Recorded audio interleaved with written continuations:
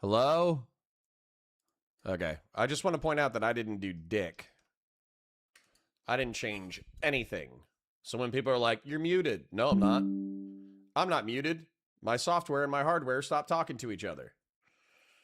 So, and by the way, I still need to open up another software program in order to get the proper sultry sounds of my voice. I need to open up an additional program. You know, one of the things that was interesting, too, about them mapping my brain is they said I had sinusitis.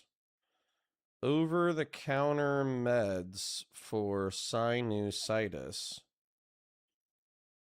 And I think I've been, like, so used to inflammation and congestion in my sinuses that I don't really... I haven't cared for a long time.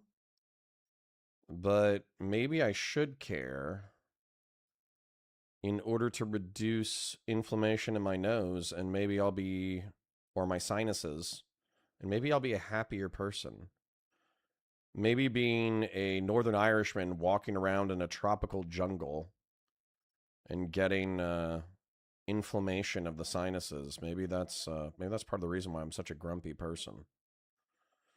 We'll see. We'll see.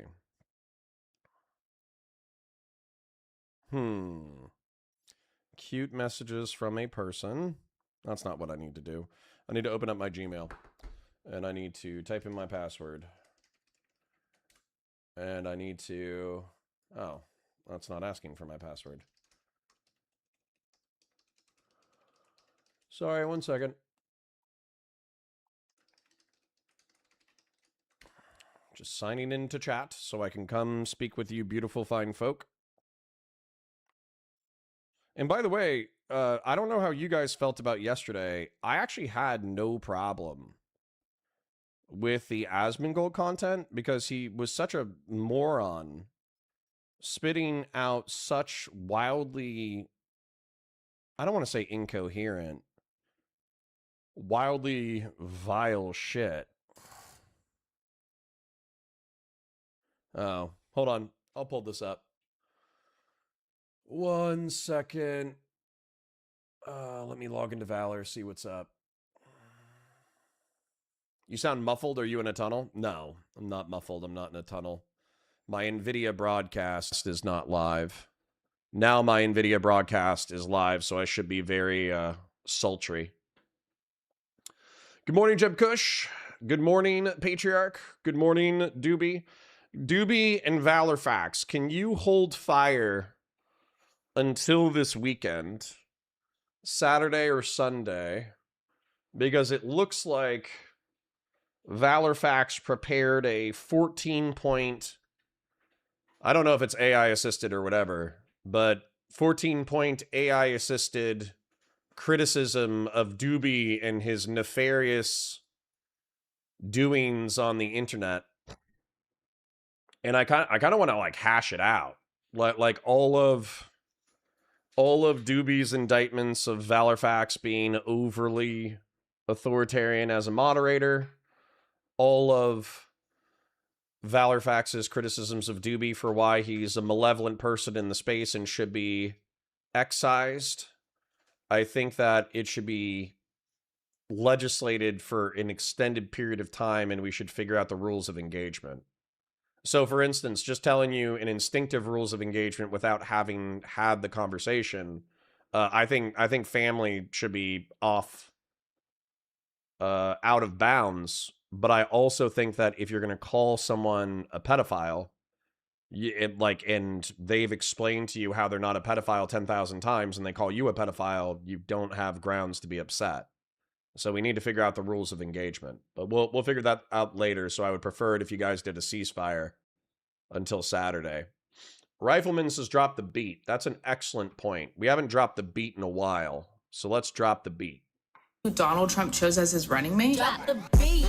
I'm a never Trump guy. I'm a never Trump guy. I'm a never Trump guy. I never liked him. I'm a never Trump guy. I'm a never Trump guy. I'm a never Trump guy. I'm a never Trump guy. I'm a never Trump guy. I'm a never Trump guy. I'm a never Trump guy. I never liked him. I never liked him. I never liked racism. I'm a never Trump guy. Xenophobia. I'm a never Trump guy. Racism. I'm a never Trump guy. Xenophobia. I'm a never Trump guy. I never liked him. I never liked him. I'm a never Trump guy. I'm a never Trump guy. I'm a never Trump guy. I'm a never Trump guy. I never liked him.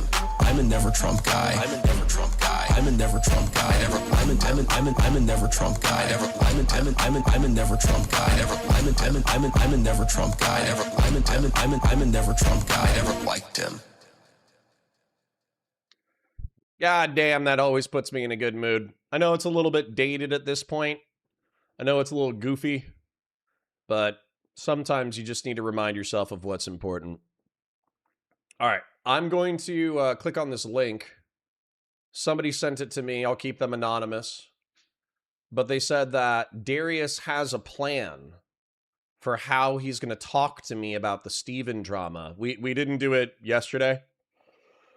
He had some fucking, I don't know, personal bullshit drama going on. So let's take a look at this real quick. I'll keep it off screen so I don't accidentally dox anybody. All right, well, tomorrow is my conversation at... Let's boost the volume so we can hear these Machiavellian machinations to assassinate my reputation. 7 p.m. with 7? Connor, and I'm assuming Connor is a snarker now. He wasn't before, but he is now.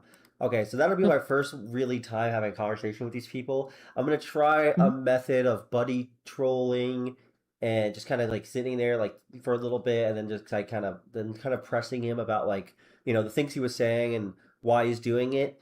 I'm curious if my method seems useful or it just seems like, because here's what I'm worried about. I'm worried that what I'm gonna do is I'm gonna talk to these people and I'm just going to either one, it's going to be a shouting match, or it's going to be me kind of buddy trolling to where it doesn't really matter. Like it's just like, oh, it just seems like we're buddies, and it doesn't mean anything. Like it doesn't mean well, that's an issue, right? Yeah, because you don't want to just platform their ideas, right? That would be bad. That's what I'm trying to say. I'm not trying to just platform somebody to say a bunch of bullshit and then I didn't really do anything to like combat it or really say anything.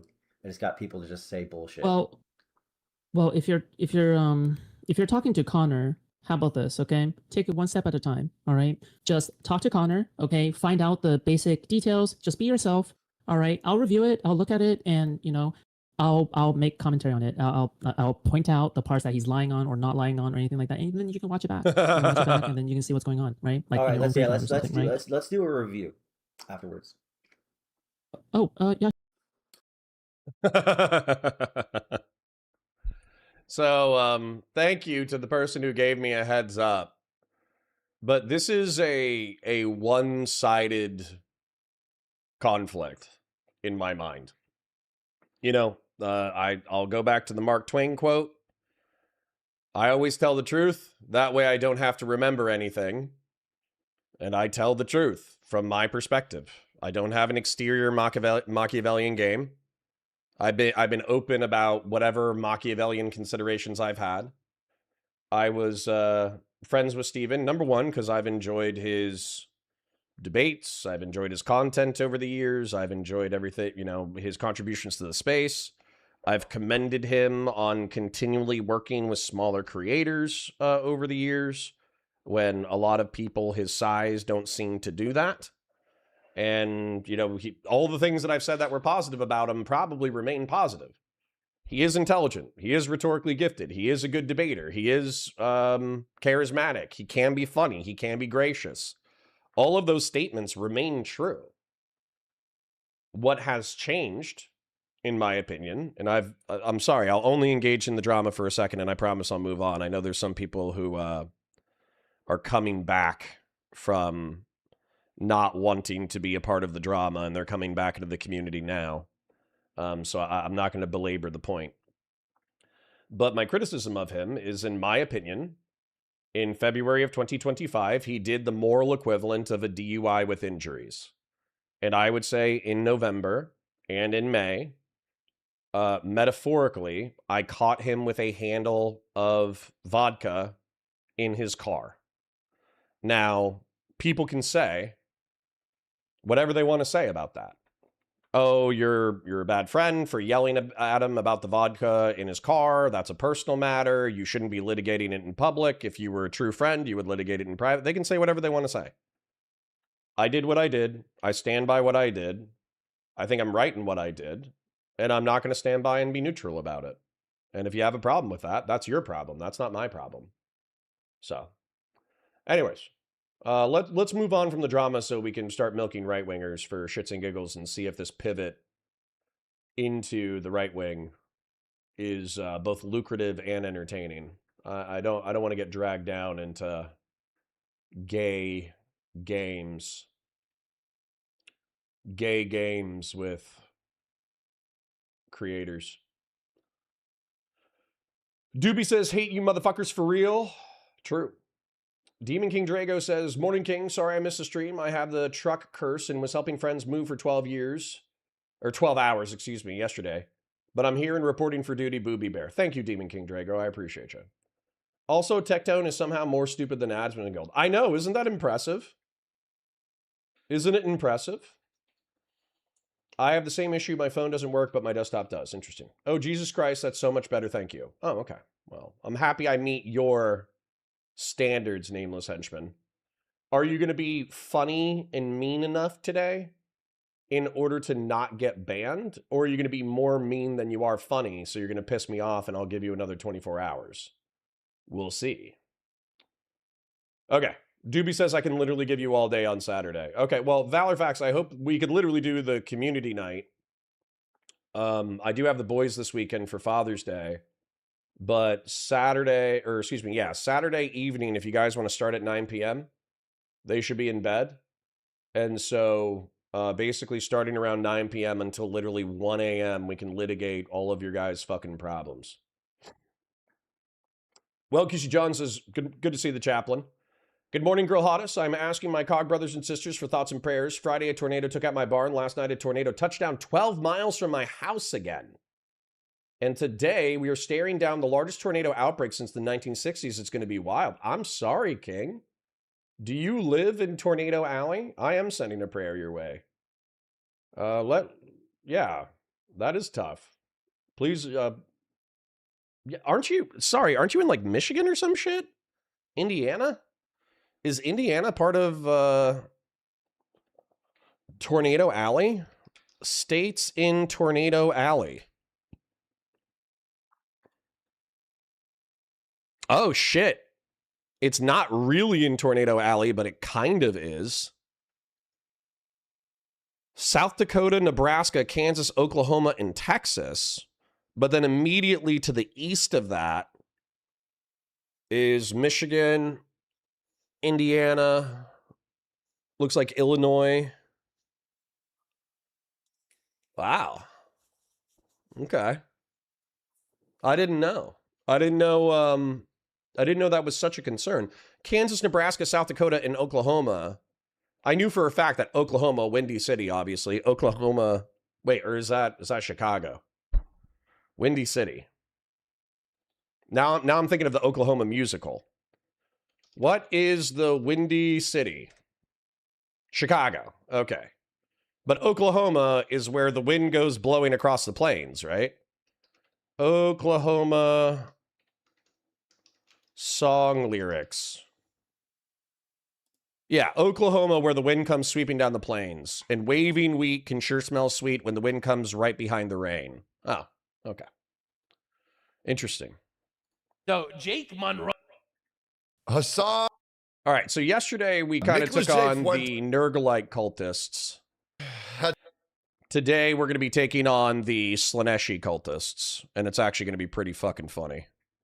I have a feeling about this. It's going to be funny. Let me engage with chat for a little bit. Let me warm up. Let me drink my tea, though. I'm a little bit extra. I'm not grumpy. I'm a little bit extra, like, I'm starting to feel like myself again.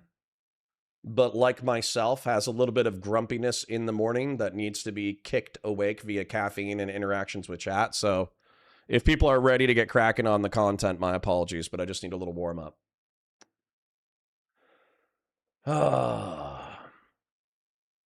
Anyways, Tectone gives off dumb ogre vibes. Pretty sure Nuxtaku is a lolly enjoyer. Hey, former lolly enjoyer. Now he's anti-degeneracy. Now he's a based traditional conservative.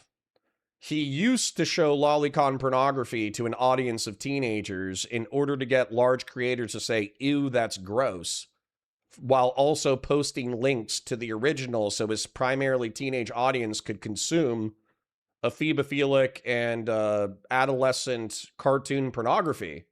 But now he's a conservative. What the fuck is Darius's channel? To be honest, I think it's mostly drama. I'm not trying to shit talk by saying that. I think that Darius this is what I know about Darius. I know I only know a few things about Darius. Darius was a close orbiter of Destiny and Melina, that they've hung out IRL half a dozen times. He's kind of a gooner. He's kind of a midwit. No offense. He is funny, though. He can be charismatic. And he's kind of become like a romantic horror cow where people kind of watch him for imploding relationships because he's very, in my opinion, based off of exterior perception, he's very good at walking up to women and being confidently slutty. And because he's not an unattractive guy, he's typically able to have good rapport with women during the opening stages of a flirtatious relationship. He's usually able to do quite well in that point. But when it comes to actually sustaining a relationship, he seems to be able to hook up, but he doesn't seem to be able to sustain any long-term relationship. So his two longest relationships that I'm aware of was Sushia, with whom he had a lot of publicly documented problems. It was also with, I forget this chick's name, but basically she was like a Miami hangers-on to the Red Pill podcast down there, Fresh and Fit. But she was like a actual felon. She was attractive. She's a good-looking woman. But she would actually like fight people, stab people, rob people, get into fistfights with him on stream, all that kind of stuff. And they were in like a really toxic sexual relationship on stream for a while. And I think that he caught, somebody correct me if I'm wrong, I know somebody was talking about how he got a DUI in Oklahoma. Don't know how that happened, but apparently it happened. But also, there were a few times where I think there was domestic violence battery on stream.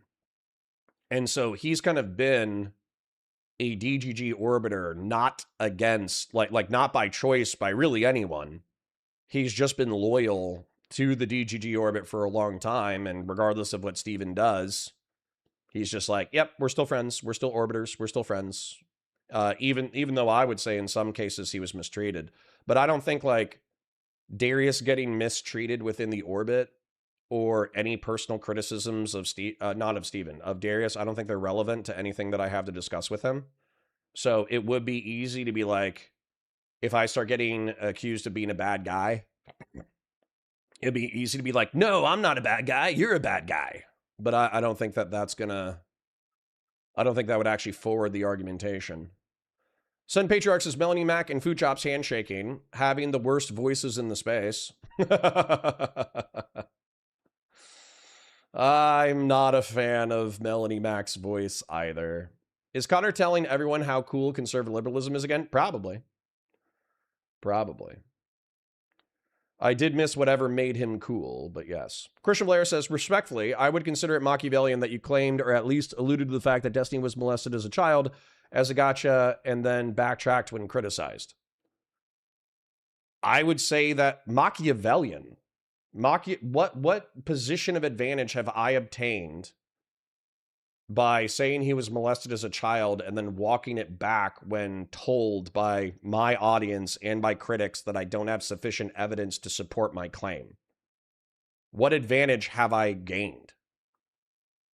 Like subconscious. Okay. I think it's very simple. Through experience of watching pornographic actresses Documentaries, by the way. Pornographic actresses talk about their childhoods and having promiscuous friends in real life. I think childhood sexual trauma often correlates, not causates, correlates with extreme promiscuity. And I think that this rule, while not 100% accurate, is still something of social note. So during a, 2-week drama cycle, where I had 1,000 people coming in order to rhetorically punch me in the face, somebody says, hey, why is your extremely promiscuous former friend so sexually fucked up? And I say because he was molested as a child without evidence.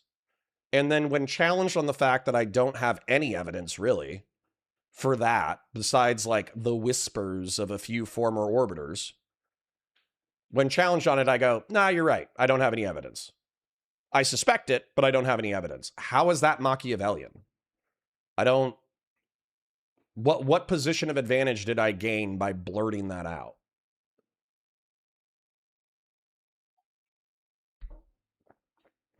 Yeah. And part of it is sympathy. So, for instance, when I bring up the fact that Steven's dementia-riddled grandma euthanized dogs, I'm not digging at him. That makes me sympathetic to him. So, I'm in Indiana, Hoosiers. How could I forget? How could I forget that you're a Hoosier?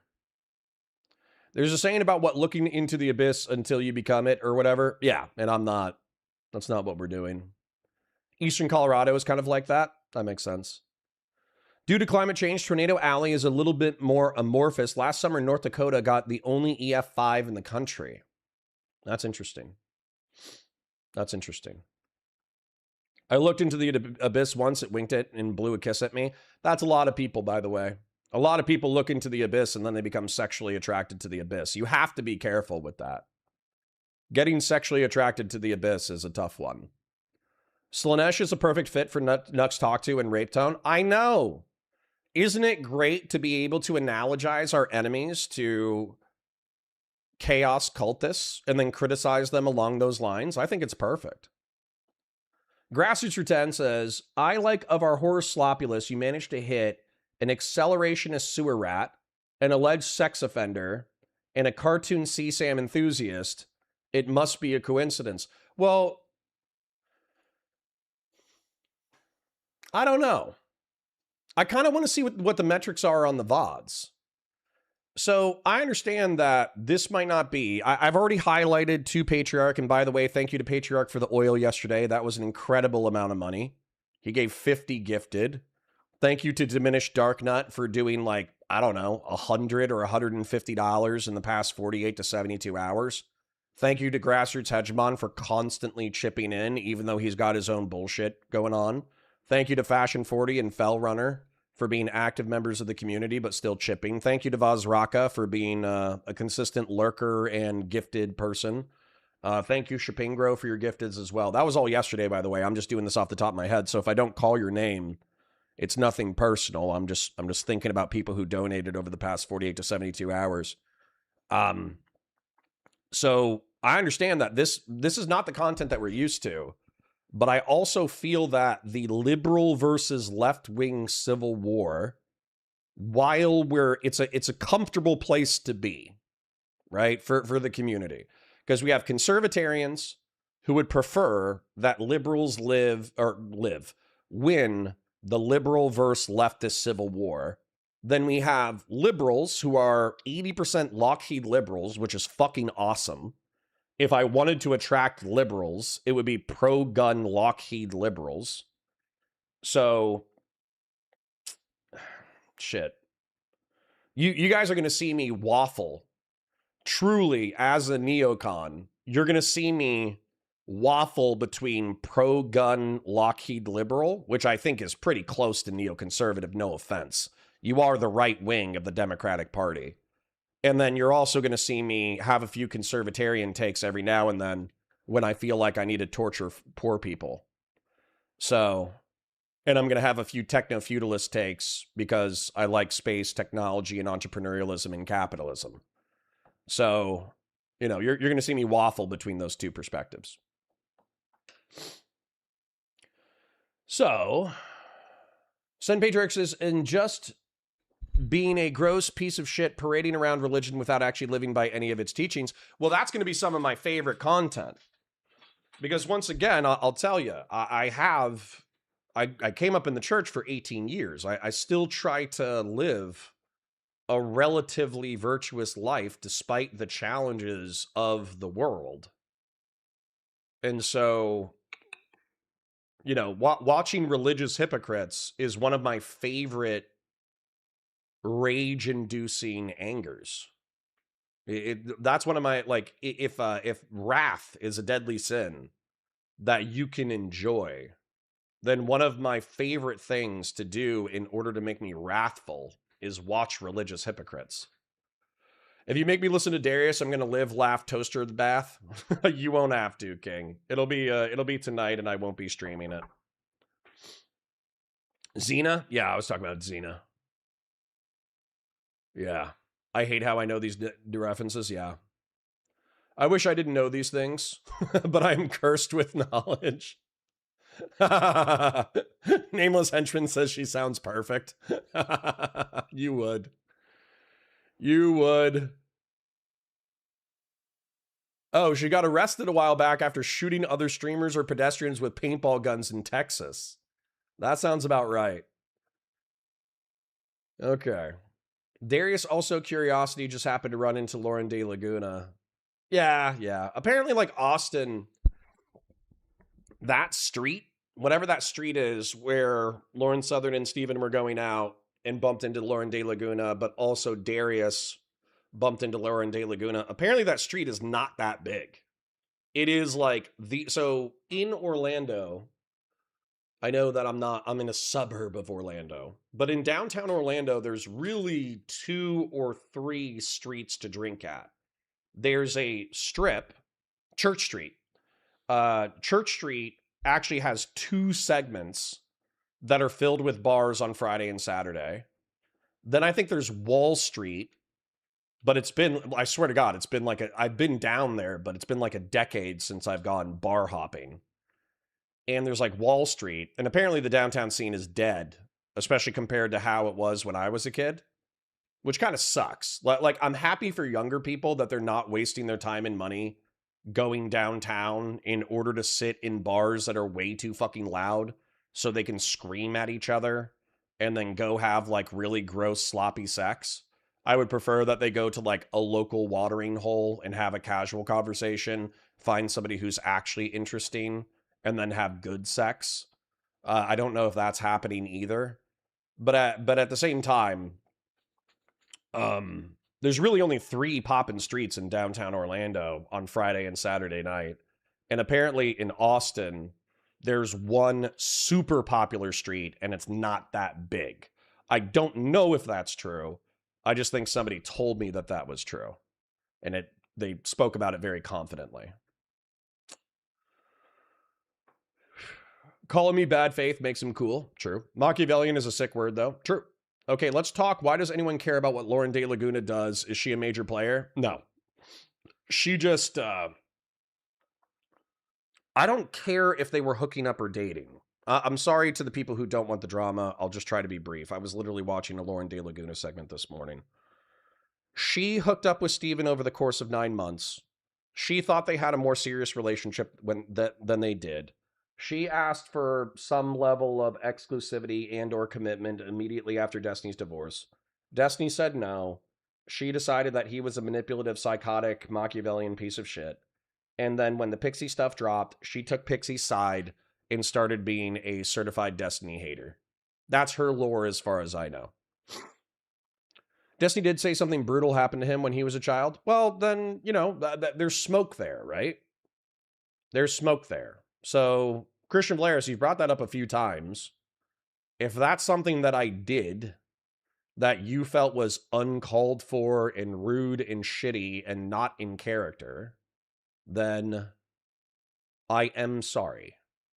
It was wrathful and angry and flippant. And I should have been more tactful. I should have been more tactful. If I was going to bring that up, I shouldn't have brought it up as like a wrathful, vindictive stab at someone. It should have been brought up making a serious point. I have a feeling that the Lockheed liberals are not the ones who want to watch random R-slurred streamers fight each other. That's probably true. It's probably true. Austin is a pretty boring shithole? For real? I thought a lot of people who lived in Austin liked Austin. Am I misunderstanding Austin? I thought a lot of people liked Austin. Am I tripping? Yeah, 6th Street. Is 5th Street popular in Dallas? Because there's a song that references, I thought, 5th Street. And is 5th Street the poppin' street in Dallas? I don't remember. Yeah. Go get barbecue if you're close to Austin. Yeah, I know. Texas barbecue fucking hits. Whew. There was one time I was in Texas. I was in Plano, which I know Plano is outside of Dallas, and a lot of people don't like Dallas that much because the traffic sucks. But Dallas, for suburban infrastructure, if you don't care about driving, if you like driving an SUV on a big-ass fucking street in a nice lily-white suburb with a decent park that realistically you can't go into the summer because it's too fucking hot, but you can go to the community pool during the summer, Texas is not, Central Texas or Dallas is not a bad place. So, you know, you have to like that suburban traffic shit though. You have to like it. If you don't like the suburban traffic shit, you're kind of fucked. Well, she claims 9 months. I know. Who knows? Who gives a shit? You know, who cares? I hate Austin, but I'm also disproportionately well-traveled. Got you. Almost all of Texas sucks. See, I feel like that's very judgy. I feel like if you fuck with the suburbs, suburban Dallas is actually not bad. If I recall, the Lauren hate started when he recorded that shit talking some other girl in his house without her consent and then sent it to the other girl to create drama. Yeah. But that's where it's like, I don't always want to say Destiny bad, Destiny bad, Destiny bad. Sometimes the bitches around him be crazy too. You know? That's a snarker mistake that I think the snarkers make, is they always presume that he's the bad actor. But the truth is, a lot of bad actors could be acting poorly simultaneously. So, Austin was a hipster mecca from 10 to 15 years ago, and it's okay now. Okay. I feel like most people, like Nashville. Like Nashville, Tennessee is substantially better than Texas in every way, as are both Carolinas. That's interesting to me. But obviously Daily Wire and a lot of like conservative political people, they set up their headquarters in Nashville. Nashville is supposed to have like a really crazy music scene where insanely talented pop and aspirational country stars to be go there and just play music in the street because they're looking to get a contract deal. So like the street music and the bar music is supposed to be like above average amazing in Nashville. So since they have an above average music scene, they also have an above average drinking scene. So Nashville is supposed to be pretty fucking poppin'. Now, Asheville, I did go to Asheville and I didn't have a problem with it. But when it got fucked up by the hurricanes, I was like, that seems about right. Because it truly does feel like Asheville is built into the side of the mountains, kind of pouring out of Appalachia.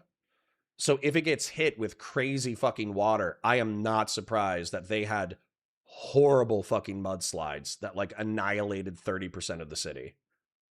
So I drink Jim Beam near daily. I'd love to visit Bourbon Street one day. It's a long trip from the UK though. Dude, you should, Cursor Bale. That's the most wholesome thing that I've read in like weeks. Whenever you have a chance. So what my Louisiana bros tell me, What my Louisiana Officer Nasty, you should just be happy that you're unbanned. I checked the perma bans on Counterpoint's Politics yesterday, and you were still on the perma. So I think, I need to check the permas on this side too. Cause when Valorfax was the fucking highest level of mod, he was going a little crazy, fucking twisting dicks perma. So anyways, and no offense to Fellrunner if you're there, but I think I'm keeping you as like head mod in spirit, but I'm gonna make you a standard moderator. That way, your maximum authority is banning people for 24 hours, because there were some names in there of people that pissed me off that I did want banned, but I wanted them for 24 hours. I didn't want them perma'd, so I unperma'd a few people yesterday. Bourbon Street is no comparison. Yeah. And in Bourbon Street, what I've heard is Bourbon Street isn't a permanent purge state. It is anarchic.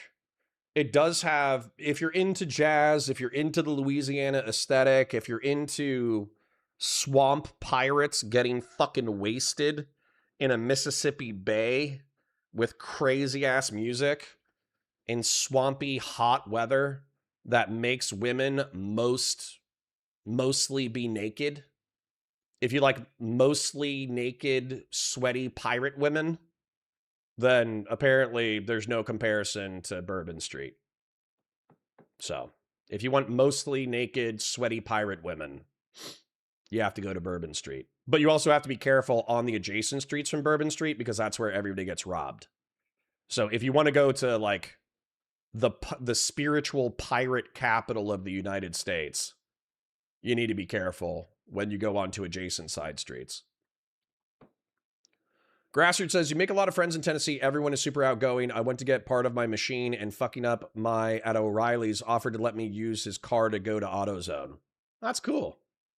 I do love some Southern hospitality. I do love some Southern hospitality. That sounds like a great night out, to be fair. Yeah.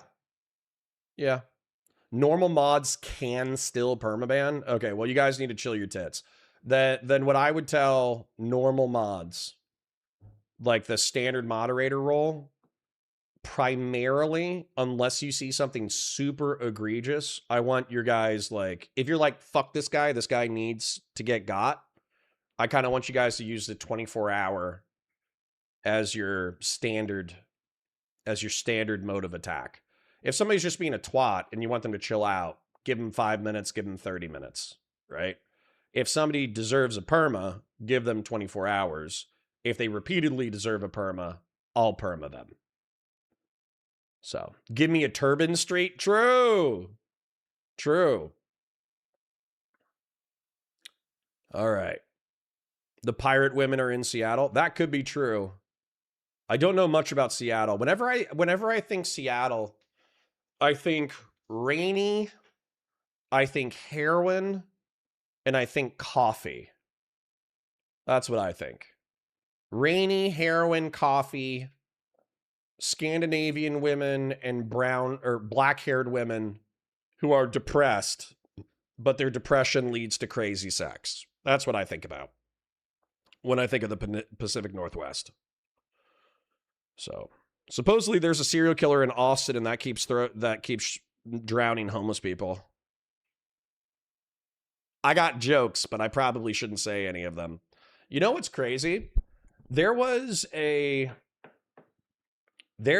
of my friends from the police academy in like 2017 or 2019, they found a hooker's body chopped up into pieces in multiple suitcases, dumped around a lake on the western side of Florida, and they had nothing. They had her identity.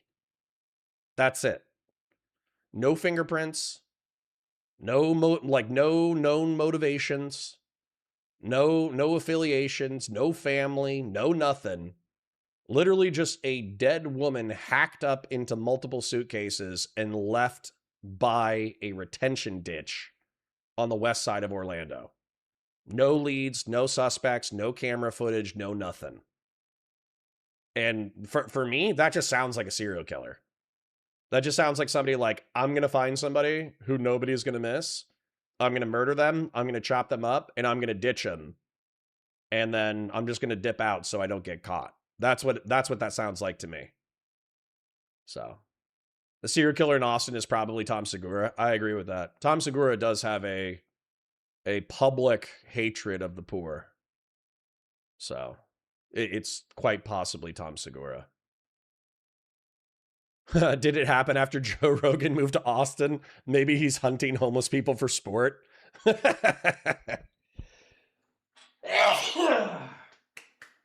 Maybe. It was Dexter. Dexter doesn't kill random whores. Didn't you watch the TV show? He tries to kill people for moral reasons.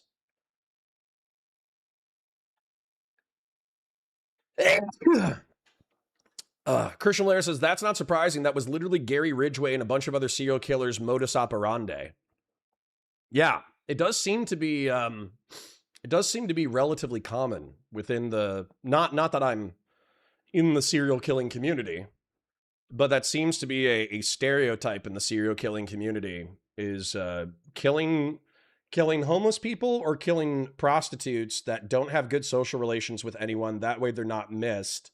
That way the investigation by law enforcement is very minimal. Dexter, the Gay Harbor Gooner.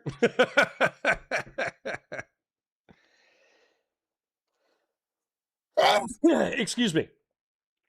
So, Grassy Judgment for 10 says, Washington and Oregon are the two places that have some of the prettiest places on Earth, but it's also where I learned nude beaches exclusively have people who should have never been seen naked. That makes a lot of sense. Thank you for the blessings. Owlishness, hi.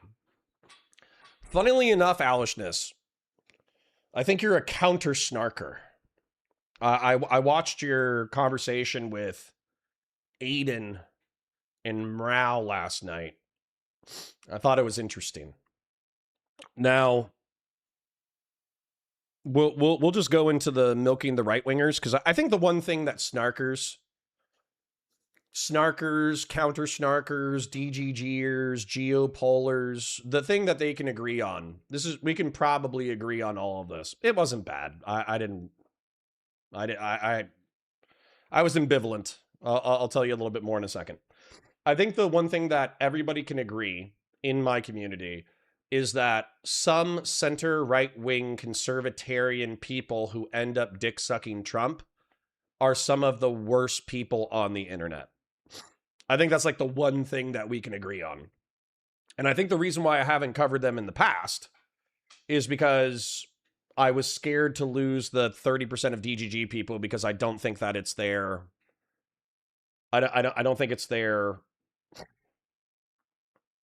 diet of choice.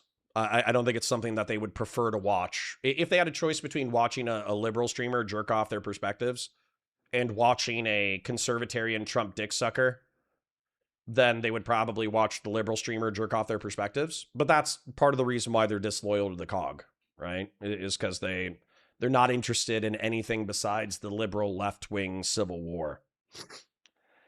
And so I actually do want to branch out, because I'm hoping that hatred of the grifter right, of the grift right conservatarians and distant right psychos, I'm hoping that that hatred can unify us as a people. They say swimming suits are optional. In reference to what? Segura hated the poor, his last redeeming quality. What do you mean? Nah, I like Segura. I like Segura better when he was fat. But he's gotten a little smug. He knows he's better looking now than when he was fat. I actually have a sneaking suspicion that he is probably going to cheat on Christina P, and eventually they're going to break up. And that sucks, because I actually like Christina P a lot. Presbeluski, whatever his wife's name is, she's an okay comedian. But they've been like a comedian couple for like 20 years. And I think when he was fat, he kind of like knew that she was too good for him, but there's something in his eyeballs now where I think that he's skinny. So I think he thinks that he's too good for her, and I don't think that's true. So I'm worried that his ego and bank account is going to get to his head. He's going to cheat. He's going to cheat on Christina P, and then their little media empire is going to implode, and that's going to be sad. But that's okay. Segura fell off hard as fuck. He's not as funny as he used to be. Fat, in my opinion, Fat Segura was peak. Yeah. Yeah. So with Owlishness, the only thing that I was going to give as feedback was I was going to say that, okay, we can understand that there are snarkers who are unhinged antisocial freaks who have taken they've mistaken hatred for Destiny as a personality. We understand that. But I think there's lore to the creation of these personalities that would better serve you in these conversations. So for instance, if you want to come in and you want to say, hey, you're a bunch of like deranged antisocial freaks who have mistaken hating Destiny with having a personality, that's descriptively true. But if they're going to challenge you on, well, hold on, do you know why we hate Steven? And you don't know why, then I would think that that would be pertinent information for those conversations. I didn't go there for Destiny. What'd you go there for? Just out of curiosity. Because obviously the conversation very quickly became an Aiden and Morale criticism, and then they turned that criticism into accusations of sweeping. So what was your motivation going into the conversation, just out of curiosity? Oh, was it Wick? Well, you tell me. I don't want to plant thoughts in your head. But did you go there to defend Wick's honor? What was the plan?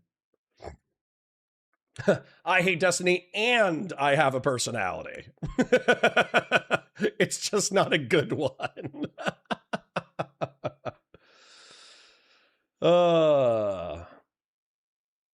Yeah, Rob says, I don't think Christina is leaving if he cheats, but she might do crimes. I agree with that. I think weirdly enough, there's something about her personality that kind of tells me that she suspects it. But then if he does cheat, she's going to she might not divorce him, but she might make his life hell. So that might be on the docket too. Which city is the lesbian capital of the United States? I don't know. What is the lesbian capital of the United States? Oh, okay. Alishness was saying because I wanted to confront Aiden on his stupid lies about hiding Wick's docs. Okay, fair enough. I think I'll try to do that. Obviously, what happens in these scenarios, and Fellrunner, I'll talk to Alishness this weekend during community night if she wants to do a community segment. But we are going to start content momentarily because, once again, we're trying to drift away.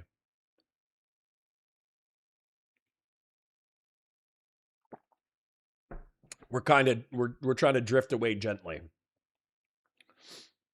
As long as it's not like that BuzzFeed guy trying to do comedy, it feels like court mandated self-abuse. Yeah. No, not Aiden Paladin. So Aiden Paladin is in my opinion, a Sitch and Atom orbiter who used to be or is currently still cool with the anti-SJW Sargon of Akkad crowd. But I have found some of her essays less than convincing and holistic and well-researched. I haven't found them to be that high quality. But just because she's been a name who's bounced around in those groups for like the past half decade to a decade, Aiden Paladin has just remained in that orbit for a while. Whereas the Aiden Project is a commentary YouTuber who's still very young. I think he's only 22. And he just full on loves, excuse me, he just like full on fucking loves commentary. And so he's kind of like, he's a little antisocial. He's a little weird. But he does do, he does okay. Like he makes money. He's got a very large commentary YouTube channel that I don't think is active, but it still proved that he was capable of making compelling content for enough people to subscribe. He does okay streamer-wise, I think. And so he's not, in my opinion, Augie RFC, Nicholas Diorio, that whole crew was running commentary for a long time. And then Aiden Projects was kind of like even though he had a shitload of metrics, they kind of dismissed him as this like dumb kid. But now that he's growing up, he's throwing elbows. She's not an orbiter, she's just a monarchist. That's still cringe. Yeah. Northampton, Massachusetts is the capital for lesbians. Oh, that's funny. Doobie says, too long didn't read. Wick wants to name the person who confirmed to Aiden that Wick was doxxed by Rita last year. Oh, I know. Wick was doxxed by Rita last year. Aiden doesn't want to give it to him because Wick is part of DGG and they might dox that person. I know. I watched the content. To be clear, the person Wick once named had nothing to do with the doxing. Sure. Yeah. So the argument from Wick and from Wickers is that if you're spreading dox information, PII, I should probably be more specific. If you're spreading PII and DMs and you're kind of like a snarker, then you should be exposed as a snarker. And from Aiden's perspective is that like within commentary, passing around PII is not the same as doxing. It could still be bad depending on the purposes of passing around PII, but it's not the same as doxing. And therefore this person doesn't deserve the full weight of Wick backed by DGG coming down on their head for passing PII and DMs. And I don't even know what the motivation of it was. Like, was the motivation to say, hey, this PII exists and it needs to be moderated? Because that's not the same as, hey, I got this PII of somebody you don't like, you know, use it as a weapon when it's convenient to you. Those are two different things. And I think there's a lot of conflation going on in Counter-Snark where intent behind the dissemination of information is not being evaluated. It's just like, oh, it's PII, so they're bad. I don't fuck with PII because I don't want people fucking with my PII, but I also have a very casual attitude about PII. So. Wick was doxxed by Bad Empanada with the rest of PV. What the hell are y'all talking about? Yeah. But like, there's something to be said. This is, I got doxxed during the PV thing, right? And so with getting doxxed in PV, obviously that's bad. Anybody who hates me can go check out a Bad Empanada or a Hassan Piker stream. They can see the link to the tax disclosures done by PV. They can find my personal information, which probably includes my name and address. And if they wanted to fucking murder me, they could come to my house. But I'm telling you, the same way that Graham Plattner sits in his living room sharpening a fucking tomahawk is the same way that I sit in my living room sharpening a cold steel bastard sword. So, you know, you can come try to murder me, but you might have a 6'4", 240-pound naked man charging you with a hand-and-a-half sword trying to chop your fucking head off. So you really gotta kind of like estimate, is that an okay way for you to die? You know, you just got to see if that's like a cool way for you to go out. So anyways, the truth is that information is out there. I'm just vulnerable in that way. But let's say that I became the target of a digital community who has no scruples about spreading personal identifiable information in the hopes of harassing people online.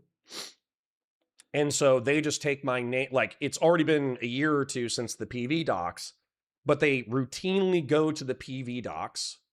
They put it, let's say, Kiwi Farms or Docspin. That way I'm more easily accessible than I already am. And then when anybody's shit talking me, they take my government name and address and they spread it around in the communities that hate me, hoping that eventually some sociopath will either make it their life's mission to harass me digitally or to harass me in real life. Now, that is like, obviously that's alarming. I think I don't care because I've already lived like a relatively full life. For me, everything after this point is fucking gravy. I want to see my kids grow up. I want to take care of my grandkids. I want to run a dog rescue. I want to be a middlingly successful YouTube creator. But besides that, like what is it? I became a teenager. I had a lot of fun as a teenager. I smoked a lot of pot. I kissed a lot of girls. I joined the Marine Corps. That was a hardcore, interesting experience. I got a bachelor's degree. I became a law enforcement officer. I did 4 years as a law enforcement officer. I didn't really expect to survive that. I know the statistics on surviving law enforcement are high, but I'm just telling you, the mentality of law enforcement is like, you're going to have a heart attack, you're going to stroke out, you're going to die in a car accident, or you're going to get shot in the fucking face. That's just the mentality of law enforcement. So while the statistics are high for surviving law enforcement, the mentality is like, I'm probably going to die doing this job. Because you don't want to get like caught. You don't want to get caught with your pants down when you get shot in the face or run over or fucking catch a weird communicable disease. So your mentality when you're a cop is typically, it's like, I'm going to die doing this job. So anyways, so yeah, so like everything after this point, raising my kids, doing a dog rescue, you know, being a middling successful YouTube creator, this is all gravy. This is kind of like it's not my retirement. I'm still an active person. I want to make money. I want to take care of my family. I want to build equity in my mortgage. I want to pass down something to my children. But this is all fucking gravy. So if you come to my house and you shoot me to death, but I die, like, I asked the hypothetical stalker, are you okay dying with a 6'4", 240-pound naked man charging you with a 1.5-hand bastard sword and maybe getting stabbed to death with it? I'll tell you, I'm okay getting shot to death charging a home intruder naked with a 1.5-hand bastard sword. That would actually be a perfectly fine way for me to go out. So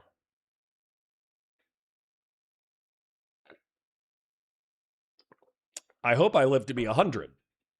But if I don't, that's an okay way for me to go. Mid-Dramatic says, can you not be so vague? Covering a Google document that has blurred screenshots is not the same as having the abusive material regardless. Morale agreed that was reckless. Yeah, I agree with that. I feel like the original charge was not as serious as the actual substance.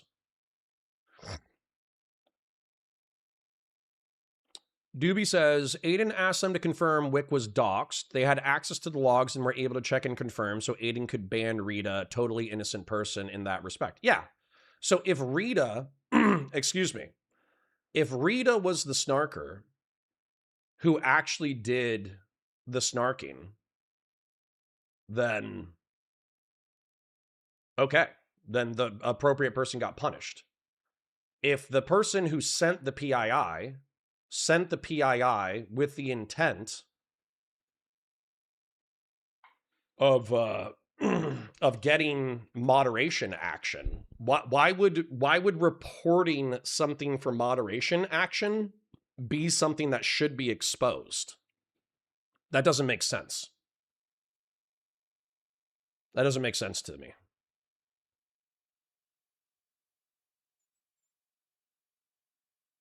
Some new guy says maybe stick to the title.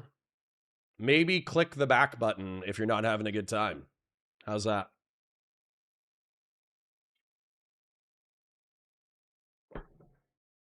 You think I give a shit about you, new guy? I don't give a shit about you. You have to earn your reputation around here. That's one of the cool things about having a small community. One of the cool I am coping, but I'm not trying to cope. One of the cool things about having a small community is you see a fucking gray name you've never seen before, they say something fucking rude or nasty, and you can tell them to fuck themselves. Like, once again, I said this yesterday, and it kind of clicked in my brain. My community is only the size of 2 classrooms. It's 2 public school classrooms. If a random student walked into a 2 public schools classroom and started disrupting the class, you would notice them immediately. So, grays are people too. Grays could be better people, though. They could get memberships, and then they would be greens. So grays are people, but greens are better people. Grassroots10 says, that's my position. Dox the shit out of me. It's really easy, but I came into this world screaming naked and covered in someone else's blood, and I'm not afraid to go out the same way. It's a good attitude. Because obviously nobody wants to die. But if you have to die, it's not a bad way to die. So, all right. Gray lives matter. Gray lives matter. Gray lives matter. And just like in school, I have weird feelings about the teacher. That's funny. All right, but the random gray name who I've never seen before talking shit about how I'm taking too long to start the content and or talking about shit that is not in the title. They are correct. So let's start the suffering. It's time to start the suffering. Rifleman for $10 says grays are gay. True. Thank you. All right. All right. Let's do it. All right. So I have a Tectone segment called Charlie Kirk warned us this would happen. And I have to say, we are going to be milking some of the most midwit fucking dipshit grifter right commentary on the fucking internet. I can't wait. So, my question is, do we play the Charlie Kirk song first? Yesterday we had some problems finding the Charlie Kirk. So the problem is I find everything on Twitter. That's my main problem. We are Charlie Kirk. But you know, we are Charlie Kirk song George Droid Jeffrey Epstein. Let's see what that brings up.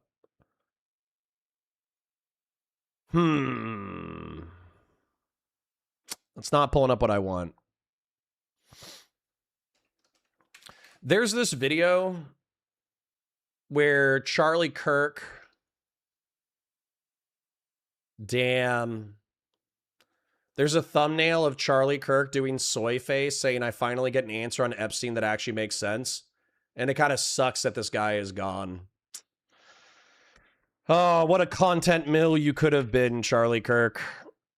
Charlie Kirk, George Droid song. God damn it. Why can't it was on Twitter every day. Never been. Hush. I'm busy. We are Charlie Kirk. Nightcore? I wonder if Nightcore is the one.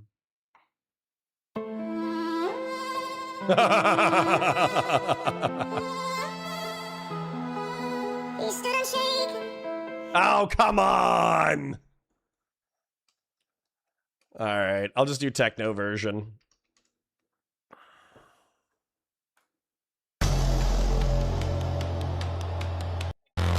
He stood unshaken, a voice in the storm, a man of conviction, a heart reborn. He spoke the truth, the cost was high. He lived for Jesus, unafraid to die. We are Charlie Kirk. We carry the flame. We'll fight for the gospel. We'll honor his name. We are Charlie Kirk. Oh, come on. His courage our own. Together unbroken. We'll make heaven now.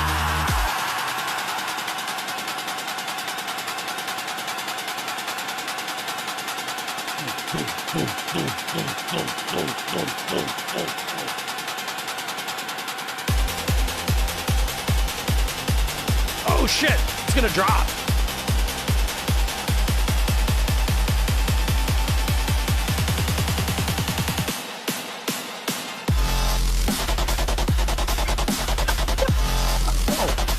That was not what I was looking for. I was looking for the chorus.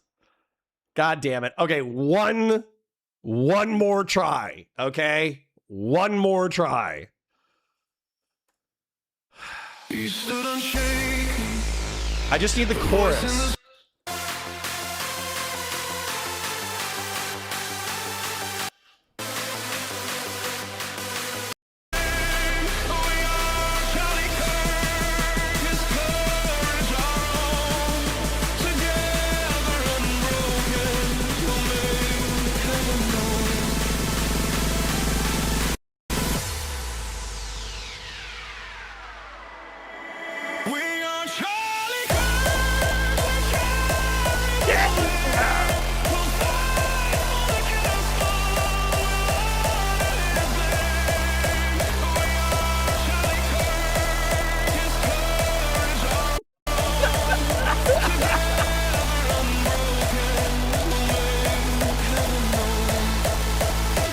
Okay, that's still not quite it. That's not quite it, but it's very close. It's very, very, very, very, very close. So apparently it is an Agartha remix. Okay. All right, whatever. It is what it is. This would go hard as fuck at a rave. Dude, imagine you're like a hardcore conservative commentator. You get assassinated. Boosh, you get fucking thrown up to the higher plane of existence. You know, you get thrown up to heaven. God is like, you have done well, my son. Thank you for serving Christ in the gospel. You're in heaven now. But just as a final letting go of your life, can we show you what people are doing with your legacy back on Earth? Just because it's really fucking funny.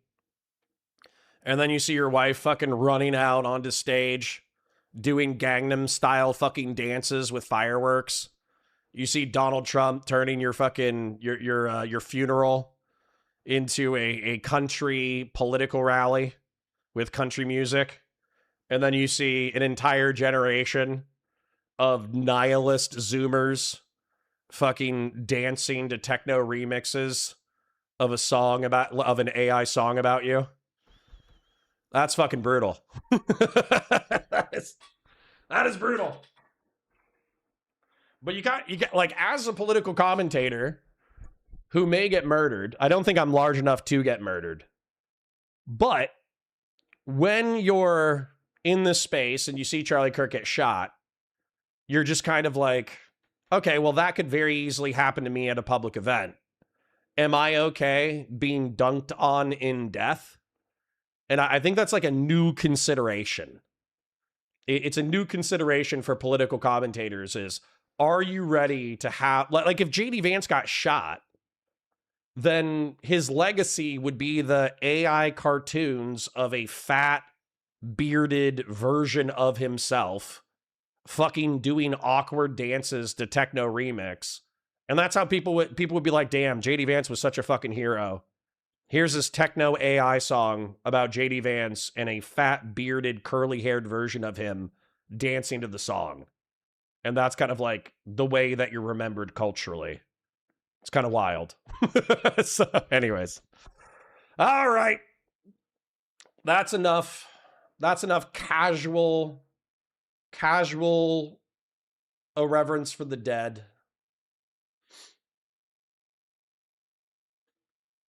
Demon King Drago says you have the same energy as a kid trying to show his parents something and keeps going, hang on. Yes. Yes. But you're the fool who stuck around to watch it. So what does that say about you? You're an adult. You have free will. You could have clicked the back button at any point, and yet you watched me struggle to find a Charlie Kirk techno remix that I thought was sufficiently good to watch. So I know that doesn't speak highly of me. But what does it say about you? All right. Anyways, let's do an intro. Hi, guys. Welcome to Hi, guys. Welcome to Counterpoints. My name's Connor. I'm a science fiction, politics, and philosophy nerd, a Marine Corps and law enforcement veteran. I would argue a real Republican, and I'm trying to be a rhino. I'm trying to be a Republican who is honest, has integrity, nuance, and objectives. And we are starting... Whoa. Did any of that come through? My green wasn't greening. I'm going to have to do that again. Yeah, I'm going to have to do that again.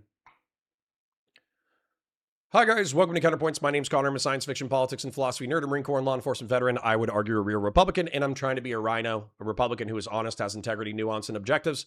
And today, we're continuing a trend of calling out what I like to call like the grift right or the dissident right. So the dissident right are online schizophrenic weirdos with like philosophical, esoteric, holy texts about what's going on, you know, in political philosophy in the world and how to make fascism cool again, techno-feudalism, techno-fascism cool again, and to oppress the poors and the blacks and the gays because that's our right as white men. That's the dissident right-wing people, in my opinion. And then the grift right are conservatarian gamer bros who probably would have been at home being relatively chill, like angry stoner gamer bros like a decade ago. But because too many like blacks, women, gays were put into their video games, they now think that sweeping for Donald Trump and sweeping for conservatives is a personality. And the truth is, it's been incredibly lucrative for them to do so.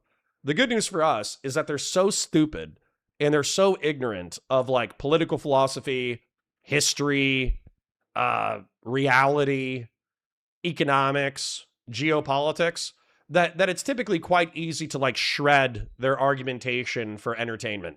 So I'm hoping that as a community, we can come together. We can take a look at these pieces of shit. We can criticize them for our own entertainment, and maybe we could draw something substantive out of our criticism.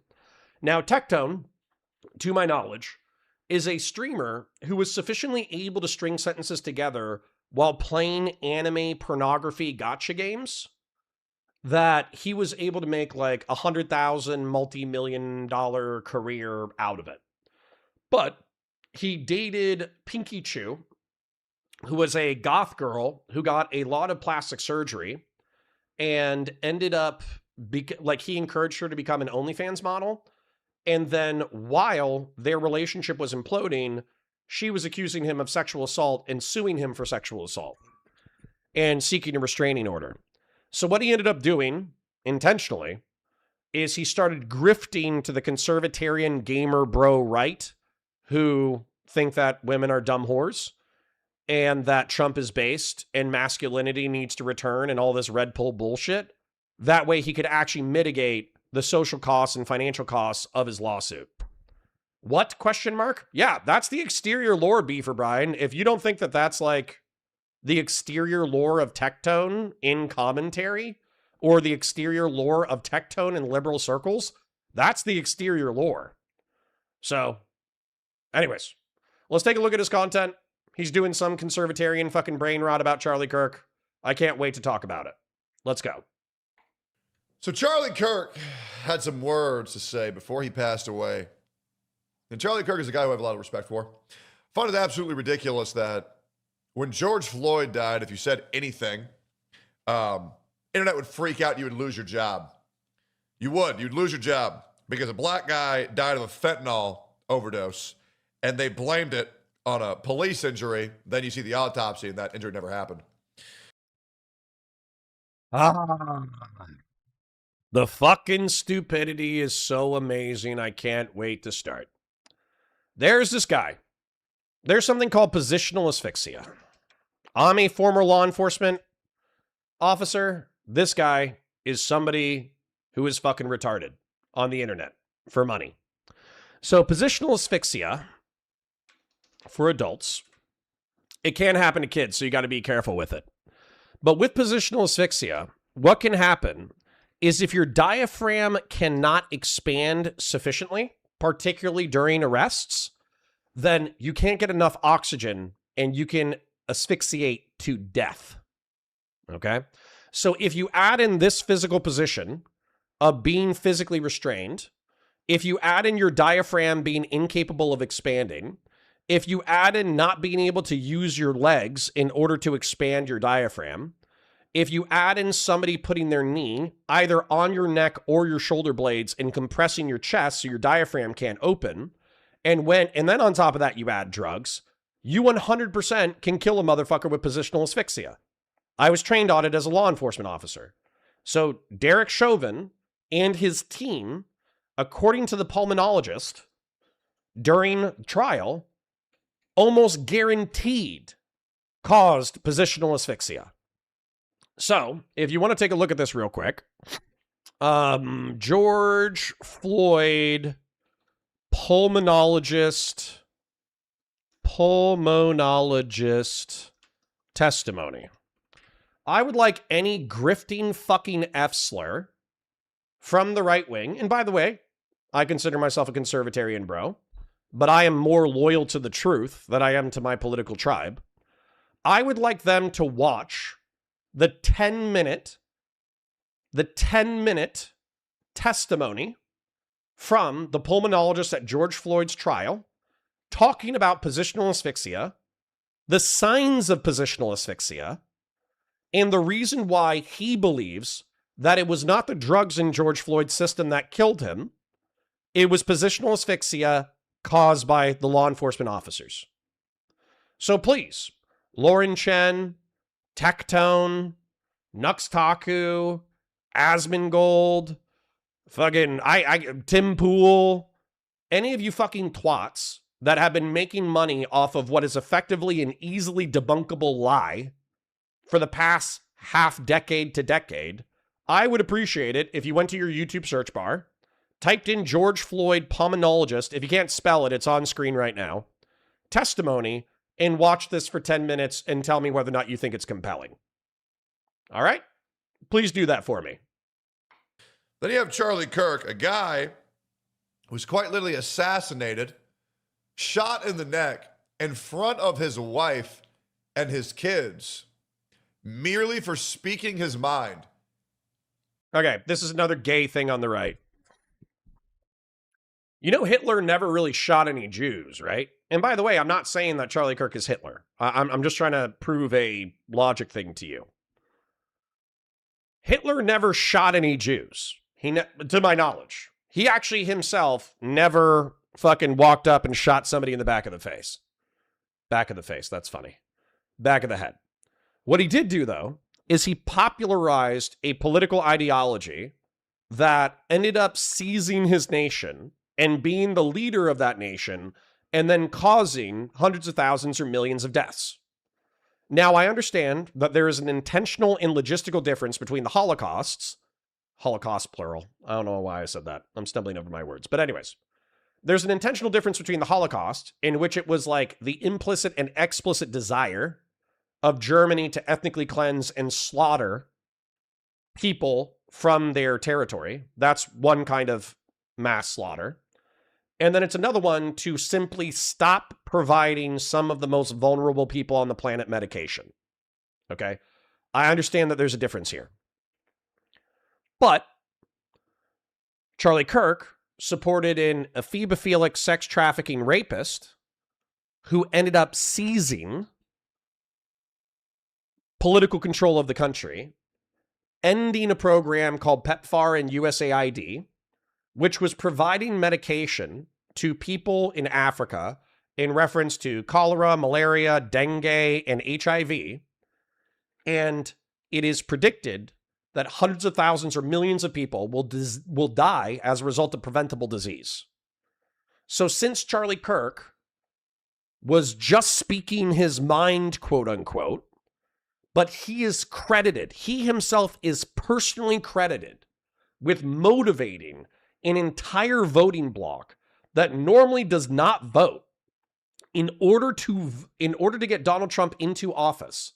There are currently thousands of dead Ukrainians who would not be dead under a Democratic administration.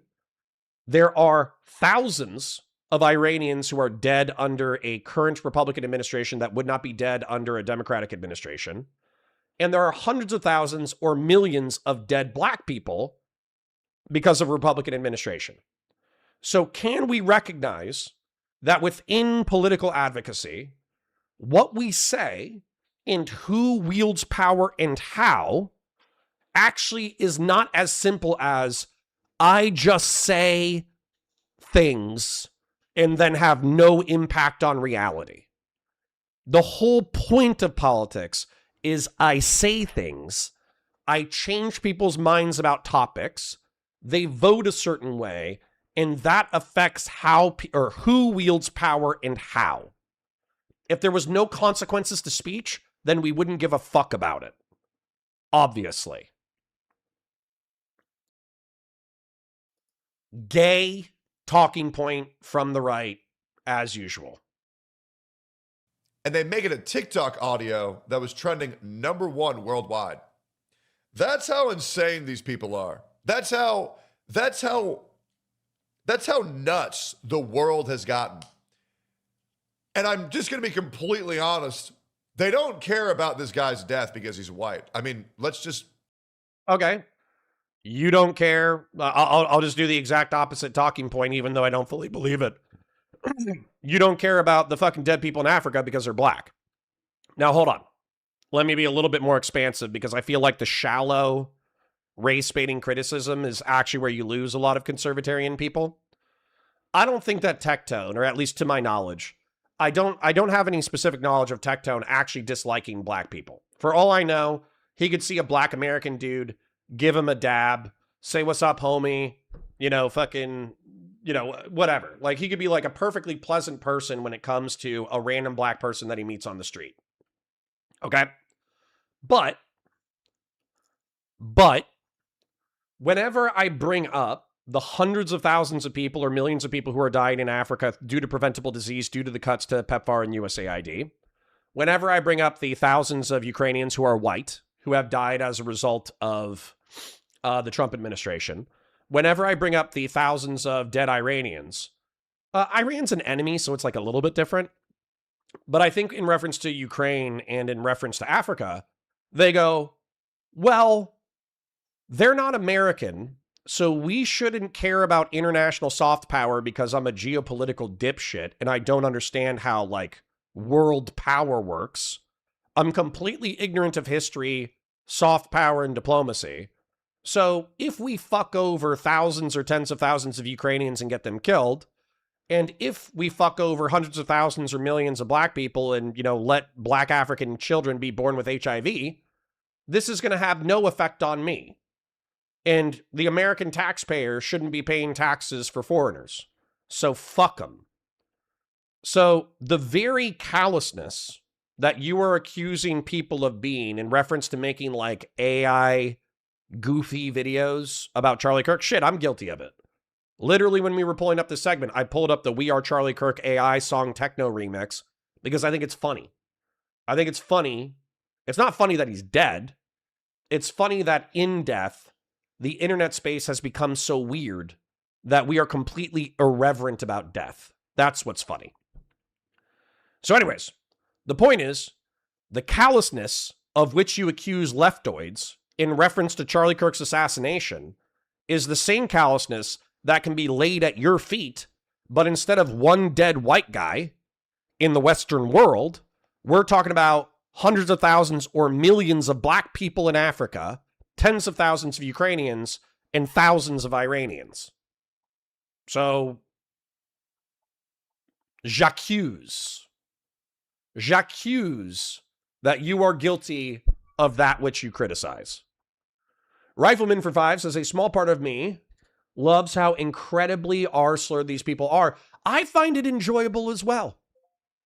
I find it enjoyable that this motherfucker is so stupid that within 1 minute, he has said 2 talking points so unbelievably fucking stupid that he's been able to inspire 2 3 to 5 minute rants. I think it's impressive. Let's just think real quick.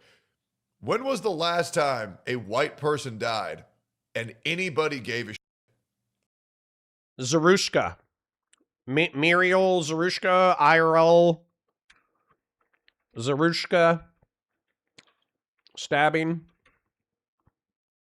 Irina Zarutska.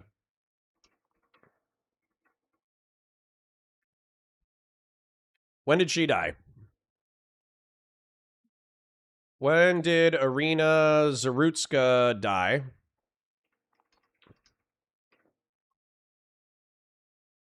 She died in August 22nd of 2025. So there's at least one white person that people have given a shit about dying in the past year. And what's ironic is the people who cared most about her getting stabbed to death, she was a Ukrainian refugee. The only reason why that she was in the United States of America is because the United States has been so callous about the suffering of her country that she came to our country and got randomly stabbed to death. So not only is Tectone fucking wrong that nobody cares about dead white people, I care about dead white people. But number 2, what's ironic is I'm pretty sure if I asked him about his opinion about the Ukraine war, if Irina Zarutska had died in Ukraine, he wouldn't give 2 fucks about Irina Zarutska. Leonard Nimoy, that's also another good white person that I think I cared about dying. Although Leonard Nimoy, isn't he Jewish? Sorry, 1 second. We have to figure out if Spock is Jewish. Is Leonard Nimoy Jewish? Yes, Leonard Nimoy was Jewish. Doesn't count. Doesn't count. We're looking for Northern Europe. In this circle, we're looking for Northern European whites, not Jewish whites. And I really want you to think that.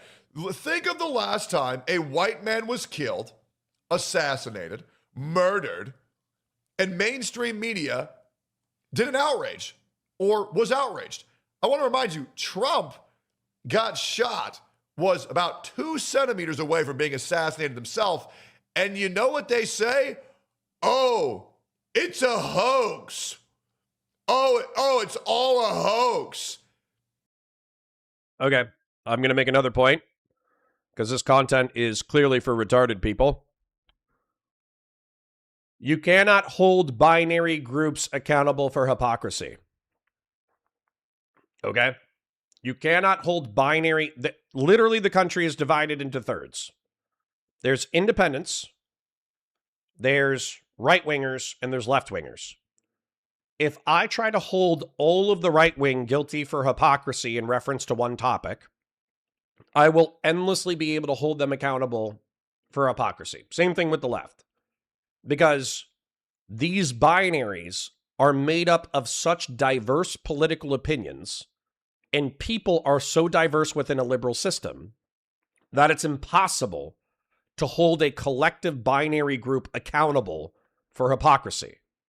You can hold individuals accountable for hypocrisy. So, for instance, if there was somebody who was very blasé about Charlie Kirk's death, and then they freak the fuck out when Bernie Sanders gets shot, then yeah, you could say, hey, you're being a little hypocritical here. But if the entirety of the left, there is a segment of 30 to 50% that don't give a shit that Charlie Kirk was shot, and then the 30 to 50% of the Democrats absolutely give a shit when Bernie Sanders gets shot, you would have to go to the individuals in order to identify whether or not they were being hypocritical. It's very obvious for anybody who's like not 90 IQ. Yeah, the last white person that got assassinated and anybody gave a JFK. That's like He's kind of got a point with white men. I'm trying to think of like the last white man that was assassinated that I gave a shit about. Kurt Cobain. Maybe that Oliver Tree fucking guy who just died in a helicopter accident. Can you guys think about like a white guy? Sean Connery. I cared when Sean Connery died. What white guy did you care about when they died? The guy from Linkin Park. The main guy from Linkin Park who committed suicide. Sean Connery. Kurt Cobain. Leonard Nimoy, even though he's a Jew. What other white guy do we care about? Robin Williams. I did care about Robin Williams. Assassinated or died. How many, like, I don't know, how many political assassinations have they been? Bruce Willis. Bruce Willis is on his way out. Michael Jackson. True. The Crocodile Hunter. This video was made 3 weeks ago. So I know it's not like recent, but it's still recent enough to be like relevant. So yeah, like dude, even come up with like the past 10 white Western political people who have been assassinated. Like I don't know. George Collins, yeah. These are all great white people. I'm a huge fan of all these white people. And so I think he's making I know that I'm not representative as somebody who bounces between Lockheed liberalism and conservatarianism. I understand that I might not be the exact person that Tectone is talking about. He's probably talking about like a self-flagellating anti-white leftist. He's probably talking about Professor Flowers. But at the same time, like, I think most normie wine mom liberals, they care about all the white men that I've just listed. Bill Hicks. Who was the fat guy? The fat guy from SNL that everybody loved? Chris Farley. Everybody fucking loved Chris Farley. John McCain, classic white guy. He got a national level funeral. He got a national level dude. What was that? 5-10 years ago?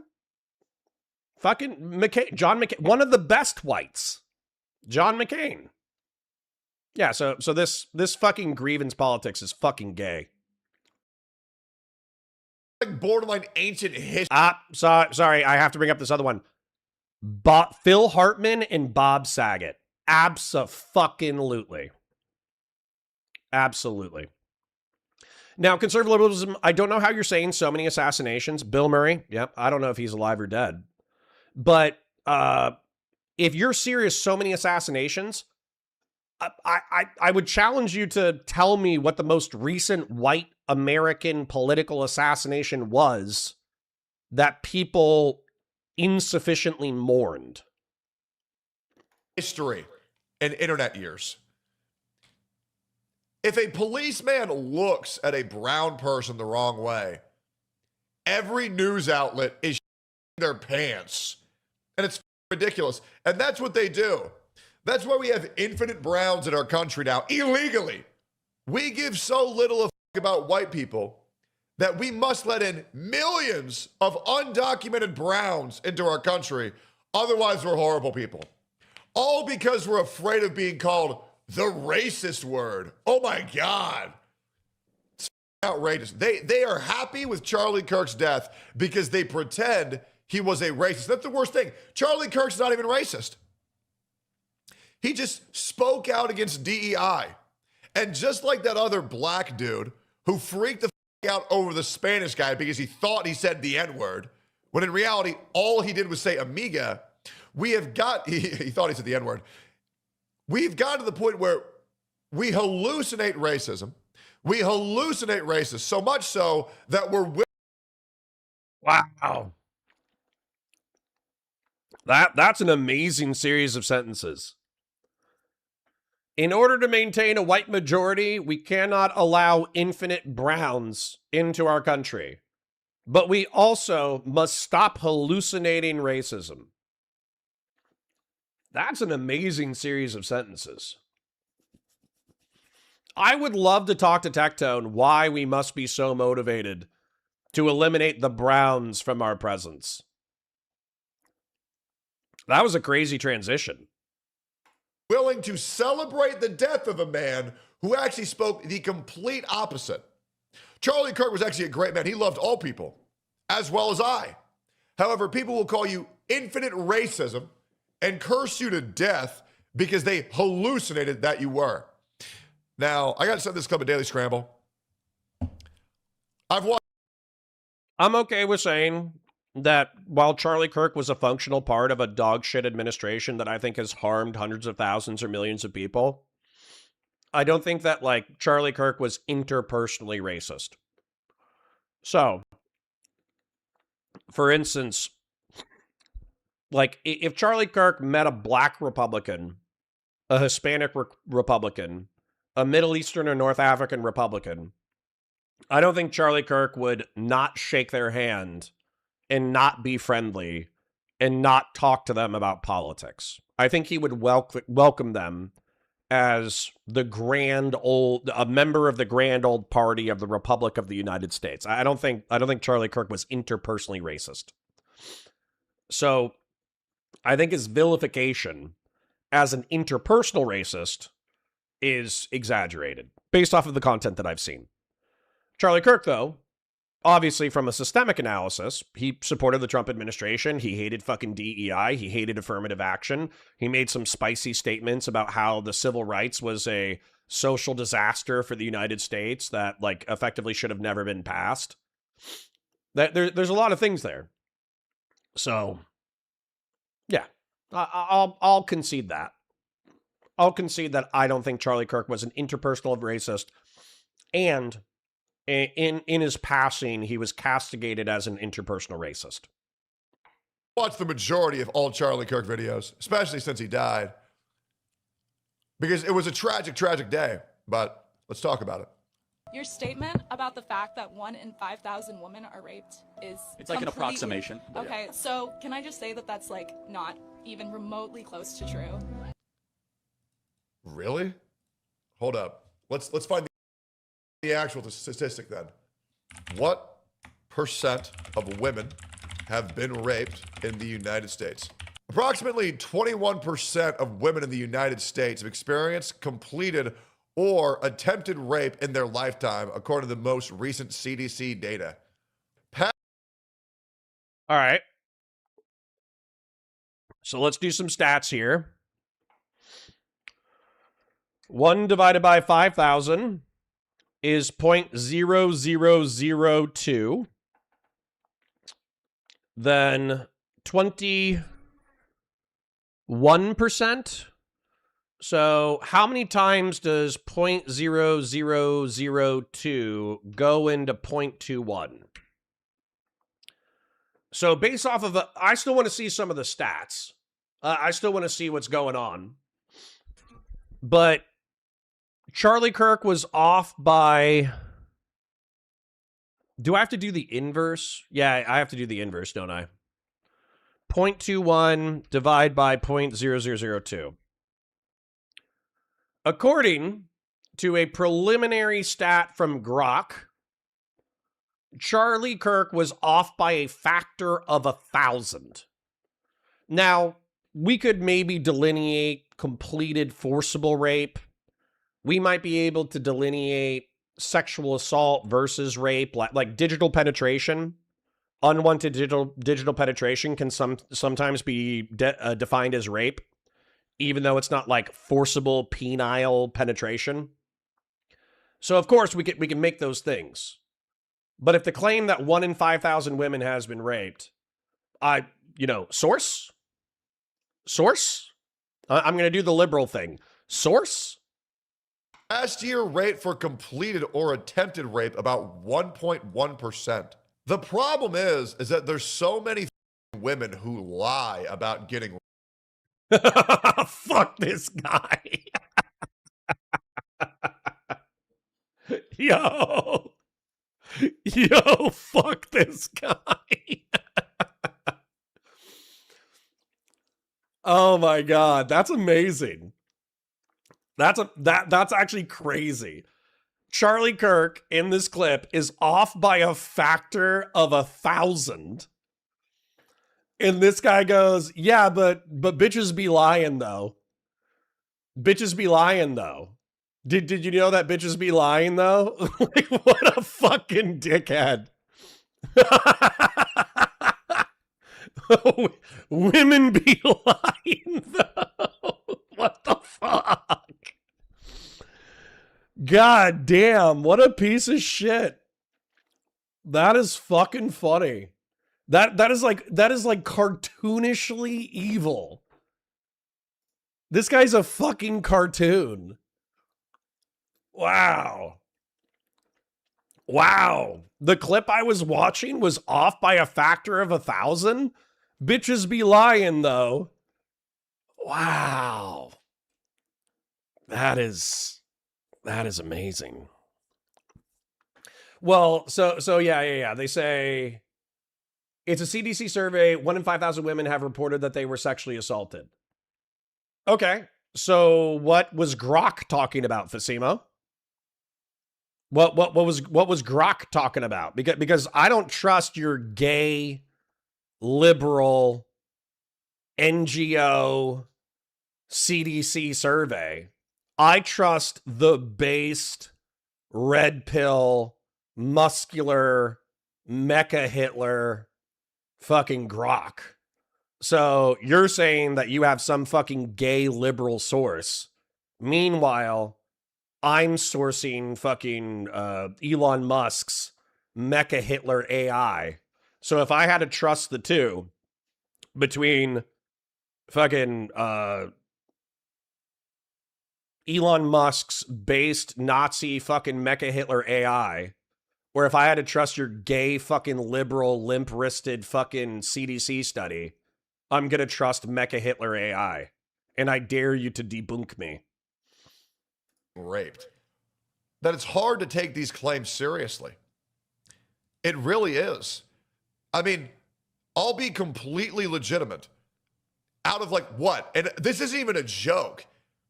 Out of the past like 80 rape accusations on the internet. I mean, let's just think about Saikuno. Saikuno received 17 reports of rape. All of them were untrue. Rich Campbell received 13 reports of rape. All of them were untrue, which makes it so difficult to take these claims seriously. It is. It makes it so hard to take seriously. Like, there's just no way. Because the definition of rape has completely changed over the past like 20 years. Where rape used to be a woman got held down and forced to commit sexual acts they didn't want in generally a violent manner. And now people are considering rape. They had consensual sex and then 2 years later, not even 8 years later, they changed their mind. All right, hold up. So I'm going to bring up some stories that I've heard from women because I hate women, but I respect them more than this guy. Okay. So one of my first girlfriends was digitally molested by her uncle when she was 12 or 13. So while that wasn't forcible rape, I would consider a 30 or 40-year-old man molesting her digitally. I would consider, and by the way, I'll literally just go through all my girlfriends and friends.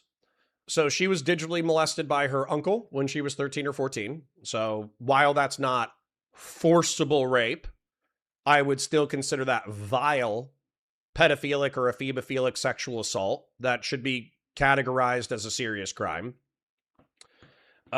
My second girlfriend experienced physical abuse by men. My third girlfriend, she was kind of a whore. She didn't have any. And by the way, I say girlfriend, we dated for like a few weeks. She was kind of a whore. She didn't have any sexual trauma stories, but I'm sure if I asked her, she probably had some fucked up sexual trauma stories. I just never asked her because we only hooked up for like 2 weeks. Fourth girlfriend, I'm trying to think. I'd rather not like continue on this line. I'd rather change my line of attack. My point is that out of all the women that I've known in my life, they have dealt with men who have used alcohol or their relationship or social pressure or lying in order to gain sexual access. And of course, there is confusion when men are doing the courting ritual of going out and getting drunk and flirting and talking and making out and heavy petting that transitions into sex, where a woman might consent up to a certain degree of flirtation or making out or heavy petting or whatever, but then there's a line that's drawn somewhere in there that the woman has difficulty articulating and the man pushes past the line. And therefore, technically, there was like heavy petting without consent, or there was the initiation of sex without consent. And I agree that that courtship ritual, where you're not literally asking like, hey, can I put my hand on your thigh? Hey, can I put my hand down your pants? Like, that is going to lead to some like quote unquote sexual assaults that probably shouldn't be counted as sexual assaults.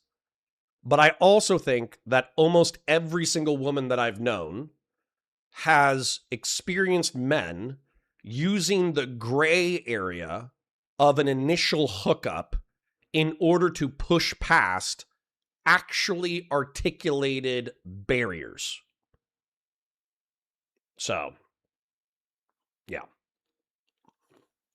Should all that be considered sexual assault? Probably not. Should all that be considered rape? Probably not. Do most girls have some experience of a man pushing past a limit, even after they've been told, hey, this is my limit? Yeah.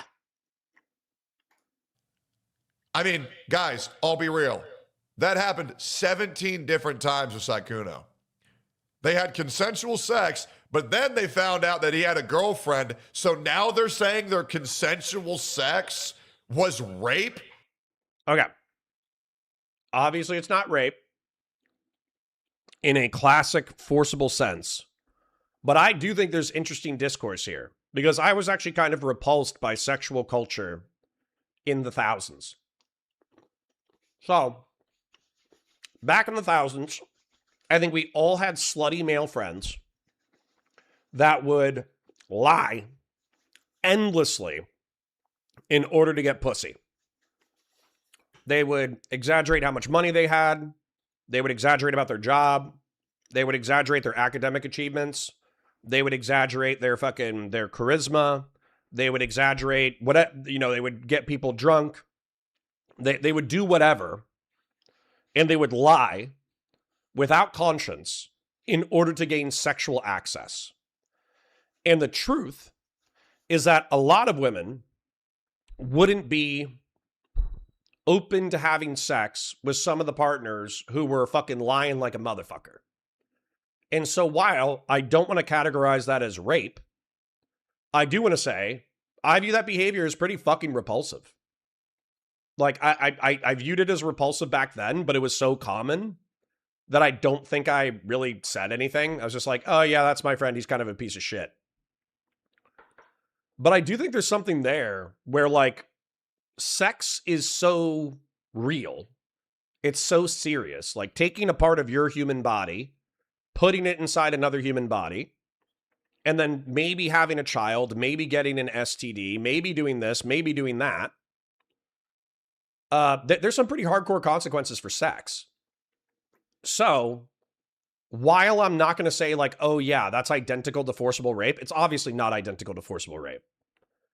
It should still be put in its own category of bad behavior. And I think it should be at minimum extremely socially criticized and kind of expunged from the cultural zeitgeist as acceptable behavior. So I know that might like ruffle a few feathers where you might look back at your own younger years and kind of be like, I told a few fibs in order to get into women's pants. Culture changes over time. I'm saying like a more ideal culture, you would just be who you are. The woman would be who they are. You would articulate who each other are. And then you would decide whether or not you actually like the other person. And then you would have sex. So, Anyways, that's me being woke. That's me being woke that you should be honest with the people that you have sex with. Sorry for being woke. I need some water. I'll be right back. Because they had sex assuming he was single? Like, that's just not how that works. That is not how that works at all. It's just a ludicrous standard for what rape is. And it makes real rape victims completely discredited. And this is the whole problem, is that now nobody wants to take these things seriously. Yes, that's to take. Why would you go up to a debater and say that you don't want to debate it unless you're talking completely out of your ass? That's just not how that works, man. And also, what the f does he mean, people like you? Is that so if you disagree with me that I'm instantly going to discredit you and devalue you as a human being? It's just complete. If I only knew how many women lied to get laid, are you shitting me? Women have to lie to get laid? That is one of the silliest fucking statements that has ever been said in my chat ever. Women lying to get... I'm not saying that, like, it hasn't happened. I think this is common in gold diggers. Weirdly enough, you kind of just triggered an ancient memory. There was a woman who was trying to... that I knew, who tried to baby trap Chris Rock, the comedian. So this woman that I knew, she was a ex-girlfriend to a Marine that I knew. They were like engaged, but they broke up. And she was driving up to LA. She lived in San Diego. And she was driving up to LA in order to fucking baby trap Chris Rock. And he was smart enough that he was either snipped or he fucking wore a condom or something. I don't know how he avoided it, but like she was like telling her ex-boyfriend and telling, no way. Come on, man. For real? For real? Are we saying makeup and push-up bras are lies? Makeup and push-up bras are... Dude, I thought I was going to be the misogynist in this segment. Little did I know the cog was filled with virulent misogynists.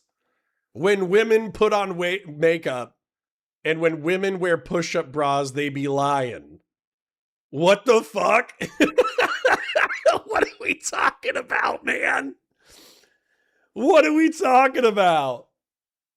Hold up. Hold up. You guys are fucking wilding out. Okay, hold on. Okay, we need to pause for a second. We need to get a lay of the land. In my opinion, most women can get laid by walking up to a series of men. Sorry, 1 second. By walking up to a series of men and saying, I find you attractive. And then they would flirt. And then a lot of single men will be willing to give you penis. You don't have to lie about your family. You don't have to lie about how much money you make.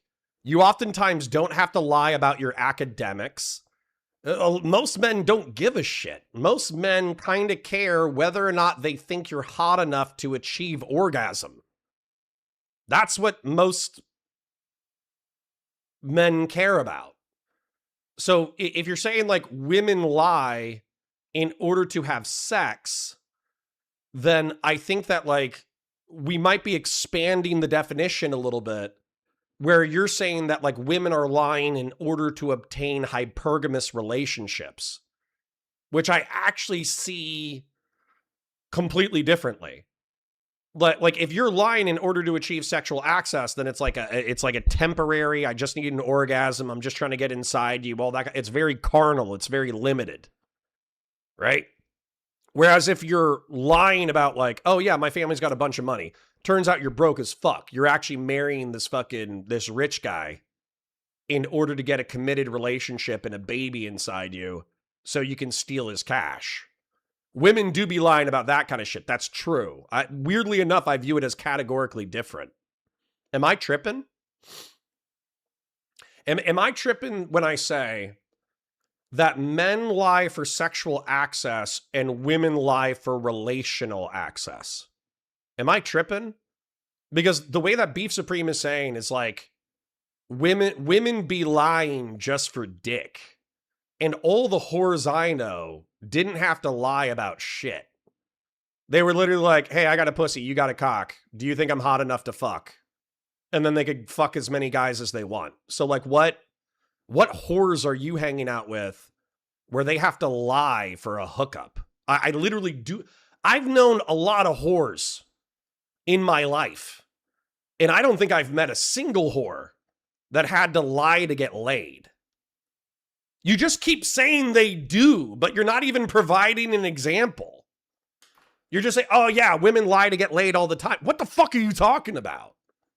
Is there some like millennial Zoomer gap where like women, like attractive women have to go, oh, I come from a rich family and I have money. And if you fuck me, then, I'll give you the world. Like, is that, when the fuck has that ever happened? Is this a generational thing? What the fuck happened? What examples are you looking for? Okay, so actually, I'm gonna get one guide a little bit because this is insanely phenomenologically curious to me. So, Beef Supreme, can you tell me a lie? So somebody brought up body count. And I think body count, lying about body count, is actually probably the most common female lie. So if there's like kind of a slutty chick and she wants to hook up with a guy, and the guy's like, oh, like I'm kind of like not really into hookups or whatever, but I think you're cute, I think you're funny, but I am kind of worried. I don't want to date a slutty girl or whatever. What's your body count? And she goes, 3, lol. Like, yeah, I think that's probably pretty common. But what else do they lie about? Body count makes sense to me. What else do women lie about? But body count is probably like the biggest example. But we kind of knew this in the 2000s. Sorry, I'm doing like a boomer anthropology here. So in the 2000s, we knew about this. We called it the rule of 3. Does anybody remember the rule of 3? I would be so curious if anybody remembered the rule of 3. Can somebody tell me if you guys remember the rule of 3? Who cares about body count? What is hooking up thinking the girl is never going to be touched? You fucking retard. I hate you, nameless henchman. I hate you so much. You're lucky you're funny. I don't want to hang out. I don't want to stick my dick in whores. Sorry. I'm not married anymore, so I can talk very openly about this. If a woman has banged 100 fucking people, I don't want herpes.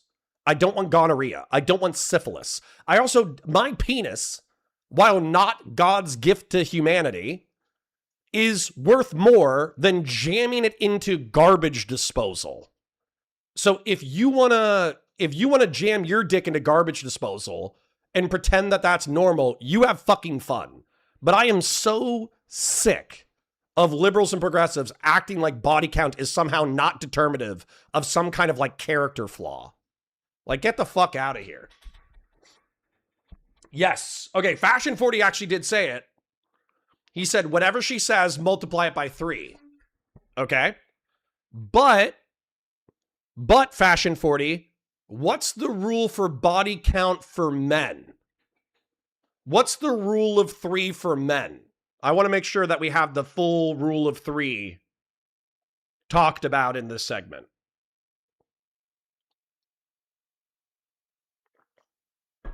What's your body count, Connor? Too high. Too high. I was a little slutty. I would probably take back half of the bodies. Divide by 3. There you go. Add 3 inches. No, divide by 3.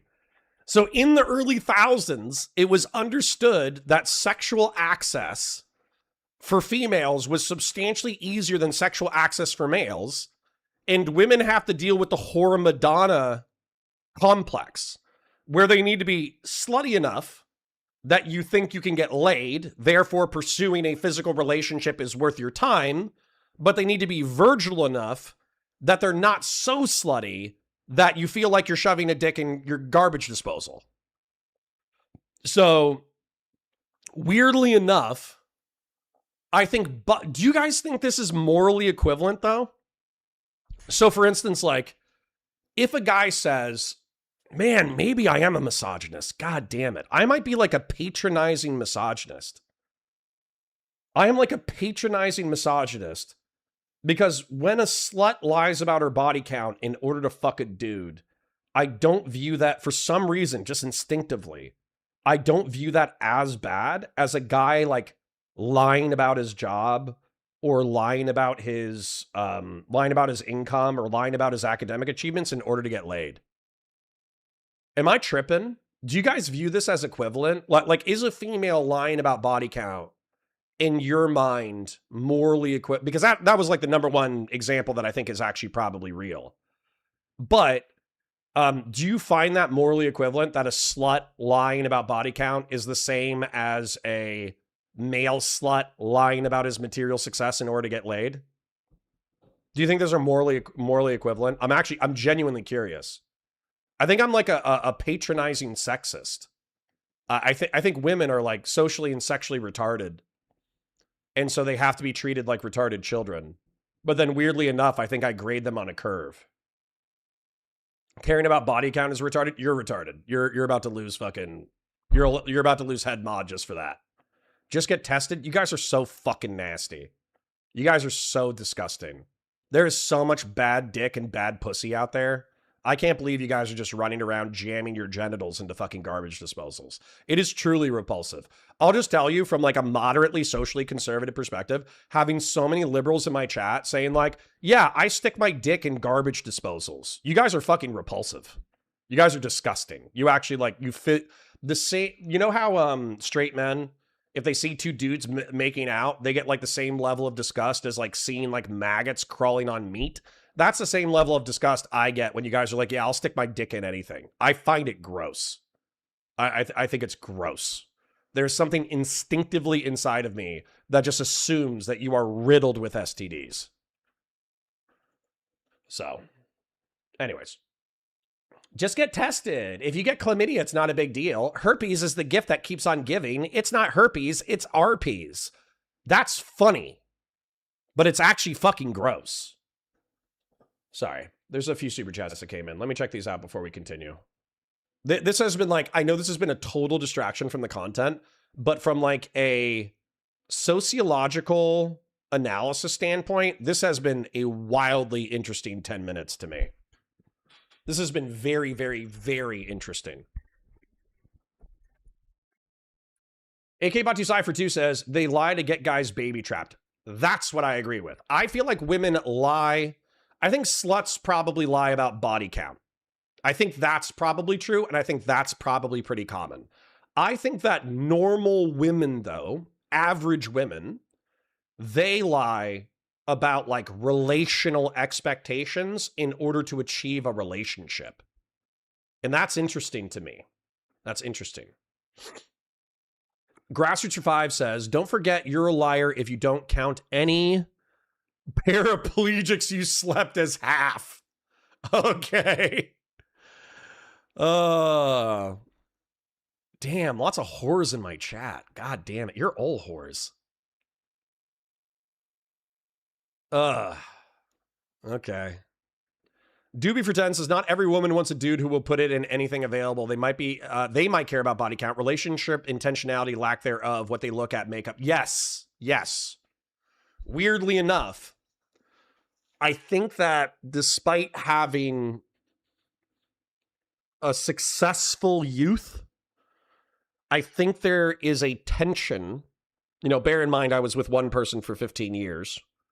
But I also did date from 15 to 25 before I got married, and now I'm almost 40. I think there's a tension that there can be women who look for men who are experienced because they value that experience. But I think that physical experience can become a turnoff in the relationship if they feel like that sexual promiscuity ends up being a liability for infidelity.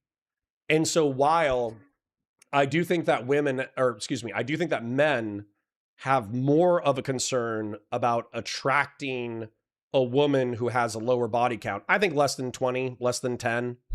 I think once you get up past 10, it gets a little crazy. I think once you get past 20, you're a slut. Like, I'm not even trying to be like mean. I'm not even trying to be mean about saying once you get past 20, you're a slut. I'm actually just trying to say, like, descriptively, there's probably a cutoff at 20 where just descriptively you are a slut or were a slut. Let's say that you do like 20 by 25 and then you get married and you're loyal to somebody for 20 or 30 years. I wouldn't call you a current slut, but I would call you a slut back in the day. You know what I'm saying?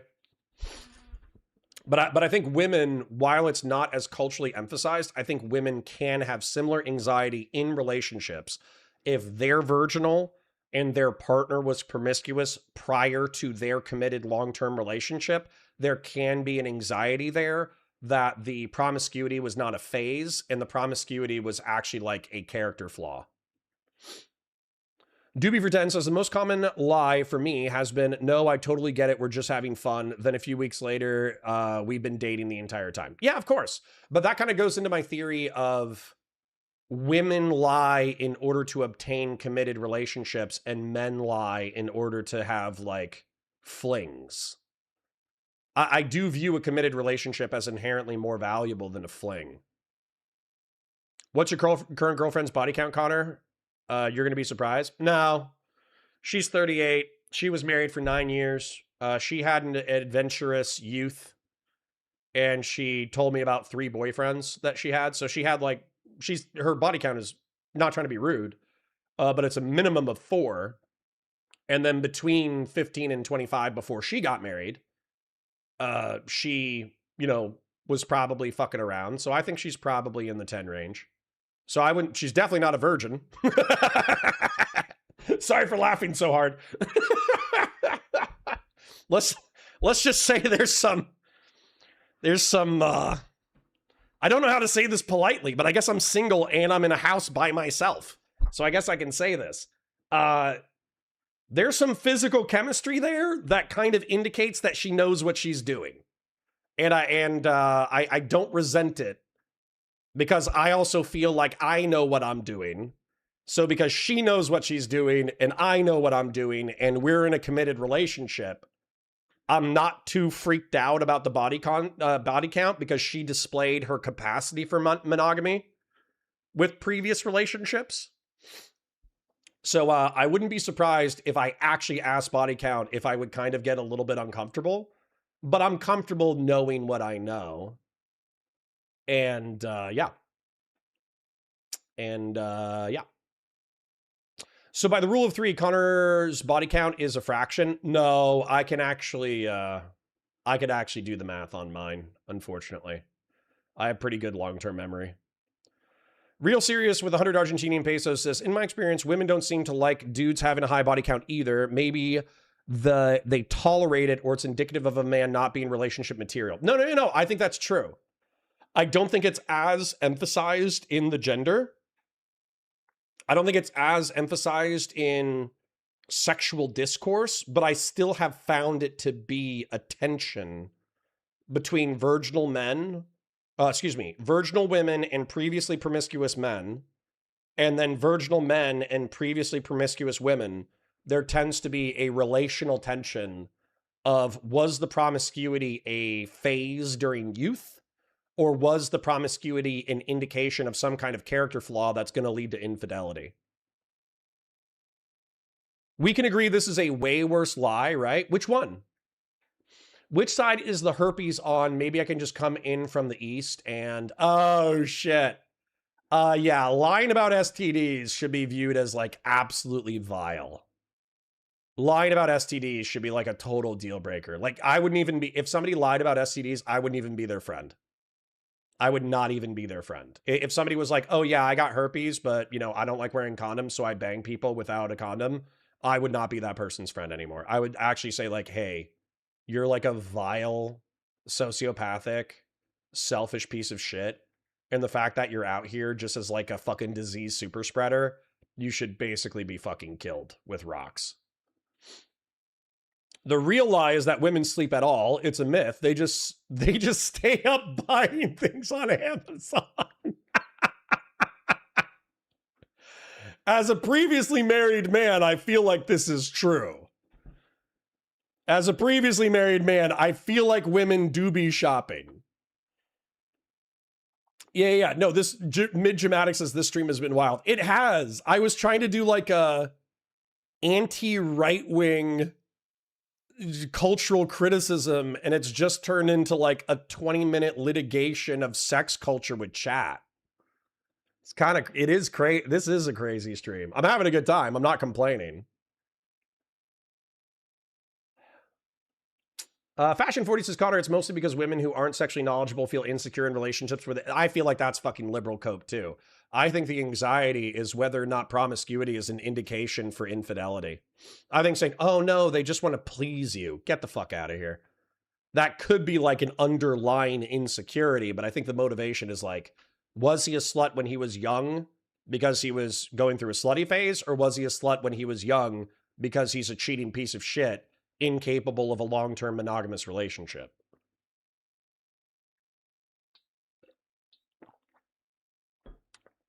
Real Serious says, I think these broad generalizations aren't the best because there are so much variety in libido. Sure. I agree that we should work with generalizations. But then, you know, we should always individualize our actual analysis. Counting into the triple digit seems psychotic. Yeah, but being in the triple digits is psychotic. Connor, in New York City, past 50 is a slut. Everything before that is normal. Yeah, but the reason why I don't judge that as harshly, number one, New York City is a shitty place to live. Number two, New York City is like one of the most densely urban packed places on the planet. So my presumption is that anybody who lives in New York City are fucking like rats. So.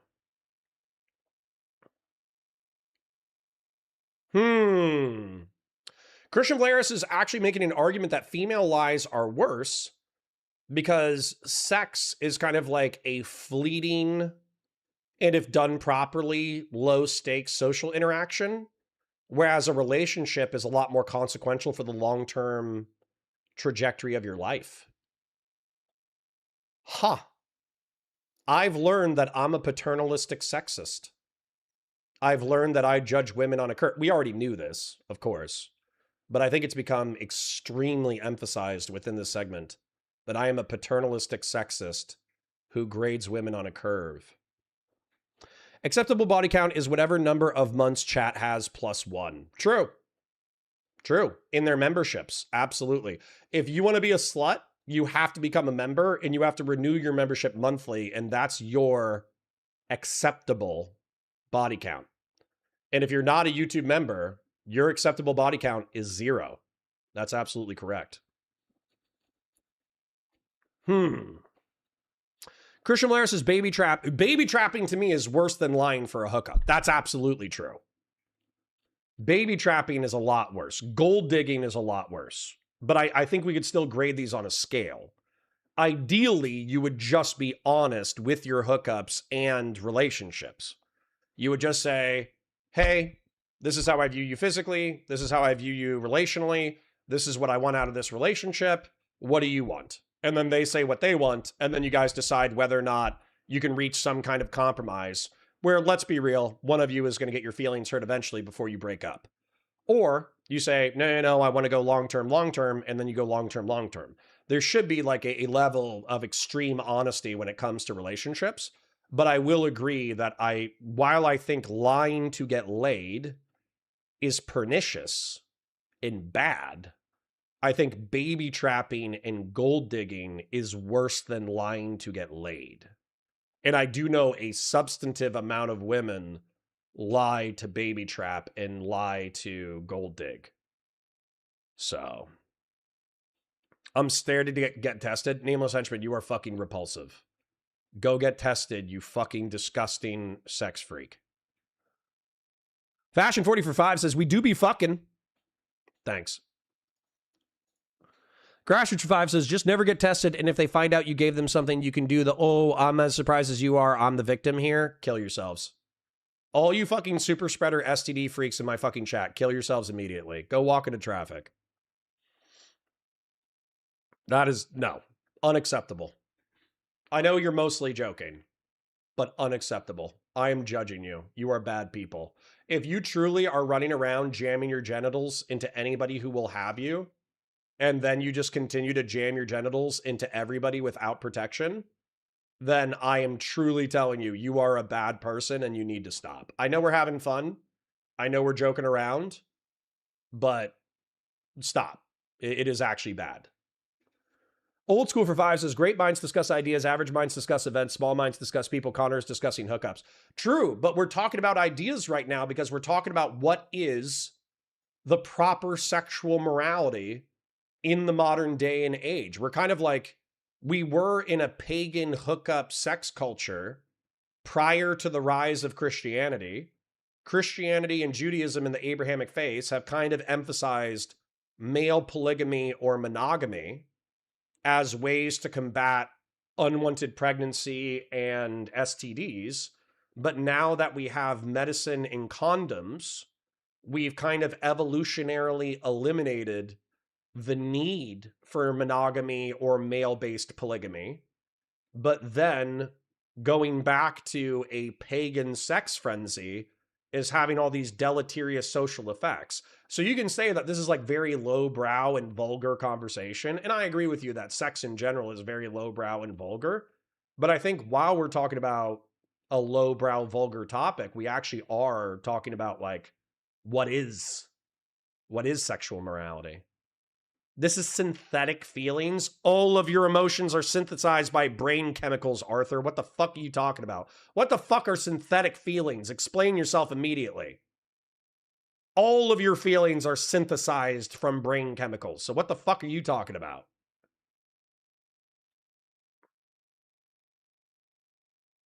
Grassroots says, only have sex people you'd have a family with. It's really easy. That's my standard. My standard is, and this is the standard that I'm going to like encourage my kids to do. It's like, if you would not have a child with that person, do not have sex with them. If they are ugly, if they are insane, if they are mean, if they are cruel, if they are immoral, and if you had a child with them, that would be a fucking disaster for you. You should not stick your penis in that person. All right, whatever. Let's keep going.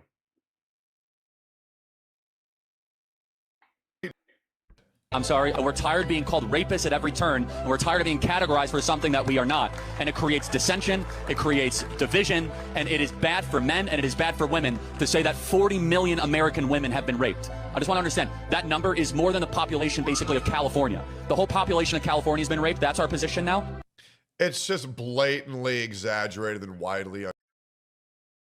I understand. Okay, so if I was to steel man this segment, what they're actually saying is that sexual assault, what used to be 20 or 30 years ago, defined as sexual assault with like digital penetration, unwanted sexual contact, and all that kind of stuff, has been conflated with the concept of forcible rape.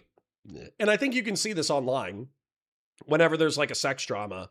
If somebody, for instance, wasn't there like a Cameron 305 sex drama where basically they were hanging out at a party, everybody was drunk, he put his hands on like the stomach and or genital area of a woman, but he was just kind of like holding her while they were snuggling, and she was like mildly uncomfortable with it at the time, but she didn't say anything because they were still drunk and having a good time and kind of snuggling. And then after the fact, she tried, I don't know if this is Cameron 305. There's so many fucking sex dramas, I don't even fucking know. And then afterwards, she was like accusing him of sexual impropriety because she was like, she had just turned 18 and he was 22. and, you know, he fucking cupped her vagina or held her stomach in a way that made her moderately uncomfortable, that's not rape. Obviously, that's not rape. So if I was to steel man what the conservatives are saying, while I think Tectone is an absolute fucking dipshit, is that the concept of uncomfortable sexual interaction, sexual assault, and forcible rape have been conflated to the degree that it's difficult to have a sensible conversation about sexual morality. I'll agree to that part of the articulation. The rest of this is fucking victim complex fucking bullshit. Who is Cameron 305? Google him. I don't fucking know. I watched some commentary drama segment about it.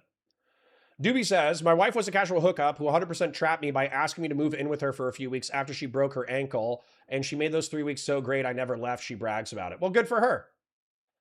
Good for her. I guess if you planned on like lying to her about your financial and material achievements and then hooking up with her and then dip setting, then all is fair in love and war. I guess I just kind of have to shrug my shoulders and say, I guess everybody's a piece of shit. I guess everybody's a piece of shit. Whoops. Untrue, because the problem is that women these days say, oh, if I change my idea on the person that I had sex with, then I can retroactively take away consent. And that's just not how that works. Real rape is when you're being held down, being forced to do things against your will that you don't want to do with threat of violence behind it. Okay? No, there's also drug-induced rape, and we definitely consider drug-induced rape rape. This guy's a fucking idiot. Clearly, if you give somebody GHB or Spanish fly or Rothanol or whatever, and then you have sex with them while they're incapacitated, or you have sex with them while they're unconscious, that's rape as well. So once again, Tectone's a fucking idiot. We're actually getting back into the segment real quick. Total fucking moron. If he wants to say that forcible rape and drug rape are different, sure, they're still both rape. If he wants to delineate between sexual assault and any kind of rape, I'm okay with that as well. If he wants to say that uncomfortable sexual situations with young people involving drugs and incomplete conversations about consent are leading to uncomfortable sexual situations being labeled as sexual assault incorrectly, I agree with that description. But if he wants to say the only rape that exists is forcible rape, he can fuck himself. What a fucking idiot. Rape isn't, I had sex with this person and now I don't like him, so now it's rape. And it's ridiculous because nobody takes this seriously anymore because we can't, because there's so many liars. And because people see people who claim they got raped have so much more attention put on them in real life, they say, oh, well, I want to be a victim too, so I'll lie about it too. It's run rampant. It's run rampant in internet culture. And to be honest, it's incredibly disrespectful for people who have actually endured such horrific trauma. It's pathetic. Their feelings change? Exactly. Oh yeah, dude, I had sex with this guy, but now it turns out he's a... Oh yeah, stealthing. Listen, I'll tell you straight up. I think stealthing is probably a form of rape. Stealthing. So if you have sex with certain preconditions that you expect your partner to wear protection, a condom, during sexual intercourse, and then you remove your condom, you have broken the terms of the consent. And therefore, is that the same as forcible rape? No. Is it the same as, what would you call it? Like drug-induced rape? No. But is stealthing a form of rape because you began a sexual interaction with a set of expectations that gained somebody's consent, and then you modified those without consultation to the other party? Yeah, at minimum sexual assault. If you want to say like, no, it's not technically it's not technically rape because of this colloquial or legal definition, then we should still say that stealthing is an extreme form of sexual assault, that person should be like socially castigated, excluded. I don't know if you could like criminally prosecute for that just because of the intimate nature of stealthing. you could probably say like, oh, no, I thought it was okay. And then the cops aren't going to do anything about it. But anybody who stealths should be like, social, like, if they do it once because they truly like they just weren't thinking, okay, if that's a pattern of behavior, they need to be fucking vilified. And that needs to be viewed as like an extreme form of sexual assault, if not rape. So, yeah. Anyways, listen, condoms suck. I'll tell you, condoms suck. Obviously. But if a casual hookup is reliant on a condom in order to give you consent for casual sexual intercourse, as a gentleman, the least you can do is abide by the agreement of your casual sexual hookup. It's the least you can do. Conservative, so turns out he likes Donald Trump. Nah, that was rape. Crazy. Insane.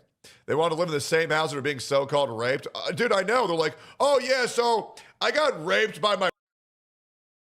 Damn, was this like a long-term sweep for Donald Trump?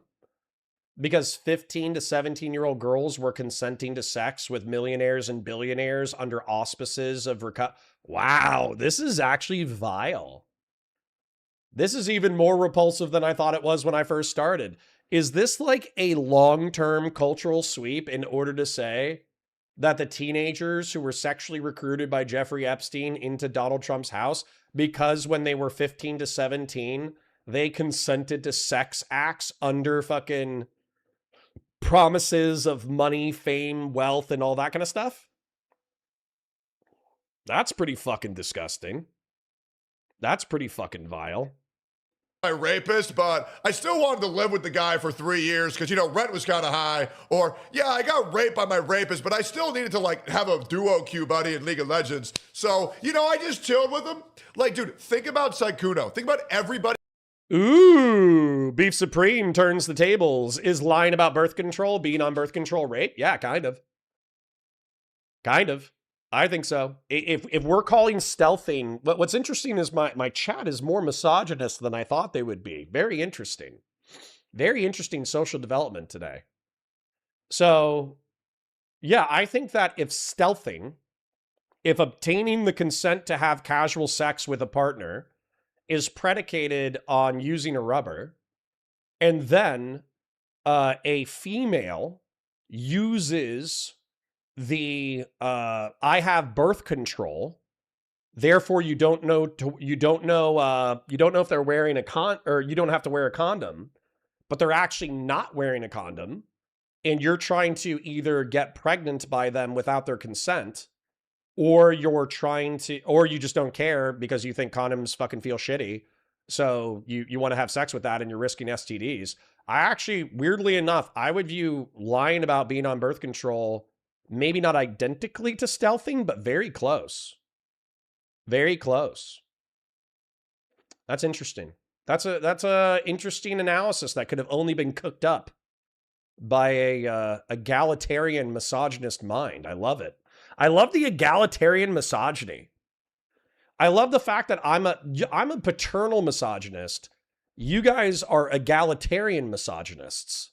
It's very interesting. So, like, I criticize women because I treat them as, like, you know, retarded children. You guys are criticizing women because you're treating them as equals. And if men are going to engage in this, like, negative antisocial behavior, you're going to come up with the counterexample that women do that is also, like, antisocial and weird. It's interesting. It's interesting. It's interesting as a paternal misogynist. It's very interesting to hear egalitarian misogynist perspectives. Maybe you should start doing red pill content and pander to us. I kind of am right now. I'm not gonna lie. Like I'm kind of doing a little bit of like sexual red pill content that I would not have been comfortable doing if I was married.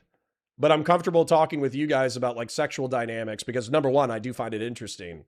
Number two, I do enjoy my paternal misogyny. Yeah. Huh.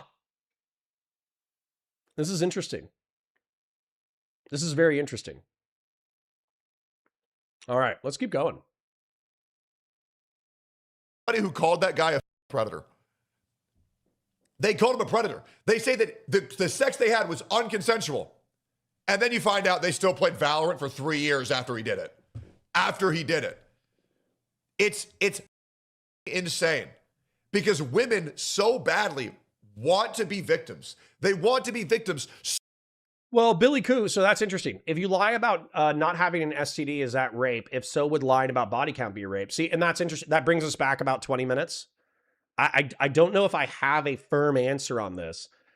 There's this concept of like rape by omission, which might be too extreme because what Tectone is saying, which I think is worthy of being understood, is that conflating forcible rape, drug rape, sexual assault, and lying in order to get laid, because we've conflated all of these ideas as just rape, we are incapable of having, I don't think he's saying this, I'm saying this, we are incapable of having nuanced conversations about like sexual morality in a increasingly secularizing birth control controlled world. And so I think that's true. Having this conversation is difficult because people could just clip you and just, oh, here's a bad take. Fuck him. He's a rapist. You know, like people obviously do that. But maybe it's not rape. Maybe it's like a class of sexual assault. Or maybe it's a consent violation. We should probably create categories for severity of like sexual consent violations. I don't know. Should I mind map or is this too gross to mind map? Tell me while we try to finish this segment. So bad that they're willing to bend reality and completely obliterate a man's reputation just so that way they can say, hey guys, I'm a victim too. Does that make me interesting now? No, you're still a dumb whore. Rude. Sorry. There's no way that 20... It's like the tax fraud of rape. Oh my God. Please do the rape drawings. What is wrong with you people? 3% of the population has been violently raped. There's just absolutely no way. Anyways, make sure to like, comment, subscribe. Oh, that was a tough one. Mind map it. You guys are terrible. You guys are terrible, but I'm going to do it. You guys are terrible, but I'm going to do it. Why do you want us to watch the PF Young? Why do you want us to do the PF Young segment? Who is he interviewing? I said no to the rape drawings. Too late, Paul. Other people said yes. Okay, I am open. I am open to feedback on a scale of 1 to 10. Okay, I am like open. Come on. Where are we? Here we go. I know this is horrifying. And I know it's crazy, but we're actually talking about sexual morality. So I am going to, not derisively, I'm actually going to sincerely call this the rape continuum. I am actually very curious about the levels of like sexual immorality to your guys' perspective. So I would say forcible rape has to be the absolute worst. And I would struggle to put like forcible rape and drug rape in like 8 to 10 category, I suppose, based off of like mitigating circumstances of like human evil. So there would be like specifics that would make these things like more and more evil. So weirdly enough, I don't even want to, this is not a hard line. I'm gonna draw a interrupted line because I view these things as very similar in degrees of evil. So I think the circumstances are actually going to dictate how evil this shit is. So drug rape, where you use drugs in order to achieve incapacitation of your partner, in order to engage in sex acts with sex acts that you know they are not going to consent to. And then I would say forcible rape is obviously like the most like evil shit on the fucking face of the planet. So I would say, depending on context, this is like some of the worst shit you can do. Then what I would say is, after this, there's going to be like a huge continuum for sexual assault. Sexual assault? And I would say on this continuum, it would probably be, weirdly enough, digital penetration can be considered rape in some jurisdictions. Like actual penile penetration is not required in some jurisdictions for it to be considered rape. Digital penetration can be considered rape.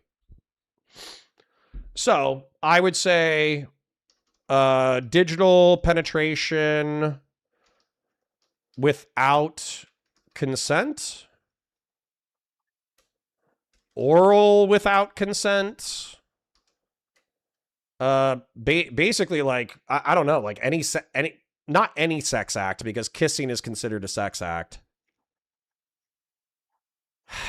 I don't know. This is getting awkward, but like I'm gonna push through it. So if you guys think that anything should be changed in category or changed in severity, please let me know if I say anything crazy. But I do think that like the sexual assault spectrum. And then I would put over here, weirdly enough, I would put like the 1 through 3 as like sexual miscommunication. So 1 through 3,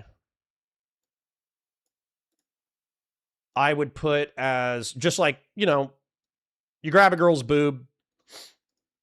You grab a girl's boob. She didn't want you to grab her boob. You thought you had the move, but she didn't want you to do it.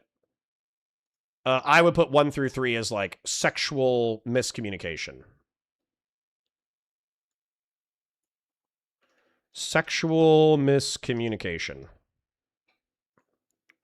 And there can be like worse versions of sexual miscommunication. So for instance, like you're making out, you're dry humping, you go for the handy, and you know, technically somebody, you know, you go to handy them, they didn't want it, you try to get them to handy you, they didn't want it, and then they kind of communicate that they didn't want it, and then you back off.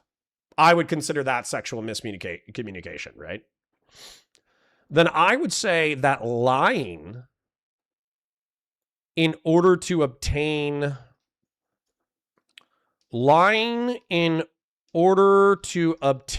sexual access or a relationship under false pretenses.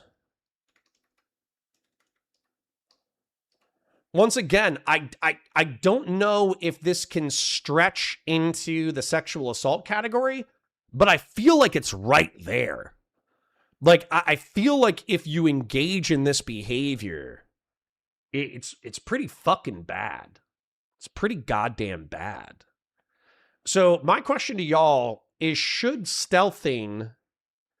maybe stealthing should be immediately behind digital penetration or oral without consent as sexual assault. So I guess I'll just, for now, bear in mind this is not like a hard list. This is just me trying to conceptualize like various sexual offenses and how we should perceive them in a continuum of severity. And then I guess I would put groping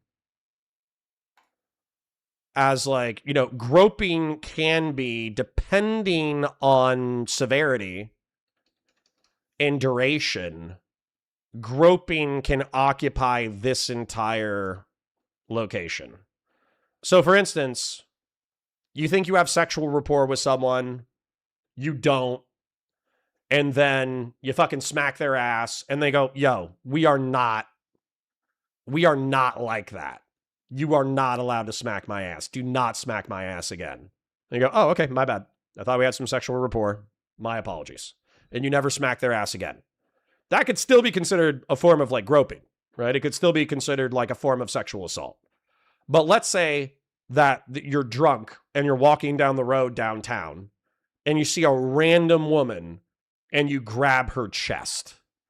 Like, I would view that as a more extreme version of groping. And then, of course, like duration is going to have something to do with it as well, where if you do it once, you get told that it's not a consensual thing, you back off, but you continue to do it. I'm going to view the continuation. I'm going to view the continuation as something that increases the scenario and severity, obviously. So, not only can I be the person who mind mapped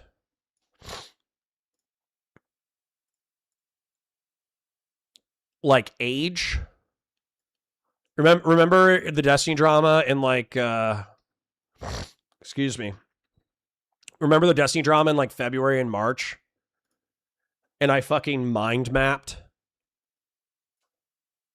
like how we treat like different ages sexually based off of context. And people are like, that's a wild mind map. And then I literally said, where do you disagree with me, though? And nobody articulated a disagreement. I feel like the rape continuum is going to be a similar mind map where they're going to be like, yo, you did a mind map of fucking sexual assault and rape. That's fucking wild. And I'll be like, okay, it's a wild topic. Absolutely. Wild topic. No disagreement with the fact that it's a wild topic, but where do you disagree with me? And I'm actually curious where chat disagrees with me in a second. So chat, how do you feel about my spectral delineation of like sexual misconduct? Because for me, this is kind of how I'm viewing it right now. I'm of course open to other people. I'm open to like feedback where you say like, hey, this should actually not be considered, you know, that extreme because of like this variable, or this one should be considered more extreme under this variable. I'm actually okay with changing this, but this is kind of the way that I see it right now. So hold on. What? No. File. Save as sexual misconduct and rape continuum. Tell me things, chat. Demon King Drago says, new category, violating understanding boundaries with lies, i.e. lying about a job or body count. I think I'm going to put that here where I wouldn't consider that sexual assault, but I would consider it bordering sexual assault. Can we just go back to calling it smoochy kissing? That's what I'm going to do. Rape by deception has its own spectrum, though, concealing an STD or other lies, for example. Yes.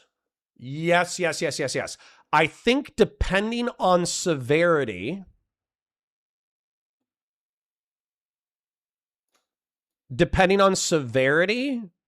it's going to depend on the severity of the lie, right?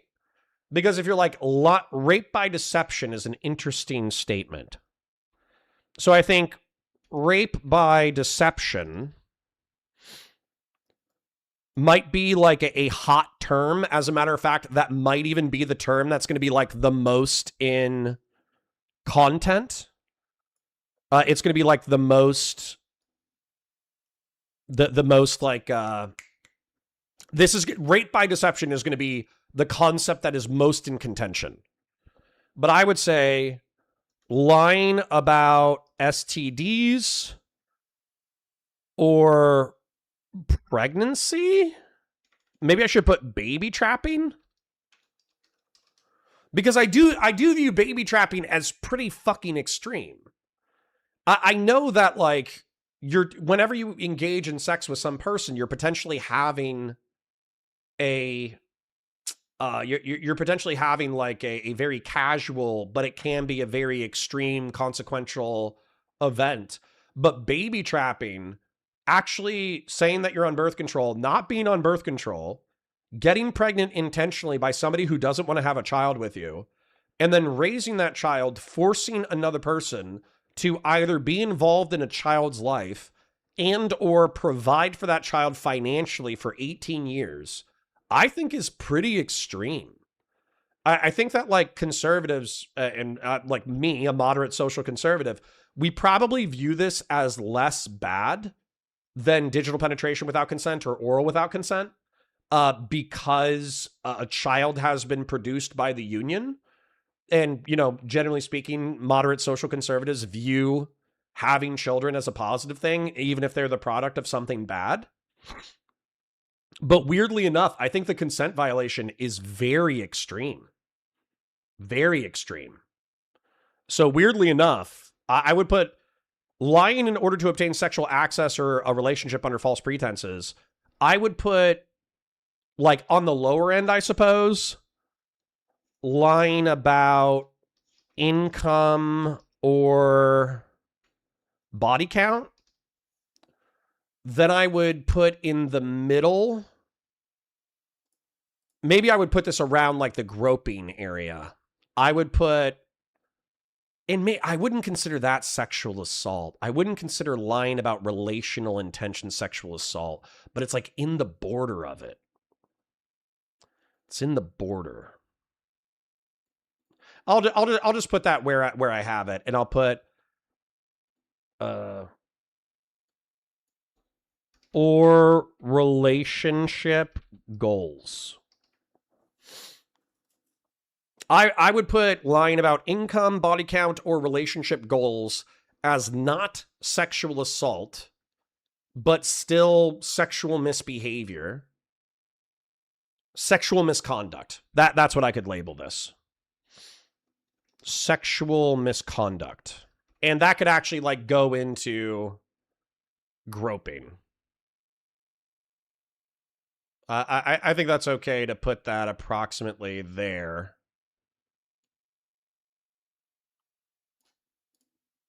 I think that's okay. I think that's right.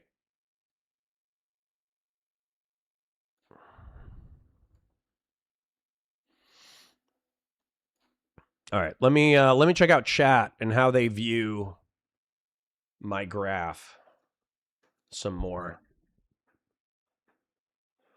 Like, is it less bad to have one cigar and put it out? Whoa, or 6 cigs and put whoa. Okay, that's kind of crazy. There are many, many things you cannot forget to add them all. Well, I think I can, because there's going to be weird things that fit in this category, but I'm not going to have the capacity to fill out all the stuff. There's conversations about soaking. I don't view soaking as unethical. I think, like, pretending that you're hiding sex from God by not engaging in thrusting is a very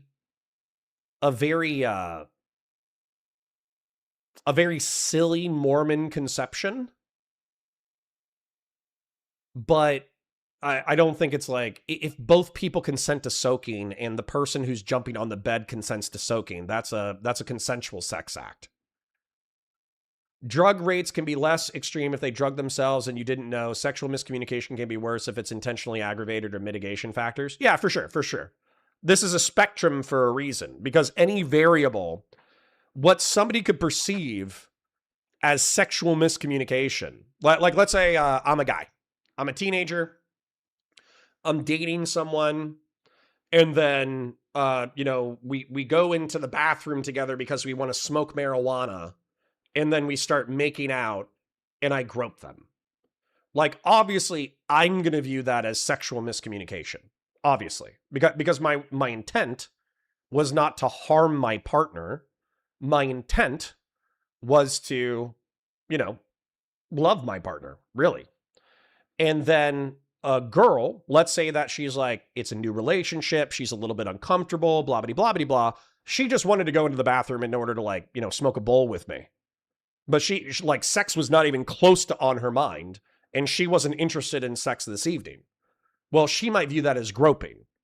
So then, like, you would have to litigate, well, we're in a relationship, and I thought that we had consent, and we've been romantic in the past, and all that kind of stuff. And then she could say, okay, well, I'm kind of like a asexual person, and I'm not very, you know, passionate in public, and also I don't want to be judged by people at the party as some kind of whore who likes to hook up in bathrooms at a house party. So realistically, I feel like you groped me. And then it'll be up to the couple to, like, litigate the severity of the offense and how their relationship is going to be going forward. But that's where, like, part of the reason I know this, like, map is uncomfortable, but part of the reason why I wanted to do this map is because the conversation is dominated by dipshits like Tectone, who say the only kind of rape that exists is forcible rape. Meanwhile, he himself has been credibly accused of engaging in oral without consent, which I view as the upper end of the spectrum. So, could Pinky Chew be lying? Absolutely. Is Tectone saying the only form of rape that exists, forcible rape, make me think that Pinky Chew might be telling the truth?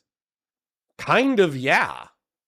I obviously have, like, no capacity to see into their relationship, but Pinky Chew accused Tectone of sexual assault engaging forced oral.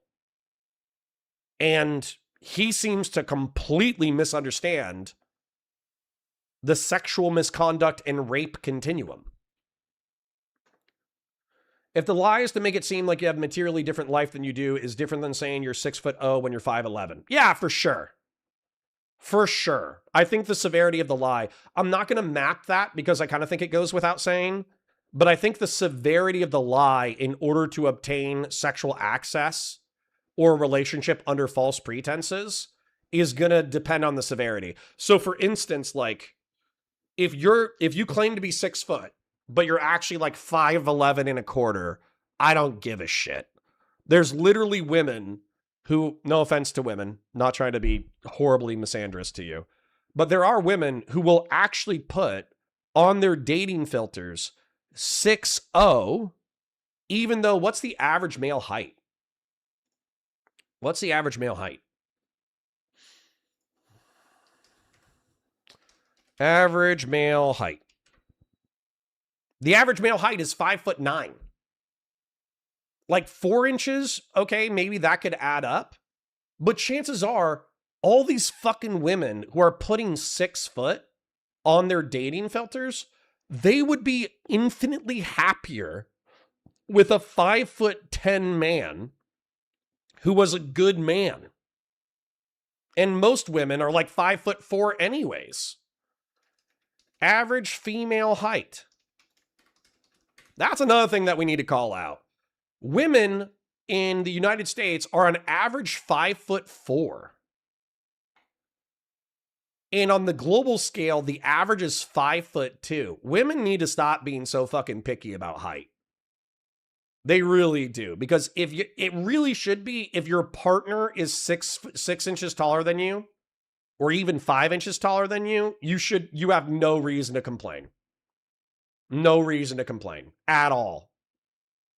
If you're fucking 5'1" and you want to date a 6 foot tall man, shut the fuck up, you fucking midget. Sorry, that was rude to midgets. Yeah, anyways. I'm gonna start another segment momentarily. Fellrunner says, I feel like I dodged all these bullets. Good. What if someone accidentally grapes in one of Ayala's CNC parties? I'm going to let y'all figure out that one. I'm not going to be litigating fucking Ayala's CNC parties. What if she hits you with the Black Widow leg grapple? Well, then it's just over, King. then it's just over. Oh, that's funny. Unlimited butt sex as a Mormon, your body count is technically 0. Good for them. Where would the married fallback guy fit? Asking for a friend. Where would the married fallback guy fit? Married fallback guy. Ooh, hold on. James, do I know what you're talking about? Are you talking about either like keeping a partner on the side that you don't engage with physically, but effectively you're doing like emotional cheating? Ooh, I'm going to put that at like a level 3. I really am. I really would. I think so. What's interesting, I'll just tell you straight up. I told my girlfriend who I lived with in California, I was like, hey, well, actually, more Connor lore. I've talked about this in the past, so it's actually not shocking at all. People will probably clip it in light of my new divorce. I've actually been divorced twice. But my first marriage was a contract marriage. And I told her it was a contract marriage. I proposed by telephone, by text message. I told her, like, hey, we're not married, but you're relatively cool. She was a massage therapist. She gave amazing massage, like mind-blowing massages. The one thing that I will say about her is she is one of the most talented massage therapists that I've ever met in my entire life. So anyways, I said, hey, if we got married, if we did a contract marriage, we could live together in an apartment.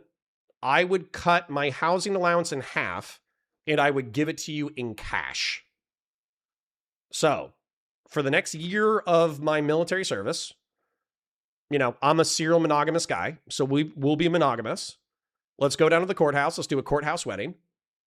Let's move out on town. I'll give you 50% of the living shit, and we can move out on town and get an apartment. And she said yes. So we did that. But I told her the entire time, because I was like 21 or 22, I was like, we are monogamous for the duration of me living in California, but when my contract with the military is up, I am going home and I am going to be single. Like, you're not moving with me. We are not actually married. This is a long-term serial monogamous relationship while I'm in California, but I am going to college as a single man. And she said, okay. Now, what was interesting was I struck up a Facebook communication with another woman, and I was flirting with her. I was straight up flirting with her. I didn't think about it at all because I was like, she's in Florida. We went to high school together. You know, she might still be in Florida when I get back. So I was flirting with her. And then she saw the messages, and I wasn't even trying to hide them at all. Like I was, you know, because I set expectations that I'm going back to Florida as a single man. And she was like, yo, hey, I agreed that we were going to be monogamous, and that includes emotions. And I was like, oh shit. Like, I didn't even think about it. I'm telling you, I did not think about it. But I would say that effectively what you're talking about, where you're keeping somebody in the emotional, psychological sidelines as like, this relationship might not work out, so I'm going to have a backup plan. I think knowingly entertaining a backup plan is obviously not sexual assault, but I do think it's sexual misconduct, and I would put it at like a 3. I really would. I really would. I would also, weirdly enough, I would probably put cheating, depending on severity.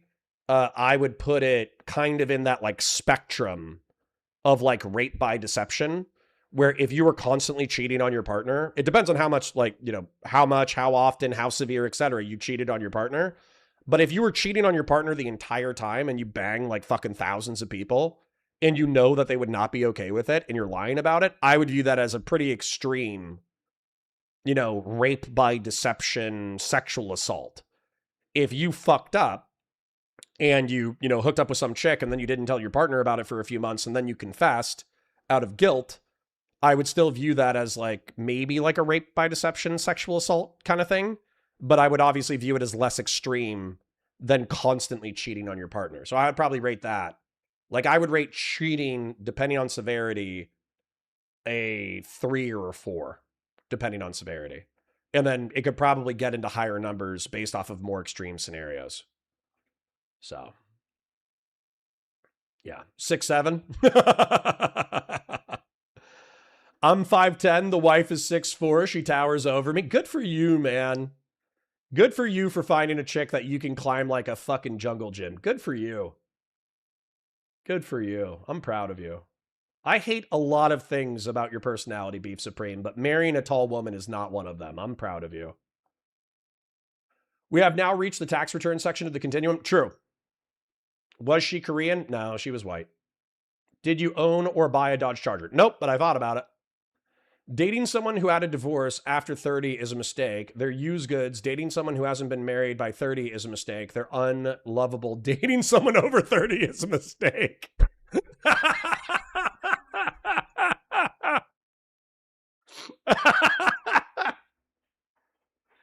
See? Nameless Henchman can sometimes be such a rude, abrasive, shitty person. Like, he pisses me off. He says some things that really get my fucking goat. But actually saying, like, dating is a mistake, and then categorizing how people based off of ages, they're all fucking mistakes, that's a moment of genius. So, Nameless Henchman, I hate you. That is one of the reasons why I haven't perma-banned you. Connor needed a throat goat every once in a while.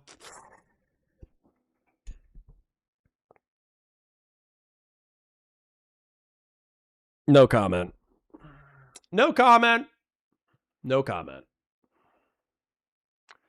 Not Bree, brother. You're mixing my words with someone else's. All right, my bad. Oh, well, whoever's dating a 6'4" tall bitch, congratulations to you.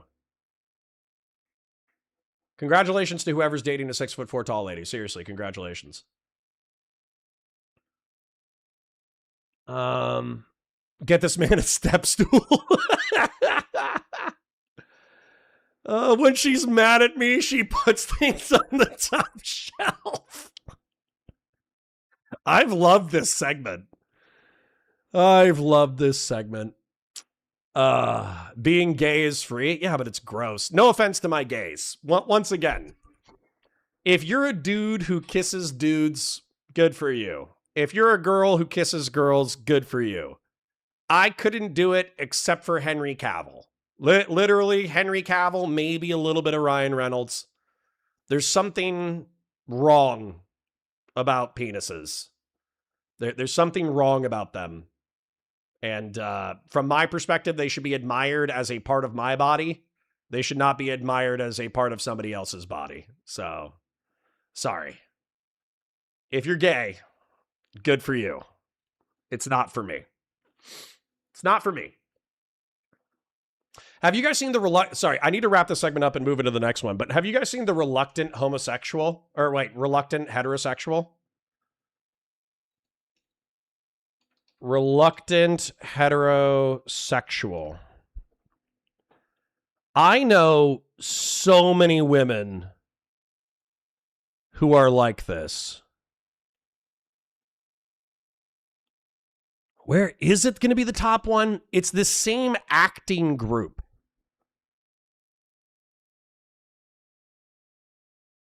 It's Content Machine. Sorry, I got people texting me. It must have been a TikTok. I do not see it. I don't see the bit. But there's a bit where it is an attractive girl. So it's a girl who acts in this acting group in LA. Oh no, I got a bloody nose.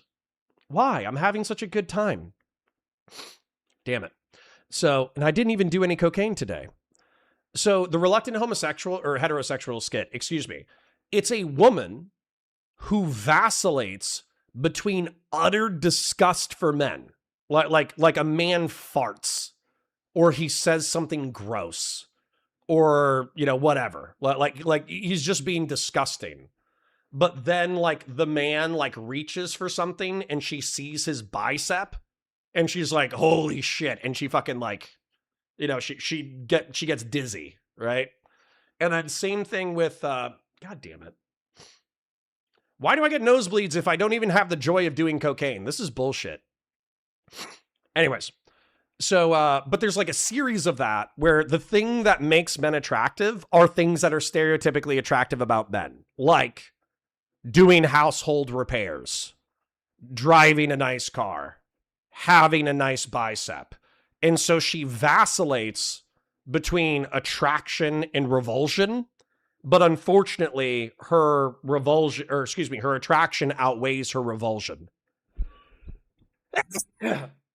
And to be honest, most straight women I know, they are repulsed by even their partners, but they find some kind of like redeeming qualities like muscles or humor or whatever. And they also like, they're just not into vagina. They're just not into women. And so as a result, they remain heterosexuals. Wow, Connor, during Pride Month, Freddie Mercury died for our sins, and this is how you thank him? True. Fucking true. Yeah. Yeah. Sadly, it really is the best time for the dudes. I've been like a monk for 8 years. Huh, interesting. Having a bloody nose in the South is wild. I know, it's crazy. Diminished Darknut with the 50. Thank you for the Oil King. Phalluses are awesome. That is all. Listen, man. Listen. If you're into kissing guys and you're a guy, rock on. If you're a chick and you're into kissing chicks, good for you. You know, like I truly, I'm going to spend out of my mortal life the next like 1 to 60 years that I have left. I will spend zero amount of my energy hating on you, liking kissing boys and penises. I truly don't give a shit. I'm happy for you. I'm happy that you found what makes you happy in life. I think it's weird. It doesn't make me happy, but I'm happy that it makes you happy. So, all right. Anyways, there's a lot of straight girl erasure going on. Maybe. Anyways, let's do fuck Tectone. It was funny. It was interesting. He was truly as stupid and vile as I was hoping him to be. He inspired an amazing segment by being so laughably wrong and stupid that he inspired, in my opinion, truly fun content. I love Tectone and Asmongold can be lolcows for me. If you guys are enjoying the comment, excuse me, if you guys are enjoying the commentary, if you guys enjoy the content, I have no problems milking 100 IQ dipshit conservatarian MAGA dick suckers pandering to 80 IQ gas station alcoholic MAGA uncles and routinely calling them fucking stupid and criticizing their ideas. I fucking love it. I think it's great. Okay, but what if you met a guy who looks almost exactly like Henry Cavill? Then we would talk. Carter gets nosebleeds when he starts thinking about guns too much. True. Henry Cavill's the one you would fuck? Oh, yeah, absolutely. He's undeniably a physically beautiful man. You just cannot, like it doesn't matter. It doesn't even matter if I'm gay. You know? I'm not even gay. Like I don't like penises. I don't like buttholes. I don't like the male body. I can appreciate the male body from like having musculature and being physically proportioned and being well developed and all that kind of stuff. But I'm not like, it's not attractive to me. Like a woman's body is infinitely more alluring to me. There's something that is sucking me in where I'm just like, ooh, that looks nice. I want to be around that. I want to see what that looks like without clothing. Whereas with a dude's body, it's like, okay, that's nice. You know, obviously he like developed it. Good for him. But there's no compulsion to see what's underneath the clothing. It's like looking at furniture. It's like, yeah, is there furniture that's well built? Yeah, there's well built furniture. What if he gave you head pats? Well, like I said, I'm gay for him specifically. During the Tectone segment, you said you hadn't seen anything that marked Charlie Kirk racist. I sent you a 20-second video in Discord. Okay, let's take a look. Demon King Drago? Oh, okay. Let's take a look at this real quick. Now, were they trying to hijack her? Were these blacks trying to go rob her? Happening all the time in urban America. Prowling blacks go around for fun to go target white people. That's a fact. It's happening more and more. Yeah, that was kind of racist. that was a little racist. Because once again, I'll point this out to you. Obviously, we all know 1350. 1 second. You just sneeze. Oh, fuck. We all know 1350. We all know that I love my black folk. 99% of fucking black folk are perfectly kind, decent human beings. 1% of black folk are not even 1%. It's less than 1%. Are fucking assholes. And they ruin it for everybody. But we all know that like 13%, it's the fucking federal crimes UCR stat. It's like, despite being 13% of the population, African Americans commit 50% of homicides, right? But if you look at crime statistics since 1990 per capita, we have halved violence. Halved it. In what world is cutting crime in half over 30 years an indication of violence upticking? Now, if that was during BLM, during COVID, during one of the worst economic catastrophes in American history, that we had this like violent uptick, then I would understand saying, oh, it's happening more and more. But I feel like Charlie Kirk and his ilk benefit from constantly talking about black criminality or like Mexican criminality without actually looking at statistics. So, fuck him. You know, he shouldn't have been killed, but that was kind of racist. So, all right. Now, I need to use the restroom before we continue. So, I think I'm going to play a song. And I'm in a pretty good mood. So, I think No Broke Boys actually fits my vibe. So, enjoy. This is for the boys. Even if you're broke, you're allowed to enjoy this song. You're allowed to just dance, even if you're a broke boy, to this song. But here's some black chick singing about how she has better judgment and she's not going to date broke boys anymore. And she's going to hang out with her hot friends and go dance. I need to use the restroom and get some water. I'll be right back.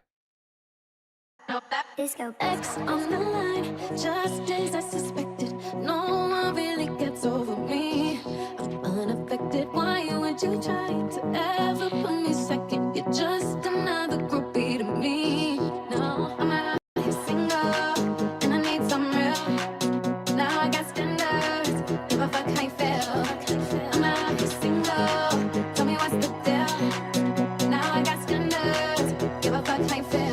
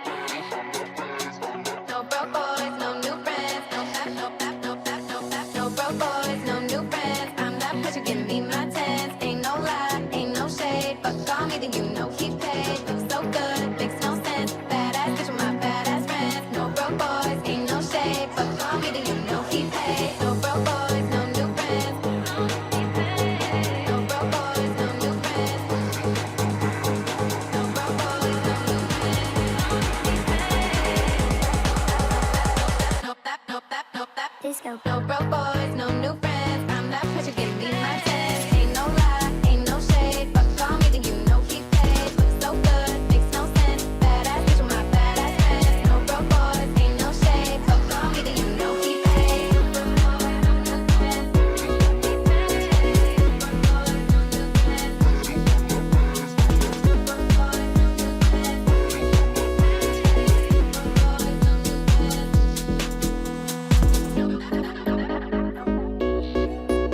What a fucking banger. If you don't lift weights to that song, you're gay. Lifting songs to fucking white girl dance music is the way, ladies and gentlemen. I disavow Connor's music taste. You're gay. You're gay. I feel like Connor's trying to tell me something. Maybe if I threw money at him, he would acknowledge my disagreement with his grape continuum chat that he said he was looking for. Yeah. Just say it again. You don't have to super chat me. Just say it.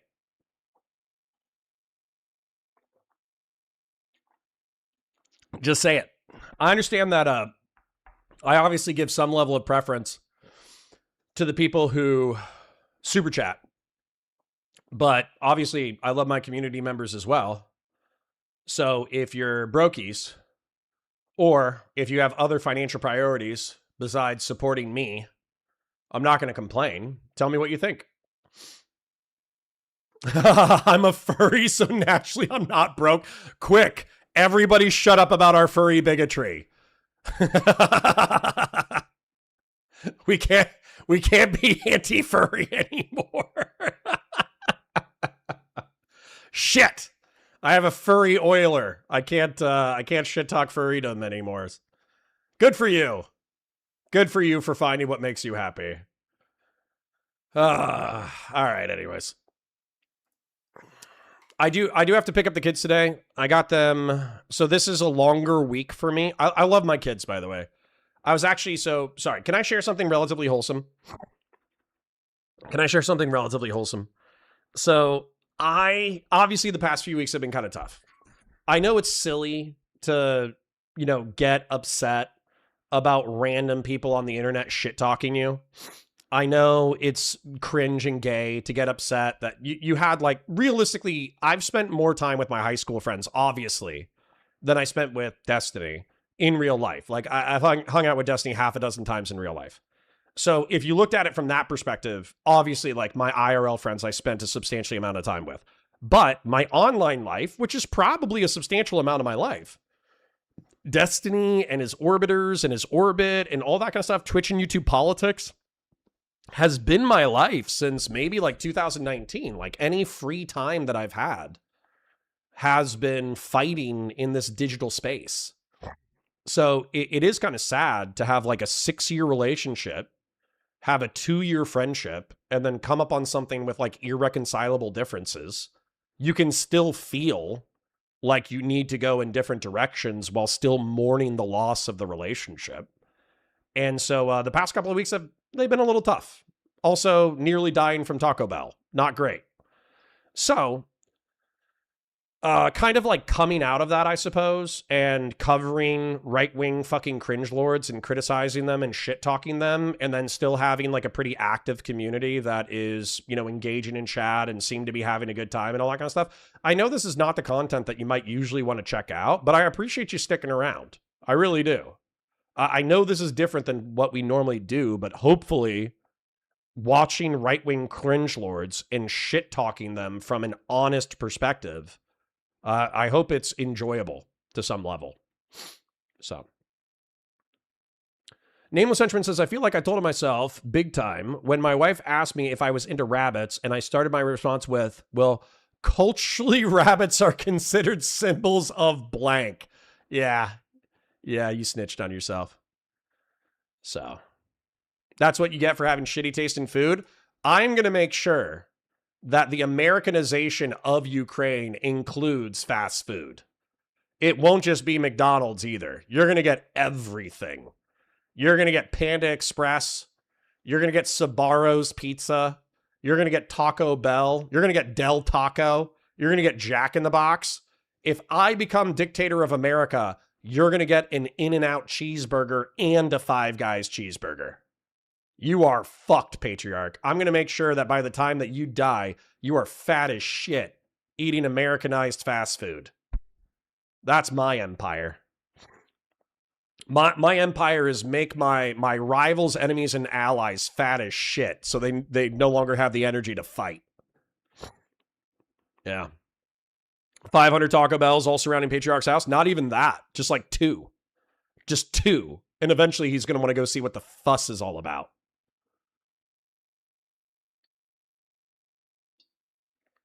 I think rabbits are fertility symbols.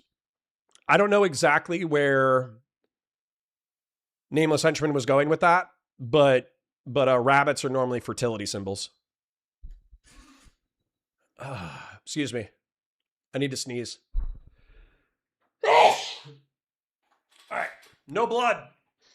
I'm not dying today. Not dying today. Maybe tomorrow. Anybody ever had a taco burger? No.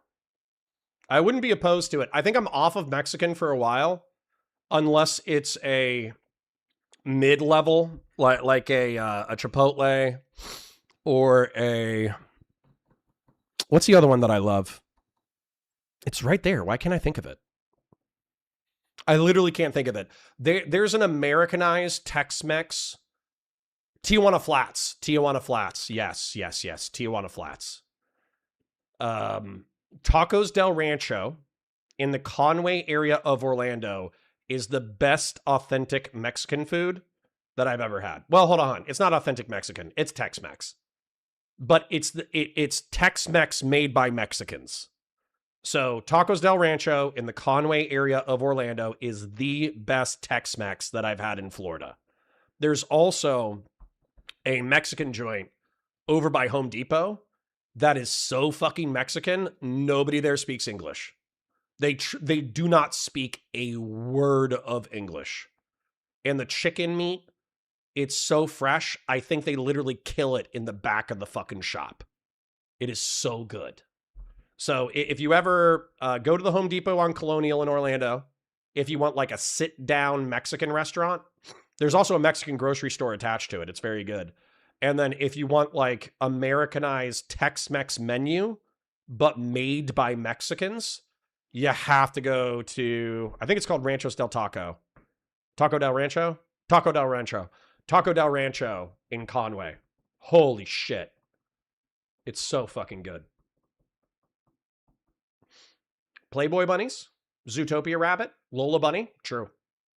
Being gray is like being invisible, truly. Ah, well, YouTube isn't a financial priority for me, and I provide one income household. No shade. I'm trying to rebuild a rainy day fund. No problem, bro. Literally, type it to me on Discord or type it to me in chat. I'm sorry that I missed it. But even if we're just at like 40 or 50 people right now, I don't even know how many people we have in chat. But it sometimes when chat's actually active, it's still hard to keep up with everybody.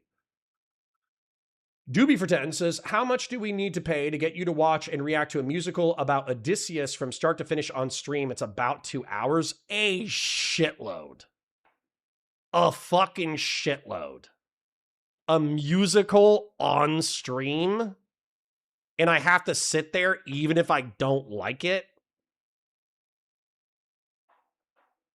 That's got to be like an after stream thing. I would say, if I was giving you my real price, let's say that you're a retired millionaire and your investments are giving you so much cash incoming. Like, I don't know if Doobie's a landlord or not, but let's say that you do have passive income. Like you're a landlord or you play the stock market and you have like a really diversified mutual fund that has an aggressive market share. And let's say that you're not worried about money at all.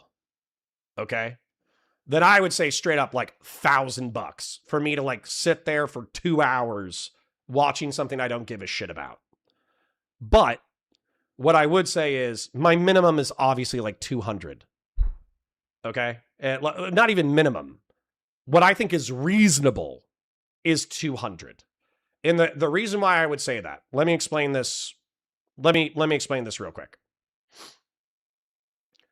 I used to make $10 an hour, okay? When I was selling cell phones, I made $12 an hour. When I was working at Publix getting grocery carts, I was making $8 to $10 an hour. When I was working grocery carts for fucking Albertsons, I was making $8 to $10 an hour. If what the fuck? If I was working as kitchen crew, I was making $10 an hour. You know, so my floor for like, let's say that I just became retarded overnight. Let's say that I truly just lost my ability to string sentences together. And let's say that I became an 80 IQ dipshit overnight. Then what I would do is I would go to the VA, I would max out my disability, and I would go start washing dishes again. Probably start smoking a lot of pot too. But I would literally just go wash dishes for $10 an hour. So getting paid $20 an hour, $30 an hour, $50 an hour, $100 an hour, dude, I will take fucking like, this is an exaggeration, but I will take like, you know, grass shards, cover them in hot sauce, and rub them up my own asshole for $100 an hour. You know? So that's a little bit extreme, but I think spiritually you understand what I'm saying. For $100 an hour, as long as I can maintain some dignity where I don't have to like commit suicide after I do whatever I do, as long as I can still look my children in the eye, I would pretty much do anything for $100 an hour. So, anyways, Alishness for $5 says, "Is it smart to take cuisine takeout advice from a guy who nearly died from takeout food poisoning?" Absolutely not. Don't take my advice. Don't take my advice. The food will be delicious. You might die. It'll be delicious. Doobie for 10 says, "This is me trying to civilize you, you uncultured ogre." Okay. Okay. I would say realistically, if you actually wanted to, if you actually wanted me to do it, I would say $200 is fair. It's fair. So, rip to your career, my friend. I don't know what you're talking about. I'm still paying bills over here. As a matter of fact, let me go ahead and like dunk on this fucking whore real quick. Because this isn't even it's not even that lucrative of a day, but it's still a lucrative day. 25, 75, 85, 90, 95, 100, 105. Argentinian pesos don't count. 115, 117, 127, 137, 140, 150, 155, 160, 165, 175, 185, 195, 205, 215, 225, 235, and with this nameless henchman $20, it's 255. Watch musicals on Stream Fund. Keep track. Also, Doobie is a stain on humanity. Okay, fair enough. Sorry, I'm sorry that I'm engaging with this fucking shitter, but I'm live 5 hours a day, right? And today we made $250. Divide by 5. I made $50 an hour. Like, I understand that 50 live viewers is not a lot. I understand that. In the Twitch and YouTube political space, I have a small community, and sometimes I get sad about how small my community is because I feel like there's significantly less talented people who are doing better than me metrically. But the quality of people that I've attracted means that I actually enjoy hanging out with my chat. And today, I've made $50 an hour. So I could go do construction admin, and I could make, I don't know, what's $50 an hour times 40, and I don't work 40 hours a week, but you know what I'm saying. Times 40 times 4 times 12 is almost 100 grand. And obviously I'm not working 40 hours a week, so I should actually multiply this by 25. So let's do $50 an hour times 25 hours a week times 4 weeks times 12 months. That's 60 grand a year. 60 grand a year to shit talk with 50 motherfuckers that I actually find interesting. Come on, man. Come on. Even if I don't do this job forever, you understand making almost 60 grand a year, talking shit on the internet with 50 people I like is a pretty goddamn good way to make a fucking living, right? You understand that I'm used to making 40 grand a year, and I'm used to getting covered in blood and shit. Oh, what happened? Did we die?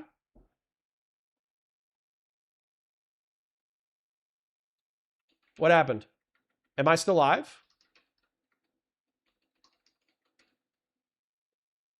Oh, I'm not watching this right now. Yeah, I'm not watching the musical right now. I'll commit to watching the musical. I'm not watching it literally right now. I'm still doing content. Yeah. Epic the Musical. I'll complete my favorite animatics and send you a playlist you can watch when you're ready to appreciate true art. I beg you to watch the first 2 songs now so that chat knows what's in store. If you're open to it, I'll send you the first 2 on Discord. Send it to me, but I think we need to psychologically prepare people. Okay? So what I would say is send it to me, but we will watch the first 2 songs tomorrow. And what we will do is we will psychologically prepare people for it. So I'll say, you know, Wednesday of next week from, you know, fucking 3 p.m. to 5 p.m., we're watching Doobie's musical. So we can still have a day where we do content. So that's fine. You don't have to watch Doobie content. He's trying to culturally educate you, you fucking swine. And you are refusing cultural education, as is your right as Western free people. Yeah, do you know what's funny? Is I'm being gay-opped to watch. He's paid me more to watch a fucking musical and paid me more to watch a movie, or not even a movie, a 5-minute video of a guy burning himself to death inside a grill than he's paid me to shit talk Destiny. So, all right. Anyways. Oh my God, Rodney Hobbs, stop complaining. Like, you complained yesterday or the day before, and then and then like you said something really funny that I liked a lot.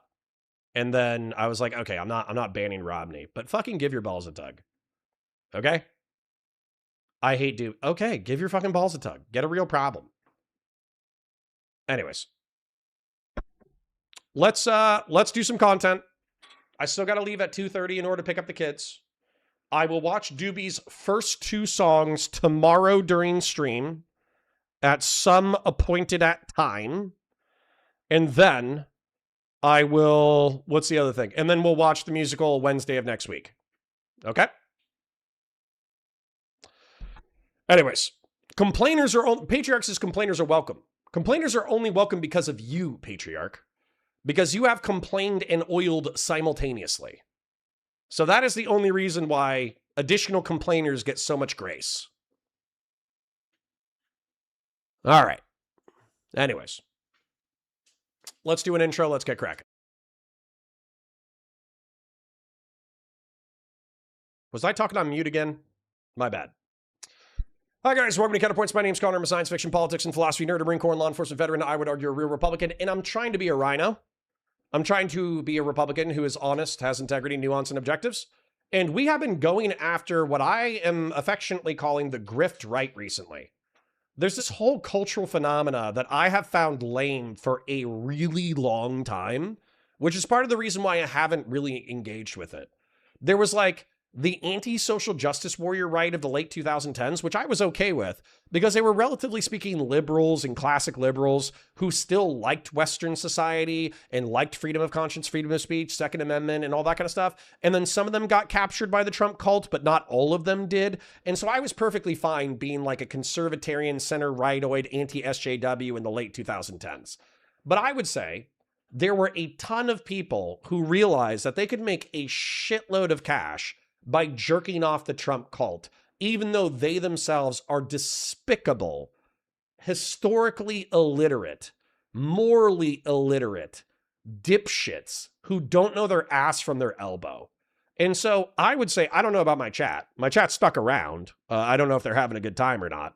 But for the past 48 hours, I decided to pivot into talking shit about these people. And I've actually been having a good time. So I know for a fact that this goth guy is like one of the lamest internet grifting psyops on the internet.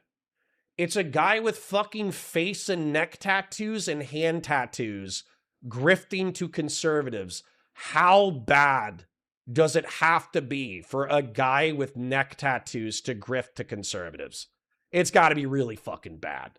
And then Nuxtaku, I do know a little bit of Nuxtaku lore from my previous run-ins with commentary, is commentary. Nuxtaku used to be like a commentary hangers-on because he had crazy metrics, but his whole thing was looking at Japanese teenage, hopefully, and adolescent pornography on stream, bringing other streamers onto the show because the stream got huge metrics, blurring out the most extreme sex acts of the cartoon teenage and adolescent pornography. It's called Lolicon. It's basically a phobophilic and pedophilic pornography. And then trying to gross out his guests. And this was like a phenomenon in the late 10s, early 20s that he helped pioneer. And then what ended up happening was he kind of allegedly realized that that was gross. I would like to hear more articulated about that. But then he started grifting to conservatives. He started grifting to like anti-degenerate right-wingers. And that's one of the wildest 180-degree turnabouts in content I have ever fucking heard. So, we're going to watch this dipshit with an annoying voice, who is a right-wing grifter, talk about another right-wing grifter, and we're hopefully going to find some interesting shit to talk shit about. Let's go. Bro, this dude over here, this goth fellow over here, he's a friend of mine. I like the guy. He's cool. He just posted a video because he actually lives about 20 minutes away from the beheading that took place in Belfast, Ireland, from the Sudanese migrant that just tried to behead an innocent guy because, well, he's a savage. It's just his culture. Oh, no. I'm just going to preempt this and say, I have Muslim friends, but I'm mildly Islamophobic myself. So, let's see where this goes. All right, if you dislike that, then you're probably a racist. You probably just don't like the Sudanese culture of beheading people that you don't like, and honestly, it's a little bigoted of you. So this dude lives 20 minutes away from there. He actually went there to the scene of the crime. I wanted to see his take on it. Before getting too deep into the chaos, free cash was promised to me 3,000 years ago. I think Nuxtaku is a Jew, but he just made this advertiser was promised to me 3,000 years ago, which obviously panders to like the anti-Semitic right. So I have no idea what his Jew takes are. I'm sure we'll get to them as we become more familiar with his content, which is unfortunate for all of us. I do find his voice annoying, but I do want to break into the content. Surveys get a generally for the channel, so saw the head. Click the link in the description and do the thing. That would be very appreciated. The guy that tried to saw the head off a disabled man in Belfast, when he was taken to hospital for the he was disabled, man. Y'all are ableist now too. The wax to the dome. He threatened to kill one of the radiology nurses. That's how brutally savage this guy is. This Sudanese. But he was a legal immigrant, so just like Elon Musk was a legal immigrant. So I don't know if you I can't believe that Mehdi Hassan is out there being like, but he was legal in the country, like as a defense for the guy that tried to behead a guy. This guy, they took him to the hospital for the damage that was done to his head, and he threatened to kill one of the radiology nurses. So I just saw Tommy Robinson say something here about the picture. Here it is. I have removed the alleged image that featured in online reports of Stephen Ogilvy lying in a hospital bed. I've been reliably informed that was not him, and that Stephen's injuries are actually much worse. So that wasn't him. I don't think it was AI generated, but it wasn't him. Sometimes even doing research into images and using AI things can be mistaken or go wrong. I did do a reverse image search and absolutely nothing was found, which gave the claim some credibility, as did the AI response, also the Celtic tattoo. I apologize for making the mistake. So the image that you're seeing circulating of Stephen in the hospital bed is not real. It's not him. It's of somebody else who Worse looks than quite similar. I would be honestly super surprised if anyone at this point would be able to get in there, take a photo, and post it on the internet. Right now, I can't imagine that would be anyone would be doing that. So hold up. Who is the victim of the Belfast attempted beheading? The victim is 44-year-old Stephen Ogilvie, a radiology technician living in northern Belfast. He survived the attack after bystanders intervened, but he suffered severe injuries, including the loss of his left eye, extensive damage to his right eye, and deep cuts to his face, neck, and back. The attack, which took place in June of 2026, sparked widespread anti-immigration protests and riots across Northern Ireland. Okay, so, I mean, it's good that the guy is still alive. That's good. I don't think that I think they're saying that this is the fake image because the guy did lose his left eye and he's super fucking fucked up. So I'm going to split the centrist difference here. Okay. Because I'm going to share a hot take with my predominantly liberal chat. I think beheadings are bad. Okay. I know that you guys are all Islamophilic lovers of jihadist terrorism. You guys love car attacks. You love truck attacks. You love suicide VBIEDs. You love fucking ISIS beheading videos. I know that you guys are all bloodthirsty liberal freaks who want to bring down the American empire by mass importing jihadist terrorists into the Western world. But I'm just going to have the hot take that beheadings are bad. Okay. And so as a result, though, I do have Muslim friends. Okay? I have Muslim friends. And what I would say is that if you actually look at jihadist stats, it's quite clear that similar to the 1350 of black folk, jihadist terrorism is a disproportionate amount of domestic and international terrorism worldwide, and there is a problem with jihadist terrorism internationally that is correlated with Islam and therefore correlated with Muslims. But what I don't like about the acknowledging jihadism as a component of Islamism, and Islamism as a component of Islam, and Islam as the religion of Muslims, is that Islam can be read in a variety of ways. And the chill version, I actually love. Okay? Believe in God, the last day, that Muhammad is his messenger, peace be upon him. Do the Hajj if you can, and overall just be a chill guy. You know, that's kind of like if there was buffet Christianity, that's buffet Islam. Now, the hardcore second half of the Quran, where, you know, the Prophet Muhammad was at war, and so he had a bunch of spicy passages about shit to do with disbelievers. And, you know, some modern jihadist groups have said, oh, well, he was fighting corrupt people 1,500 years ago, and modern people are more corrupt than the corrupt people that he was fighting 1,500 years ago. Therefore, we're going to use all these historical scriptures about violence, and we're going to use that to justify modern violence about civilians. I'm going to be straight up here. I'm going to share another brave stance. Not a fan of that interpretation. Not a fan of the jihadist interpretation of Islam. Now, what I would think that we have noticed is that there are people like, is it Al-Zawahiri? Or was it Zarqawi? Who was the propagandist? Propagandist for ISIS, American citizen killed in Yemen. Anwar al-Awlaki. So Anwar al-Awlaki went from the I'm a chill dude Muslim,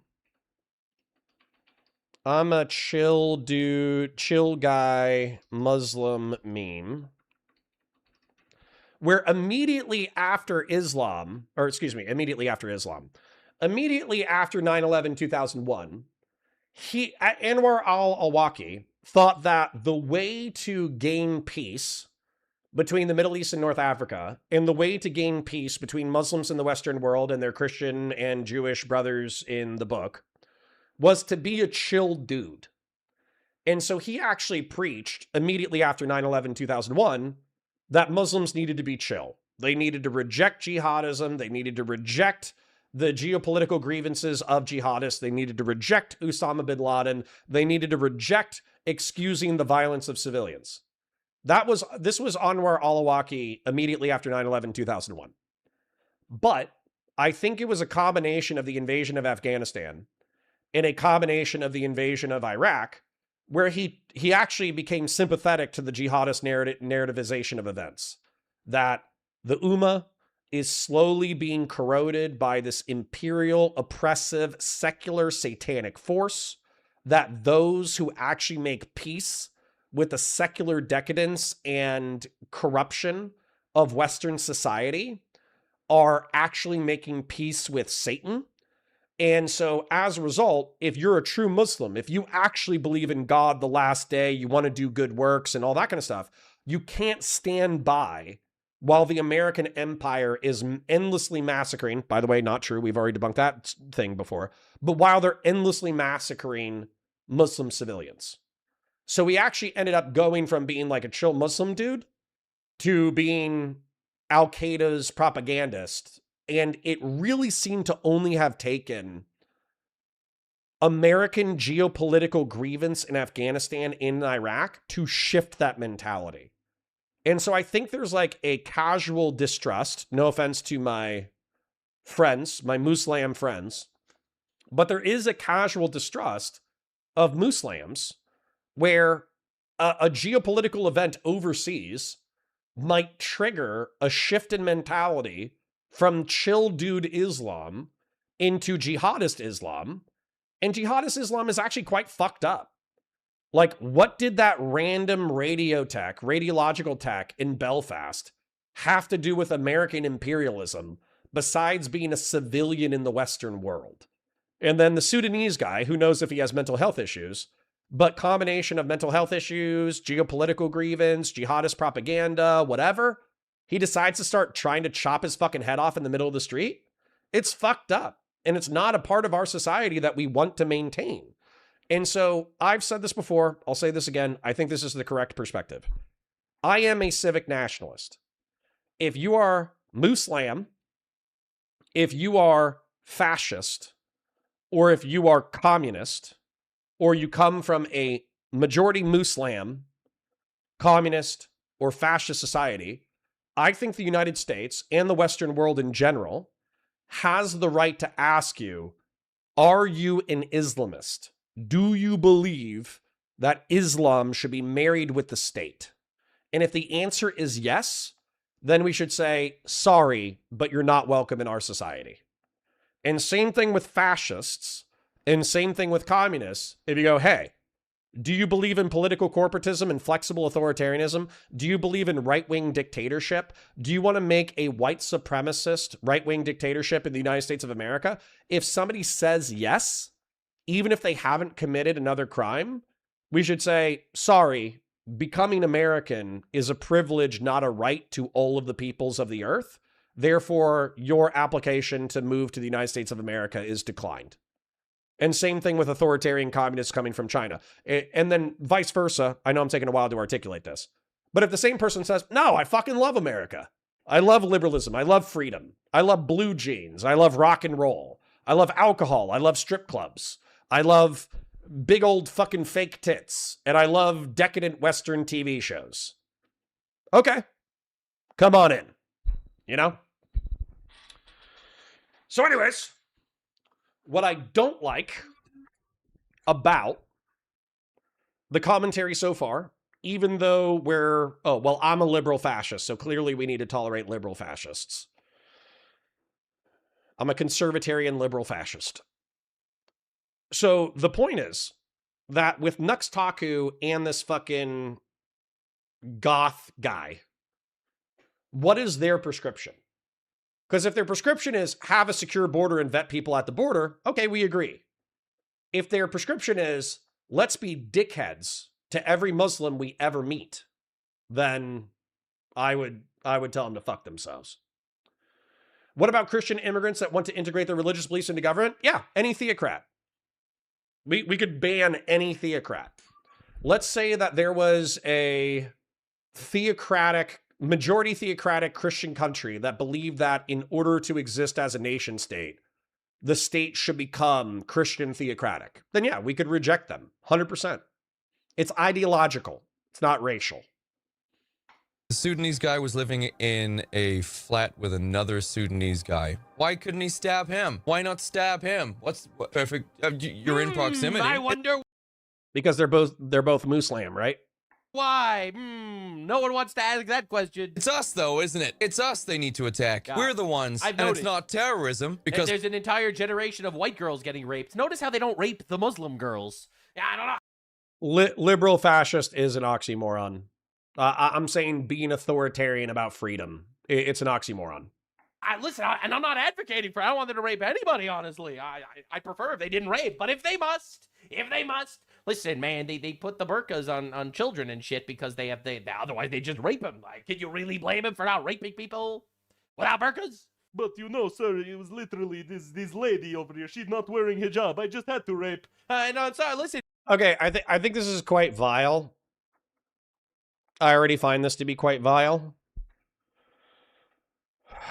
But I feel like they are criticizing a actual mentality that was articulated. There was a 250,000 victim report about like the sexual victims of majority Muslim sex trafficking in Europe.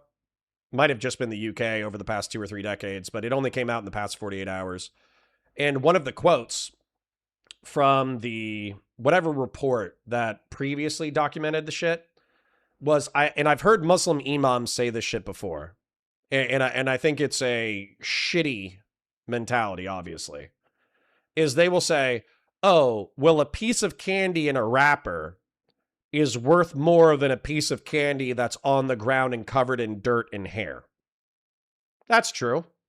If I had to eat a piece of candy and one was covered in a wrapper and one was on the dirt and, covered in dirt and hair, then I would obviously pick the one in the wrapper. But they use this as an analogy for women who wear conservative dress are women who are the candy that's inside a wrapper, and the women who are not dressed conservatively are the metaphorical equivalent of a dirty, filthy piece of candy covered in dirt and hair. And so they use this analogy to dehumanize the victims of sex trafficking. Because they say, oh, well, who gives a shit? It's a piece of candy covered in dirt and hair. So if we pimp this girl out, to morally corrupt people, and we profit from them, who gives a shit? And by the way, these people are like majority rejected from their own internal Muslim society, but they will use Islamic supremacist texts about sexual slavery in reference to the Prophet Muhammad, peace be upon him's conquests. They'll use those texts as justification for why they're morally and legally capable of sexually enslaving non-Muslim women. They are like the way that Doobie finds Jewish supremacist racists to be repulsive. I find Muslim supremacist bigots to be just, if not more, vile. Man, jobs work, I guess. What can I say? we're not a protected group. We're secular. Being British means nothing. I mean, to be fair, you are not Muslim, so therefore you are like animals. That's not true. That's not true. And I'm actually happy. So I'm getting pissed off because I think Nuxtaku is a fucking F-slur. However, that's not true either. So there's a hierarchy of value within Islam, and it's it's Muslims at the top, but it's people of the book at the top, right? So if you're Abrahamic, number one, if you're Muslim, you believe in God the last day, that Muhammad, peace be upon him, is his messenger, and that there's going to be a day of judgment, and you're going to do the Hajj if you can afford to, and you do good works, then you're at the top of the hierarchy. You are the true universalist monotheist chosen by God. Okay? And then Jews are a insular perversion of the gifts of God, because while they do worship the creator God of the universe, they hoard the religion for themselves. They keep it only for the Jewish people. They're an insular religion. And therefore, that is a theological mistake, according to Islam. And then, when it comes to Christians, Christians are also a theological mistake because they made the mistake of worshiping a human being as God, and that's a heresy. But because Jesus was actually like a pretty righteous prophet, he was a pretty cool dude with lots of cool shit to say, and Christians themselves are still ultimately worshiping the creator God of the universe, the people of the book, whether they're Jewish, Christian, or Muslim, they can be tolerated within a Muslim majority theocratic society, right? Now, the people who shouldn't be tolerated are pagans and atheists. And part of the reason why there's an extreme hostility to pagans and atheists within the religion of Islam is that the pagans were the militant forces that resisted the Prophet Muhammad, peace be upon him, within the Arabian Peninsula. And then there is also a history of extreme hostility between Timur, I think it's Timur, and Hindu people. So in Central Asia, north of India, there was the Delhi Sultanate. And they were Muslim majority theocratic rulers of northern India, and they had, I think, a majority Hindu population. But they were actually like tolerant and syncretic of the pagan population, and they didn't do a lot of attempts to convert the pagan population. They just said, we're going to rule you. We conquered you, but we're going to treat you relatively well. And all things considered, we're going to be a pretty humane, theocratic, Muslim-dominated state. And I think it was Timur. What Muslim conqueror sacked the Delhi Sultanate?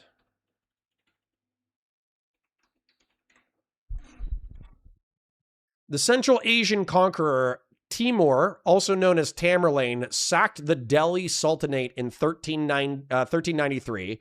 His brutal invasion permanently crippled the Tughlaq dynasty and left the region in ruins. Timur defeated the forces of Sultan Nasir-ud-Din Mahmud Shah Tughlaq and subsequently sacked the city of Delhi. The capture led to a devastating 3-day massacre of civilians and the enslavement of thousands of the city's inhabitants. Timur did not stay to annex the territory, but his destruction shattered the Sultanate's central power, paving the way for its fragmentation into independent regional kingdoms and eventually the establishment of the Mughal Empire in 1526. And so Timurid, or Tamerlane, was a fucking twat. And he used the religious tolerance of the Delhi Sultanate as a religious pretext to say these Muslims were too tolerant of pagans, therefore they're just as bad. So not only can we conquer this territory and massacre, not only can we massacre pagans like the Hindus, the same way Prophet Muhammad, peace be upon him, did in the Arabian Peninsula, we can actually just totally annihilate these apostate Muslims. So, yeah. Pretty fucking tough. Oh, and then denying God's existence, you're going to go to hell if you deny the creator God of the universe. And so if you deny the creator God of the universe and you encourage other people to deny the creator God of the universe, not only are you going to hell, you're dragging other people to hell with you. And so secularism and atheism is kind of like a very serious sin in some areas of the Middle East and North Africa. And they rape animals, so... All right, that was dark. It's not an ethnicity that is recognized. So how can it be terrorism if white people are quite literally nothing? They're nothing. White British? Irrelevant. British is a passport. Christian? Ooh. This is a secular country. Culturally, we're not tied to Christianity. And even if you were Christian, does that even matter? Does that matter? You're a non-Muslim. You're a non-Muslim, bro. You are like animals. anymore. So every single attack by a Sudanese, by a Senegalese, by a Somalian, by a Pakistani, Yes, attacking people in the book is bad, Nuxtaku, you fucking dipshit. by any of these foreign invaders, Anywhere in any of the I don't give a fuckistan countries. any attacks from these people against us is purely because we're white, but white people are not a protected. No. Hey. You gotta give some grace. You gotta give some grace to the fucking Senegalese savages. It's not because you're white. It's because you're a non-Muslim. To be fair, that brought. Weirdly enough, while being racist as fuck, he's actually being accurate. There are white Muslims. So, for instance, one of my favorite developments are Irish ginger Muslim rappers. This shit is fucking hysterical to me. There was this TikTok. I don't know if you guys saw it. Irish ginger Muslims. But they did this like TikTok where a guy who looks like this, but he's wearing conservative dress, is doing like a rap that included like wallahi. It was an Irish guy who was as red-haired as this guy in full conservative Muslim male garb, rapping about how he loves God and using the word wallahi. It was fucking wild. broadens it a little bit too, eh?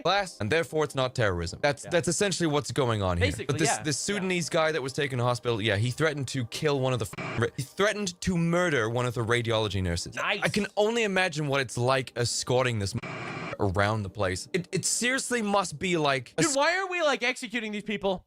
Like so much resources is first of all, the economy in Europe is absolute dog shit. You know, they cuck themselves on the AI stuff because they want it to be woke. They cuck themselves on the nuclear stuff because they want to be woke. They cuck themselves on fracking for oil because they want to be woke and environmentalists and shit. Dog, why do you give a fuck about the environment? You're not having kids. You're aborting your babies. You're castrating your children. Your birth rate is like 1.5 in England. All right. You're not going to, like, why? Why do you give a shit about the environment if you're not going to even have descendants to live on this planet? All right. The only people in England, if everything went your way, that will exist in a couple of generations are Senegalese barbarians. That's the only people that's going to be fucking, you know, harumphing around in your country. Right. And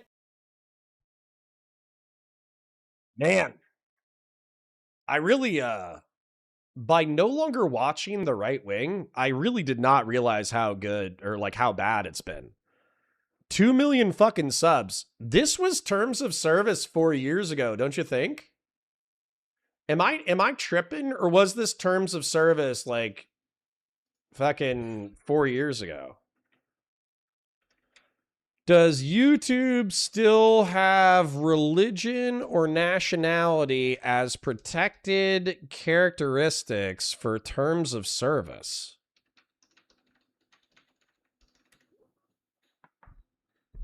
Hate speech policy. Yes, both religion and nationality are explicitly recognized by YouTube as protected characteristics. These attributes are protected under YouTube's hate speech and harassment policies. Listen, guys, like once again, I don't want deplatforming. Okay, I do not, to be clear, I do not want deplatforming. I want nobody in my chat or nobody watching this VOD reporting this video. Okay. We don't allow content that promotes violence or hatred against individuals or groups based on any of the following attributes, which indicate a protected group status: age, caste, ethnicity, or race, disability, immigration status, nationality, or religion. I swear to God, this would have been nuked off of the platform 4 years ago. That's crazy. This is crazy. I don't know how you can fucking mislabel a Sudanese, even if he's a terrorist, routinely mislabel a Sudanese gentleman as Senegalese, talk shit about the entire religion of Islam, and then also basically say, oh, they're all like animal fucking rapists. That's kind of crazy pants. And by the way, if this is the kind of content that you're creating in reference to Muslims, in what way do you have any right to bitch about anti-white hatred? Like, if there's a bunch of motherfuckers on YouTube who are like, oh yeah, you know, white people are a bunch of like mayo sipping, vanilla gorilla, cultureless, white bread eating sacks of shit who have conquered and raped the world. Where do you get off bitching about that commentary if you're doing the exact same thing to Muslims?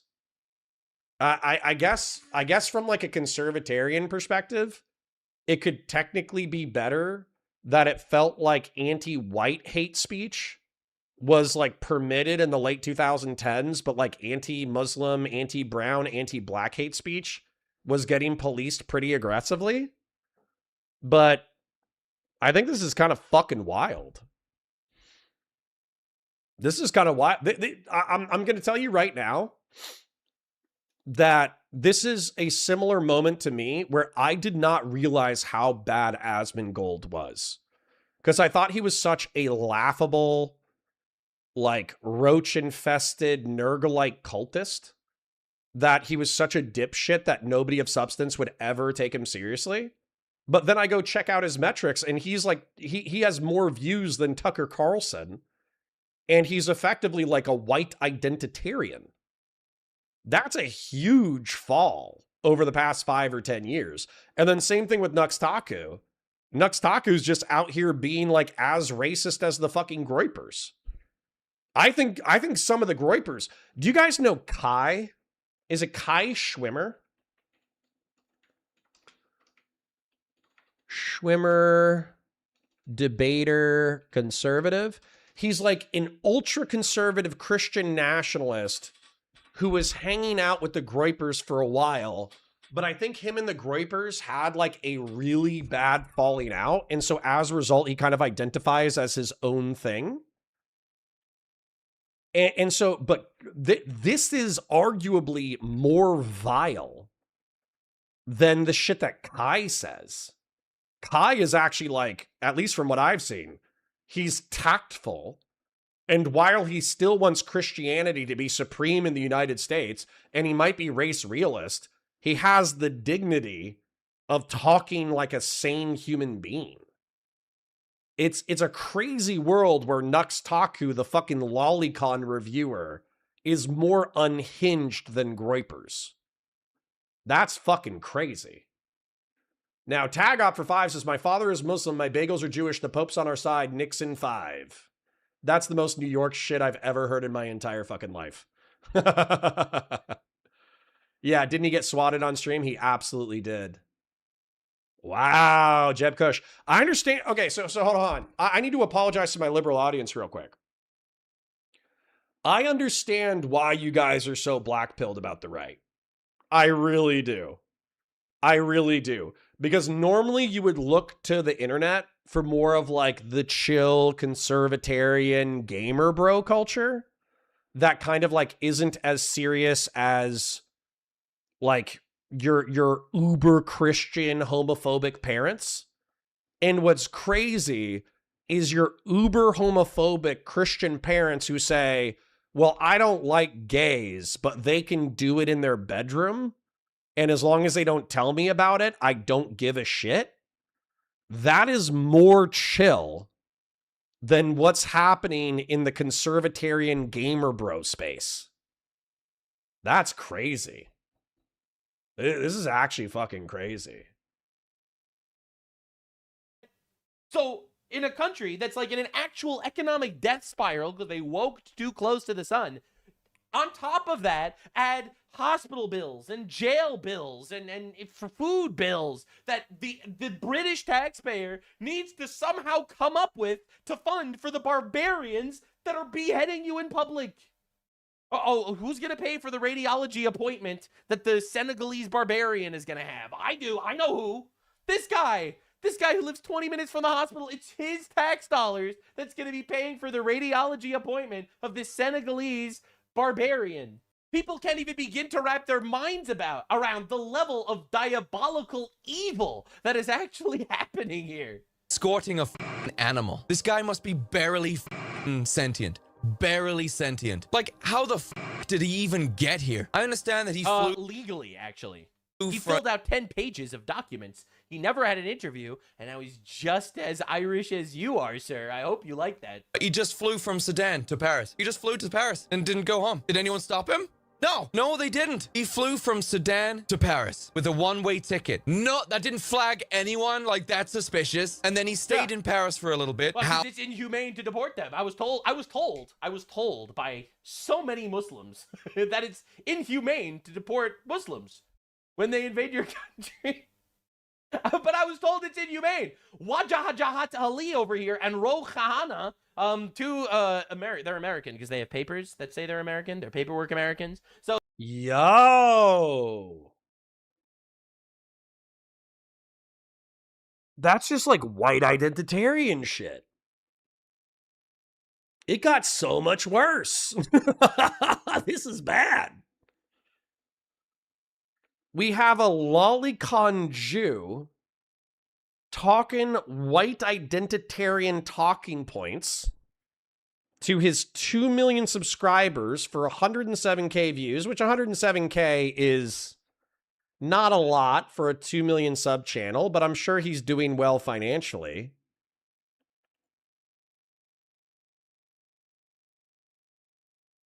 And he's just fucking spouting white identitarian bullshit.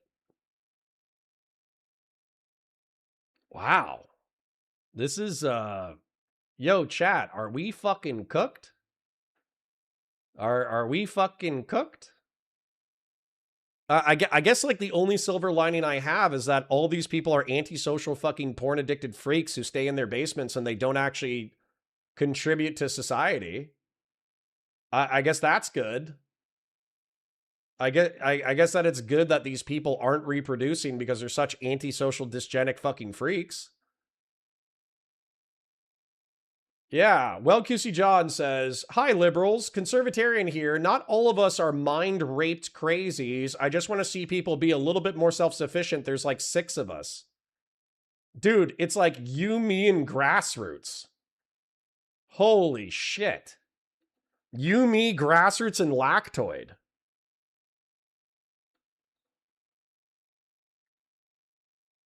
Nuxtaku isn't married, right? Nuxtaku doesn't have kids? He's talking about all this white replacement shit as like a fucking lolicon VTuber Jewish person for metrics because he thinks that it's a trend that he can follow.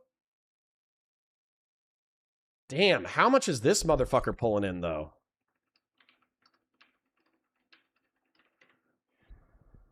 If he's like over 20 million monthly, I'm going to be upsetty spaghetti.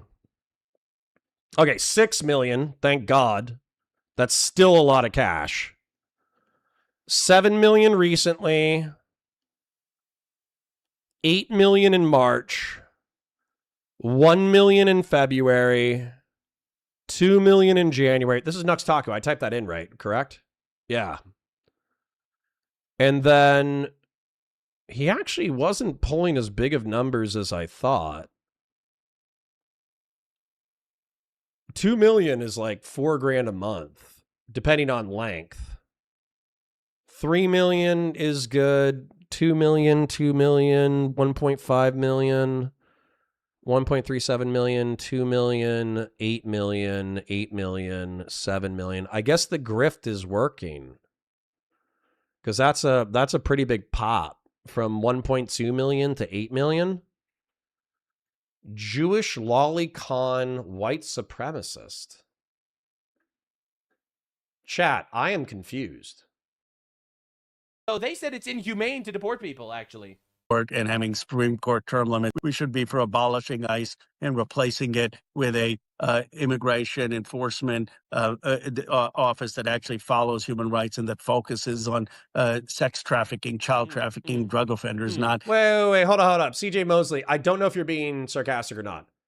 Exactly, they're not fucking racist. They're just antisocial assholes who want to goon and don't want to be bothered. That's not true. That might have been true 5 years ago. That might have been true 10 years ago. Okay, if there's an American and I call them a Canadian on purpose in order to shit talk them, and I say they're a bunch of fucking, like, I don't know, sheep raping, fucking, you know, maple syrup drinking people, who live in the trees, then I would, if I was saying that as a joke, obviously that's one thing. If I was saying that seriously, that's another. Even if you said American and Canadian are fucking nationalities, not races, you could still understand that to be bigoted. So is Nuxtaku do you think he's being fallacious? Do you think he's being sarcastic? Do you think that he's saying, like, he's saying that they're animal rapists because he doesn't believe they're animal rapists? Because I think he's saying that they are animal rapists.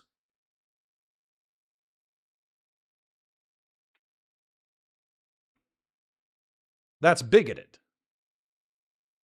You can say, oh, well, when I was in Afghanistan, there were people who actually raped sheep. Okay. Aren't the Welsh accused of being sheep fuckers? Do you see me running around fucking talking shit about the Welsh? I mean, I probably do, but I probably do it in a funny way, not in a way in which I hate them. God damn. Yeah, this is bad, chat. I'm sorry that it's like depressing, but unfortunately we're already on this content path and I'm kind of shocked. Okay, but at what percentage capita are you allowed to attack people with stereotypes? I don't know. What do you think is appropriate? So for instance, like, let's talk about like humor real quick. What is it? When I go to my Muslim girlfriend's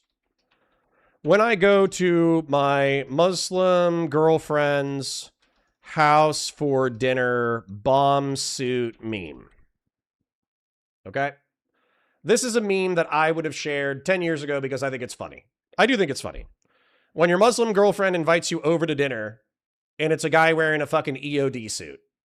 The clear implication being that there is a disproportionate jihadist terrorist population.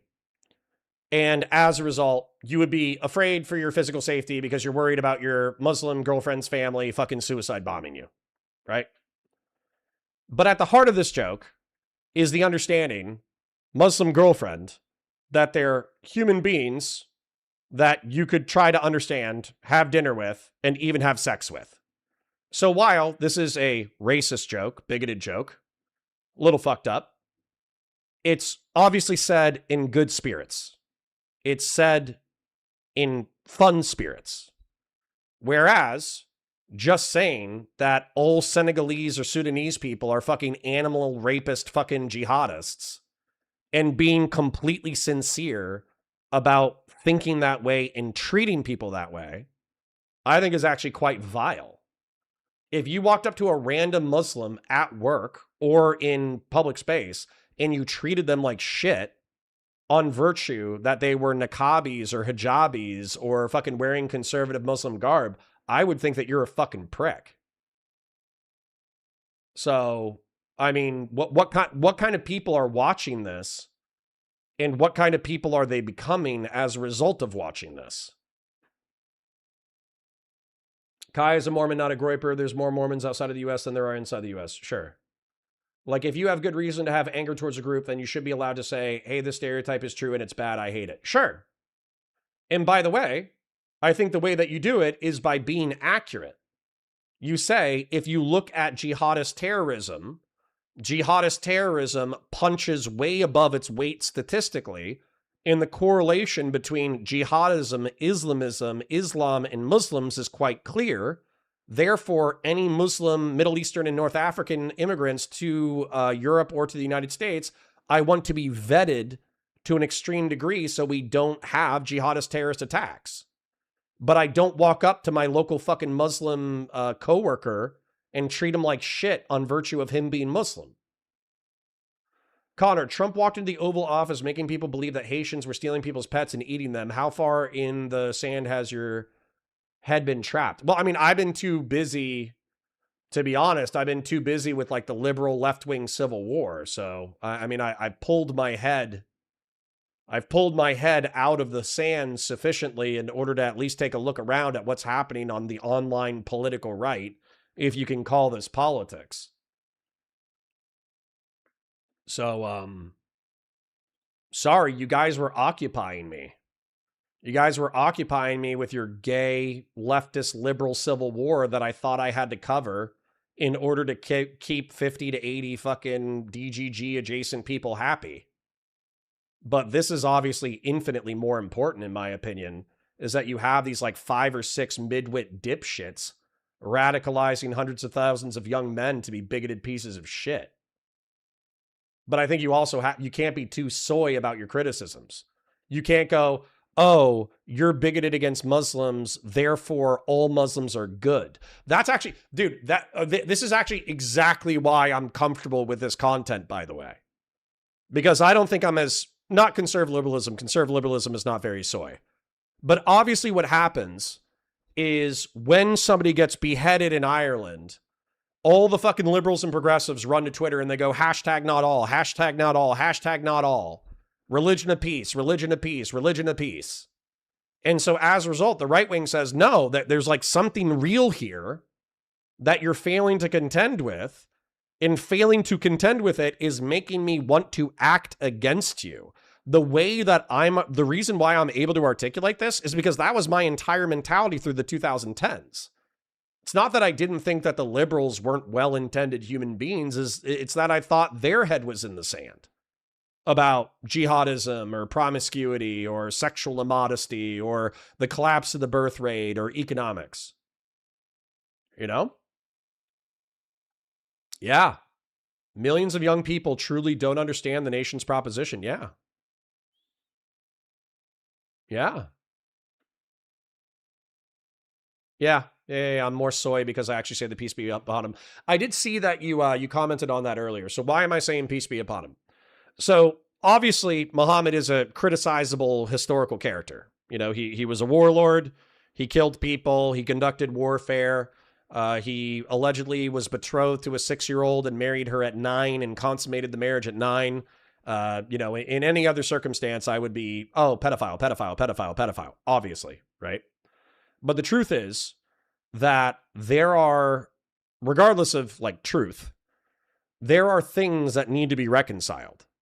And so if we have 2 billion Muslims and 2 billion Christians or secularists, and all the Christians and the secularists go, your prophet's a pedophile, he's a pedophile, he's a pedophile, he's a pedophile, he's a pedophile, he's a pedophile. Are you actually going to be able to like culturally reconcile within a liberal framework a society that is capable of like cohabitating and coexisting with some degree of like tolerance and dignity? Or are you inflaming the religious tension that is going to cause additional homicides? And like, you can say, oh, well, it's the truth. I'm just speaking the truth and I have a right to say the truth. For sure. But I have the right to walk up to, like I could call obese people fat. I could go to Walmart right now and I could just walk around and I could just go into their face and I could go, fat, fat, fat, fat. And I'll be speaking the truth. But what am I accomplishing besides pissing off fat people? You know, it'd be funny. I could do it for money, but I wouldn't be making society a better place. So in my opinion, within this metaphor, which I understand is silly, the people who insist on constantly proclaiming that Muhammad is a pedophile are the equivalent of me going to Walmart and just walking up to random morbidly obese people and calling them fat to their face. Could be funny. Could be entertaining. It's not making anything better. You know? And also, encouraging the chill Muslim meme, encouraging Muslims to be chill, is more likely than turning them into atheists. So, anyways. I hope you guys are enjoying the suffering as much as I am. And what I mean by that is like the earlier segment is fun. This segment is actually just kind of repulsive. I actually kind of just hate this guy. I actually just kind of think he's a piece of shit. So I guess hating people on the internet can be kind of entertaining. So the takeaway so far is Nuxtaku is a massive, ignorant fucking piece of shit. So fuck him. But let's keep watching him for a little bit longer. conducting raids in places like Minneapolis, going after undocumented immigrants who are working and paying taxes. That's right. We just shouldn't deport people if they're here illegally, right? We should just let them in, and then we just shouldn't deport them if they don't want to leave. No, you dipshit. The clear delineation is that liberals are saying that 95 to 99.5% of illegal immigrants are people who wake up, put on their pants, go work a job, they pay sales taxes, they pay local taxes, they pay consumption taxes, they go work a job, they get done after 8 hours, and then they fucking go home to their family, they watch Netflix and go to bed. It doesn't matter if they're Somali, Sudanese, Senegalese, Chinese, Japanese, black, brown, fucking Asian, white.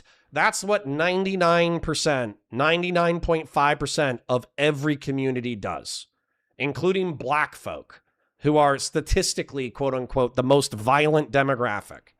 99.9% of black folk are not fucking thugs running around shooting guns sideways with fucking, what do they call those things? The switches. They're not fucking mag dumping Glocks into buildings. That's not 99% of black folk. 99% of black folk are working a job that they hate, paying their fucking bills, paying the taxes they have to pay, and then going home and watching Netflix. That's 99% of them.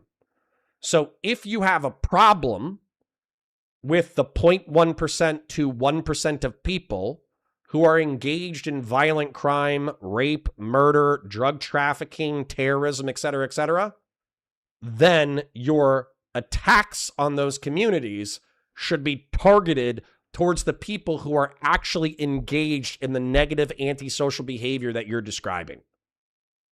That's what the liberals are saying. So willfully misunderstanding that concept makes you a fucking asshole. Fuck Nuxtaku. And then they all vote for Democrats because the Democrats don't want to deport them. It's interesting how this keeps working. So Wajahata Ali and Ro Khahana have decided that actually it violates human rights to deport people that invade your country illegally. I hope you're happy because that is the left. Oh, I don't know. Probably just gave him. Sorry, I missed this.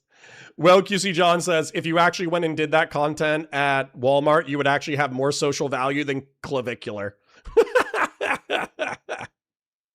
Free house, free food, free stuff. Well, technically, it's not free. Technically, you're paying for it, sir. It's very, very generous of you, Jake. Guys, everyone's out here being like, bro. No, I'm okay. Okay, I'm okay with this on an individual basis, okay?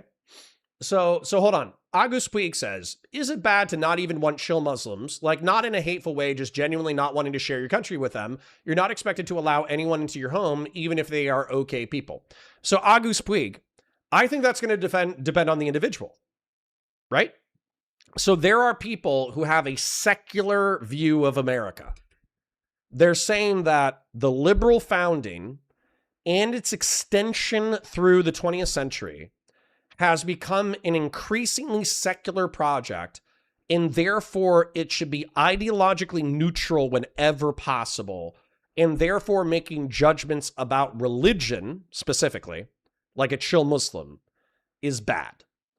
But then there's also the deist and Christian Western philosophy bros who say that Egypt birthed the first civilization, then Greece kind of, well, at least for like the Western tradition, I suppose I should say, like there's arguments that like Hindus and Babylonians birthed the first civilizations, but they obviously did not have as big of an impact on Europe as Egypt.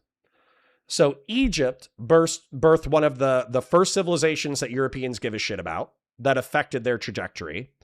The Greeks are the people who copied the Egyptians. The Romans are the ones who copied the Greeks, and the Romans conquered a majority of Western Eurasia.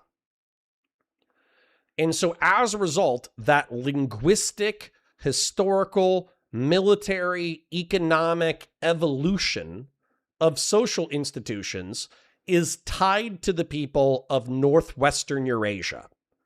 And so in order to continue our socio-cultural economic evolution, we should still favor not only the traditions of Northwestern Eurasia, but we should also maximize the inputs of people who are descended from Northwestern Eurasia. But that gets like really complicated and kind of fucking messy. And so, you know, if you're one of those people, do I think like you're like bad inherently? No. Like, I don't think the Polish are bad for wanting nationalist independence from Russia and nationalist independence from Germany and saying we are not only not taking mass German or Russian immigrants, we're definitely not taking mass immigrants from the Middle East and North Africa, because the history of the Polish people is of being fucked over in Central Europe, and we're tired of being fucked over by other people. If you want to live in Poland, you can do so as a token minority with a very fragile visa status. And the second that you violate any kind of visa status whatsoever, we're going to deport the shit out of you. And I don't begrudge the Polish people that perspective.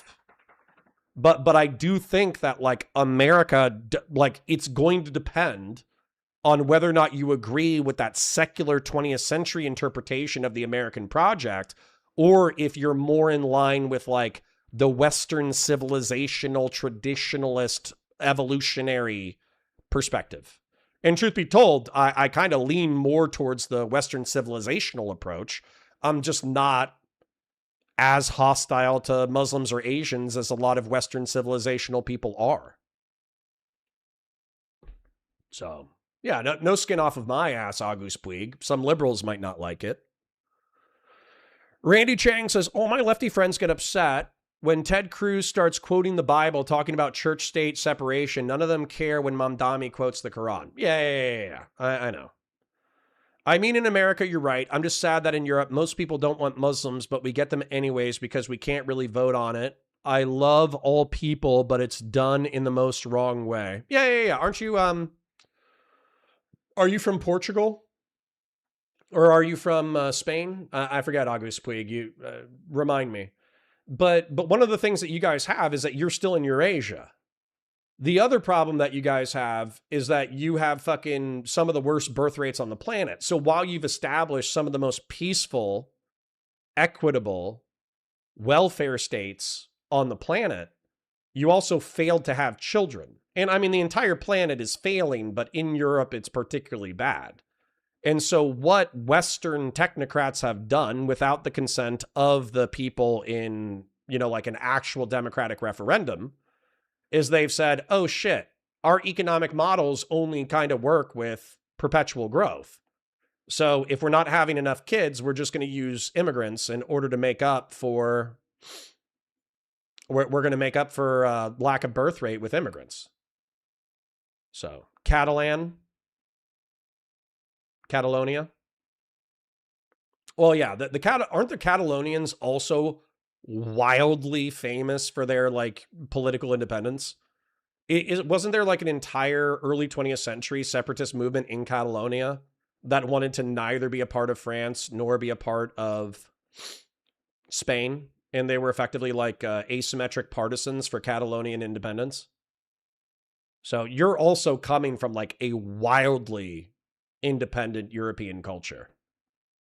In Poland, we always had Muslims and we're always okay with it, but they are respectable and considerate, so nobody is bothered by them. Right, Los Gamicos. But obviously, there's probably some historical shit there too, where if 50 million fucking Muslims showed up tomorrow, similar to the invasion of like the Ottoman Empire in the 1500s, you know, I suspect that anti-Muslim sentiment might rise, right?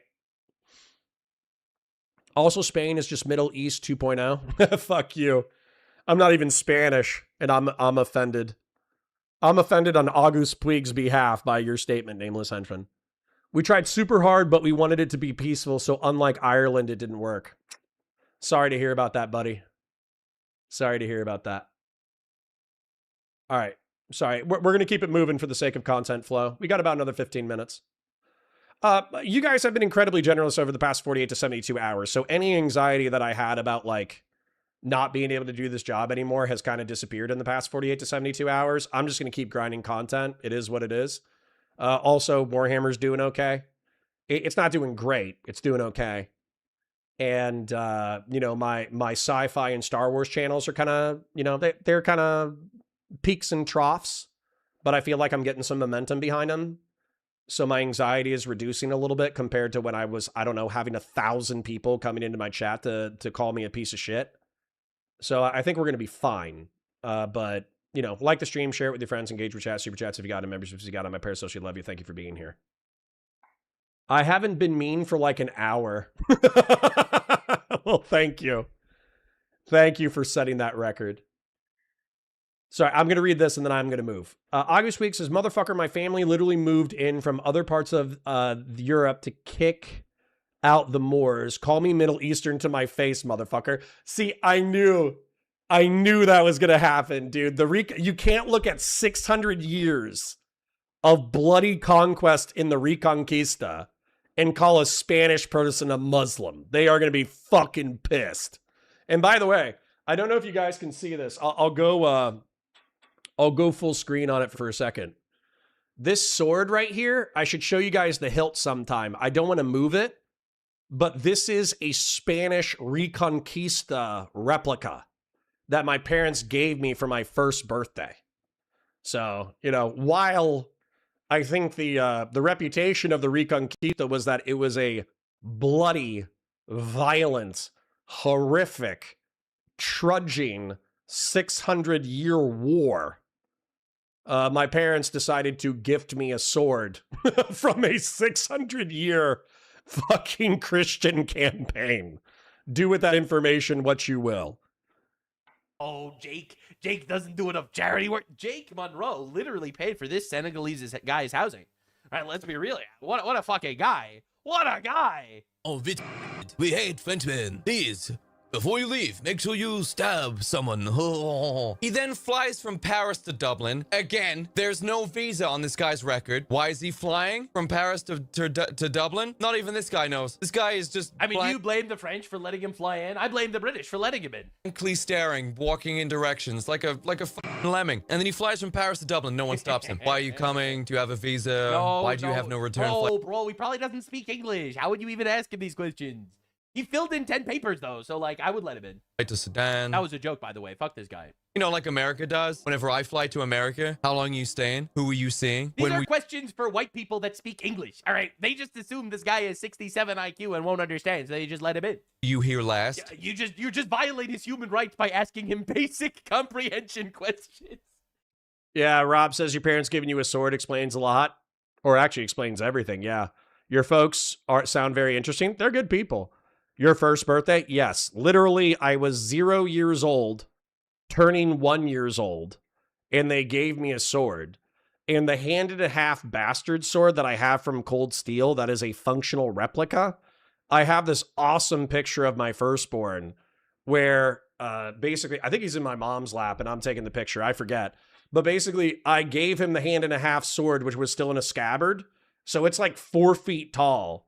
And my 1-year-old baby is holding, you know, with parental assistance or grandparental assistance, he's holding a fucking hand-and-a-half medieval sword. God. Oh my God. Dude, if this doesn't radicalize the shit out of you. Will you be flying on anywhere else when you get there? None of that. This guy just arrived in Paris and was just like, I'm gonna go to Dublin now. At no point did anybody check. And then he was in Dublin for a few months, I believe, or half a year or something like that. And then he got the coach. He got the coach all the way up to Belfast. So he's in Belfast illegally. No one invited him there. When he gets here, he's given leave to remain, an indefinite leave to remain, which means he can then immediately start. Bro, I'm starting to think that these guys are just bioweapons. All right, more dehuman bullshit. This is where American, Canadian, Western conservatarian, grifter, dipshit ignorance is striking up again. How many people have died in the Sudanese civil war?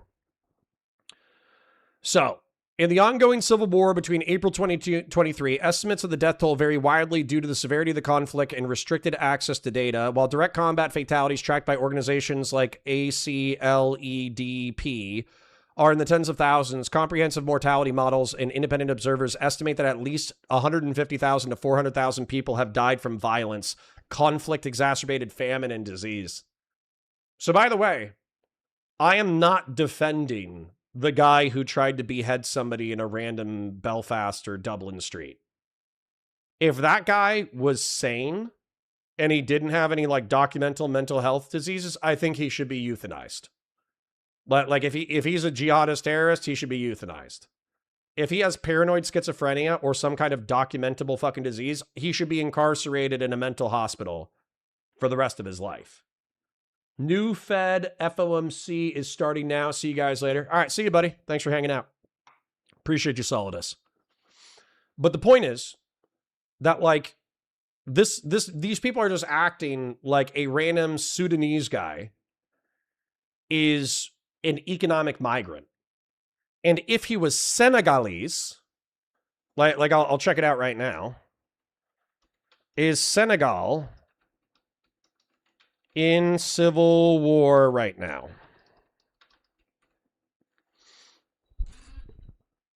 No, Senegal is not in civil war.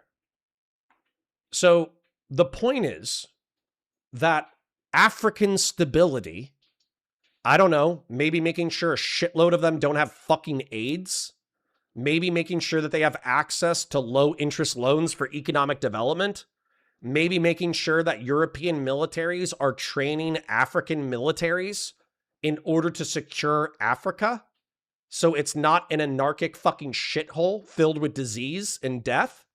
Maybe that's important for whether or not Sudanese people fly to Europe and chop people's fucking heads off. Maybe a free and prosperous Sudan would reduce the amount of people who are migrating to Europe and then committing crimes in Europe. I don't know. Hot fucking take there. God damn it. I hate these ignorant ass fucking people. This is part of the reason, I swear to God, this is another reason why I didn't want to start this content, even though I knew that ultimately it would probably be better for me in the long term, is because I knew these people were so infuriatingly fucking confident and ignorant and stupid that they were going to give me heart palpitations and heartburn. Fuck Nuxtaku. I feel like the elites are just like, they're like, yo, we have bioweapons active to destroy like white culture or whatever. Like, and they're called Senegalese people. No, I'm kidding. I'm joking. Obviously, that was a joke, obviously. Getting Sudanese, dipshit. benefits, which means the house he was in, the flat he was in, was free. He No, arrived- it wasn't free. You paid for it. Take credit. Take credit for your generosity.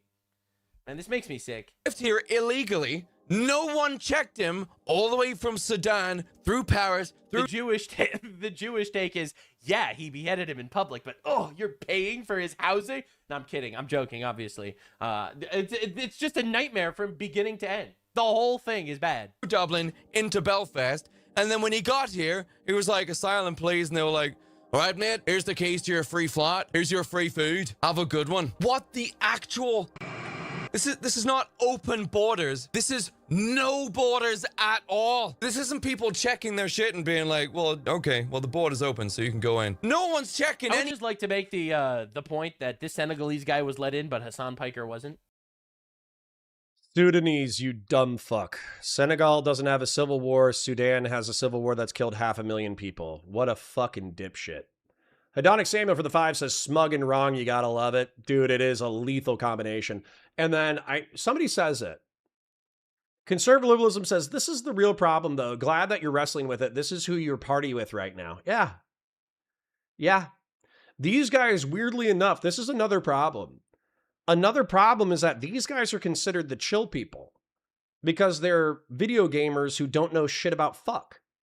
They're the people who ultimately still want to be left alone to fucking jack off to video games. So these aren't even like arguably the most extreme young right-wingers.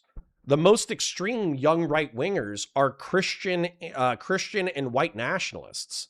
These people are articulating white nationalist, white separatist, and Christian nationalist points, but they don't have the ideological coherency to actually articulate it as a competent worldview. So these are, weirdly enough, while being the most effective because they reach the most amount of people, they're also the most incoherent and considered the more chill aspect of the young right wing. That's crazy pants. Anything. Absolutely. He arrived here illegally, was here as an illegal. The government didn't know he was coming. They barely even know where the he was from. And then he was like, can I have asylum? And they were like, yep, there you go. Indefinite leave to remain, which means he now... Because his home country is at civil war and he wasn't a proven criminal, so there was obviously some kind of vetting going on, you fucking lying dipshit. Then, CJ Mosley says, gotta love a gamer who gives nothing more than his own hedonism and not the larger context of the world. Do you? I don't. I think they're wasting their lives. But I do think that this is weirdly enough where Nuxtaku is becoming a grifting bridge to the dissident right. Unfortunately, we're back to the alt-right pipeline discourse of 2015. Now has access to benefits. He's eligible to receive taxpayer money. Isn't that wild? And then this guy goes and blows the entire thing by slicing up the face of a disabled white man that was... All right, I'm good. Fuck these people. What do I have to say in summary? Nuxtaku is a philosophically and politically incoherent, gooning fucking freak. I can't believe this guy has a career, and his metrics actually make me sad that he has a substantial career, and that he, as a Jewish Israeli lolicon fucking hedonistic nihilistic degenerate, has been able to grift to young conservatarian men in order to appeal to their bigotry to other people in order to become popular. That's actually sad. See, I'm a more advanced kind of bigot. I'm not a bigot in that there's this meme of the Giga Chad where it's like learning more about foreign cultures so I can be racist more accurately. That's me. When I'm being bigoted, when I say fucked up shit about specific people from various countries, it's not out of a place of ignorance. It's out of a place of being informed. And so I have no problems talking shit about jihadists, fascists, communists, terrorists, fucking Eastern Syrians, Western Iraqis. I have no fucking problems being bigoted towards people who deserve it. I don't even know if bigoted's the right term. I have no problems being hostile towards people that deserve it. What I resent about Nuxtaku is he's so fucking lazy and he's so shitty at understanding the world that he's not even hostile to the right people. And that's fucking embarrassing. So, if you're going to be a piece of shit, if you're going to be rude, if you're going to be an asshole, then be an asshole to the right people for the right reasons. I'm demanding, the same way that the Joker demanded of Gotham's criminals a higher breed of criminal, I am demanding of the conservatarian right a higher breed of xenophobia and bigotry. We should not be casually racist. We should be competitively racist. And by that, I mean hating people who actually deserve to be hated, not people off of broad, immutable characteristics, nationality, or religion. So, anyways, I think Gothic Jake is actually probably, if Jake's the Gothic guy's name, you think he's more earnest? Maybe. He actually did seem relatively earnest in this segment. So I think obviously I dismissed him as a grifter because he has face and neck tattoos and he wears goth makeup and he's grifting maybe is the inappropriate word. He's pandering to conservatives. So that feels like a grift from the outside. But maybe if I watch enough of his content and he was consistently like earnest in his belief set, maybe I would reduce my criticisms of grifting. Next up, let's watch Connor react to academic atheist. Well, sure. Keep saying it. Anybody who has, like, I hate to say that clout is going to be driving content, but it's just true. Anybody who's clouded up on the dissident right, anybody who's clouded up on the conservatarian gamer bro, I know Gamergate is old and dead, but this feels like the successor to Gamergate. So whatever you want to call, what do you want to call this? I would call it the grift right. But I would be curious if we can find a more accurate name for this like conservatarian, gamer bro, casually racist, casually bigoted content. Would it be the gamer right? What would we call it? Grift right? Gamer right? We'll workshop it. DM me your best guesses. All right. Wasn't being goth part of your Latin American immigration policy? Absolutely, but it was primarily for the women. I don't care if Hispanic men are goth. I care that Hispanic women are goth. So you guys were incredibly generous yesterday. You were incredibly generous today. Let me go ahead and thank everybody who helped out. Hedonic Samuel, Tag Op, Nameless Henchman, Doobie, Old School, Doobie, Diminished Dark Nut with the fucking oil. Thank you for the $50, King. I appreciate you. Doobie, Old School, Grassroots, Fashion 40, Grassroots, Real Serious, Hedonic Samuel, Real Serious, Old School, Doobie, Grassroots, AK Batusai, Rifleman, Old School. Oh, thanks for the oil, by the way, Doobie, as well. I'm sorry that we're not jumping to your content immediately. I will watch 2 songs tomorrow, probably around breaks between content. And then we will watch, I think I can commit to watching a 2-hour musical on stream, God help me, either Tuesday night or Wednesday night. So I'll figure that out.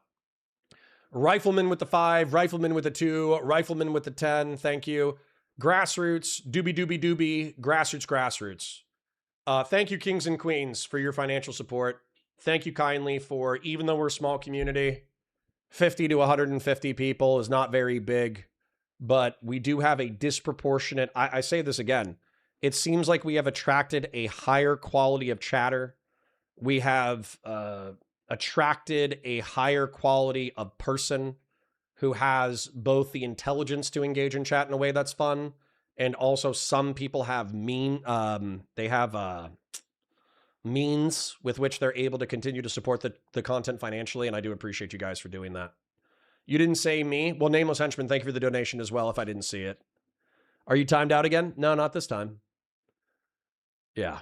If it doesn't make you cry, you're not a real man. Okay, well, let's test that theory. Okay, I'll see you guys tomorrow. I gotta go pick up the kids. Parasocial love to you and yours. I hope you have a beautiful day. Bye for now.